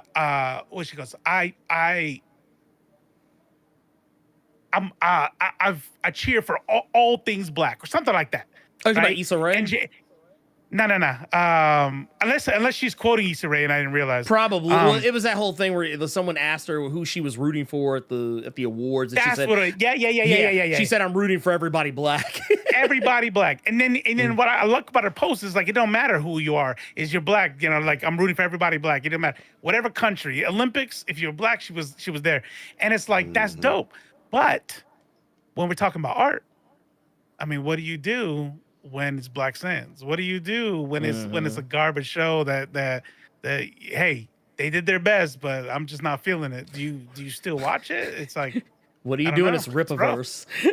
Yeah, because right wingers will. Yeah, they'll be like, yeah, this sucks, but I don't care. You know? Oh yeah, I gotta support the cause. Black content doesn't equal black excellence, and I think that's something that a lot of people, because I think we're at a day and time where even a lot of black people I know, like either smaller channels or smaller content creators, business owners, they use that phrase of black owned or black created as their stimulus package to get support from their people.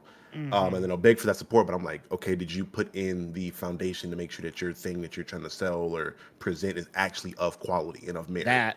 No, cool. You're just you're pandering at that point. That's it. That's right. That's right. That is precisely and that's the kind of feel I get from somebody like Black Sands. Is like, are you doing it for the people, or are you trying to grift off of your people? You know what I mean? And and I'm gonna tell you, doing that, or they giving that soft shoe.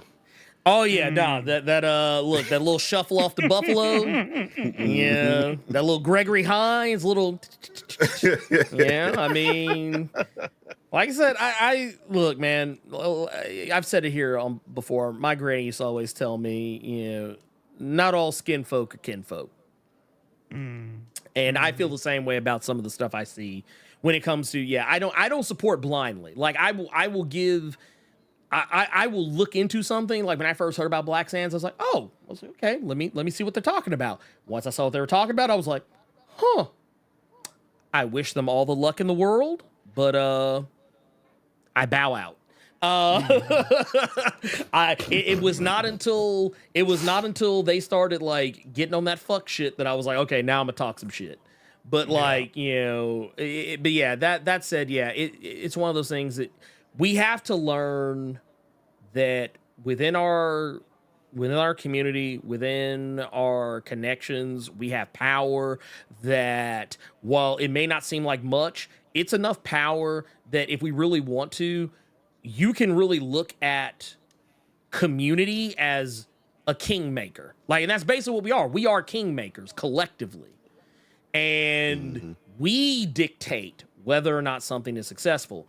But if we choose to stay home, or but haphazardly, or we choose to keep our money in our pockets, but we do it haphazardly, there's no real organization behind that, and it's just like, oh, well, that was just a happy coincidence that this worked out the way that it did. But I definitely say, like, look no further. Look no further than Black Panther. Disney has never really had that much of a strong desire to tell black stories on any major level, and yet they put out a movie about a black superhero that people are like, oh my god, that's so amazing, and black people everywhere were like, oh my god, I'm going to go see the movie. I'm going to go see it 3 times. They hadn't even seen the movie yet. They're already saying they're going to go see it 3 times. They don't even know if it's going to be good, but they're saying they're going to go see it 3 times in the theater. There is something to be said for that. And it's if you give people something that they give a shit about, and you get people talking about it on that level, then you've won. And that's why I keep telling people, man, we need to be more organized. There needs to be we need to understand the assignment every time. That's it. That's it. And I'll say this before I hop off. I don't want to hold y'all up all night. Just real quick, for people that may be watching this later on or watching this currently that are not subscribed to the channel, please give my man a subscription. Aww. Ernie, I want to give you your flowers. My boy has, I've told him this a couple times in the conversations we've had, but I don't think you truly understand how much of an inspiration you've been to a lot of people on YouTube. Like, one of the reasons I started the channel was because I've watched content creators like you or Rob and tried to do my own thing for that. So again, I want to give you your flowers for that. He is right around the corner from being at 100K and getting that plaque. Right. Get this man a plaque. Get this man that plaque. I don't know where I'll put it, but I just want the plaque. That's all. I just want to be able to hold it up. You gotta take a little crazy picture with it. Oh no, if I get the plaque, y'all gonna be about sick of me, because I'm gonna take tons of pictures and I'm just gonna hold it up in every video, just like until I can figure out where to put it. I'll just be like, y'all will just see like, oh hey, look at this old thing. Put it on a chain. That's a chain shit. Put it on a big ass chain. Yeah, or just scratch your head with it randomly, like Just I don't know. That's crazy. Yeah, this is wild, man. I didn't even know this was gonna be a thing, man. But no, thank you for that. Also, I will say too, real quick, if y'all have not before, please go check out my boy Captain Diesel. He has a whole YouTube channel doing content. Actually, just recently, if you actually look in the community tab on this channel, you will see the link to it. But I will actually take it. I'm gonna drop it in here. I'm gonna go get it and drop it in the chat for y'all, because it is something that I do believe you need to go check out. He's out here doing. He's out here doing the Lord's work. He's doing the Lord's work. So. All right, Captain. Yeah. All right, y'all take care, man. Get some we rest. appreciate you, pimp. We appreciate you. Mr. Negative, I don't know what world you live in, but people on the left don't go watch stuff just because it's for lefties. No, they really don't. And half the shit that people call the left is not even. It's just regular ass shit. It's just like black people exist, gay people exist. Now it's left media, right? And saying that Rip is not right wing is wild. Yeah, no. Well, you know what he is? No, he claims to be a libertarian, but libertarians are just diet Republicans. That's just right wing that likes to smoke weed. Yeah, basically. Yeah. I just also in the chat, I actually meant to put more of a message with it, but I just kind of I hate doing this on the computer because let's see here. I'm gonna actually put the actual channel itself in here. Apologies how that actually came out in the chat. I actually meant to do it more like this. But yeah, go check out that video. And that's actually a collab he and we actually literally just did earlier this week. So make sure you go check it out. It was a great conversation. And show him some love too, because he's coming up. That's it. You got one more super chat, and then you take us out. Yeah. I'll take us out. We'll like, and also I just want to say real quick. Yeah, don't ever expect this again. we ain't doing it, because I just realized I didn't think about it till some of I was like, man, why am I so zapped of energy? And I was like, oh shit, yeah, because we've been live for 4 hours and 15 minutes. I took Adderall right before the show, so I'm good. Oh yeah, no, I'd like you're good. You're 2 more hours. But dude, me, I'm just like. I'm hurt. I was like, oh my god.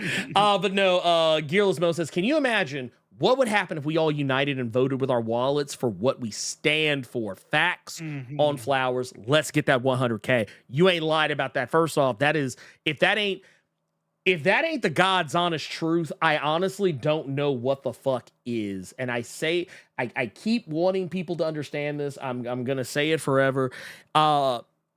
Man, if we unite for a cause, if there's something that we believe in, something we give a shit about, and we all collectively said, all right, bet, I guarantee you would get a lot more of what you fucking want.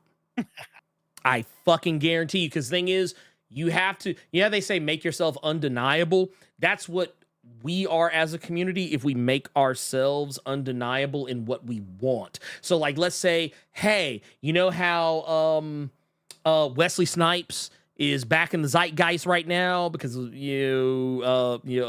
recent. I mean, hell, Marvel's not even being shy about this shit. You know, I'm fucking talking about Deadpool, Wolverine.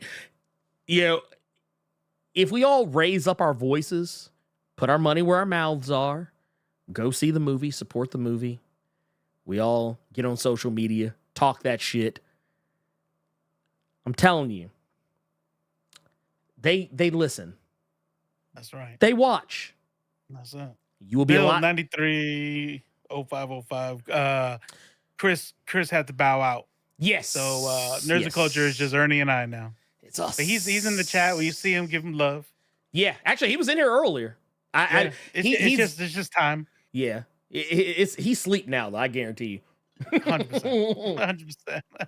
That said, thank you, Gearless, for that. 1999.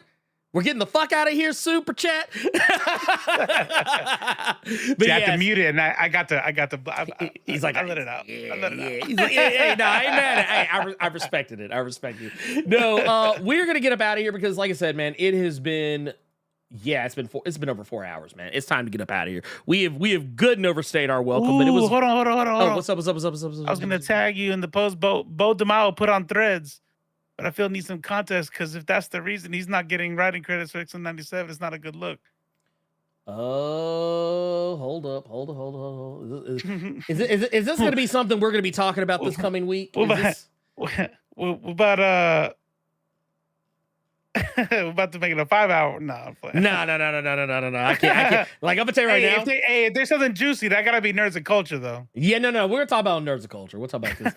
Yeah, because look. I'm gonna be honest with you, man. Nerds and Culture. This is where we talk that shit because you know how we That's do. Right. Because right. what we do, we people gotta have a positive space somewhere, right? And that's what Blerd came us for. We talk shit here. This is Nerds and Culture After Dark.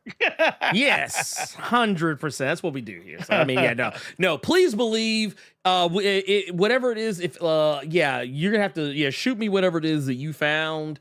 I will. I'll take a look at that. We will add it to we'll put it on the docket for this coming Thursday or next Thursday rather. So that'll. Yeah, it's got to be for next week. Had to be for next week. But that said, man, thank you, sisters. Follow us on Threads. Yeah. Oh yeah. By the way, yeah. Thank you for saying that. Here, let's first and foremost.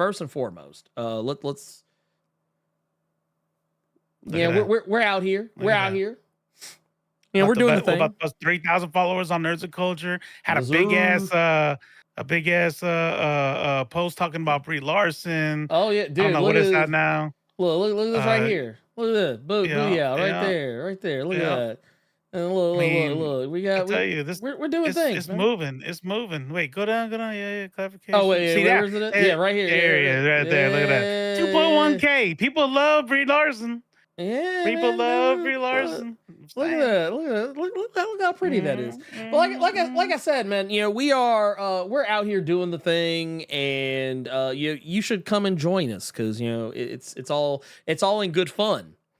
And that said, please go follow us. Go follow us, nerdsofculture.pod on Threads. Go follow Leftface TV over there. Go follow me, Blerd Without Fear over there. You see all the little handles up here. These are our Threads handles.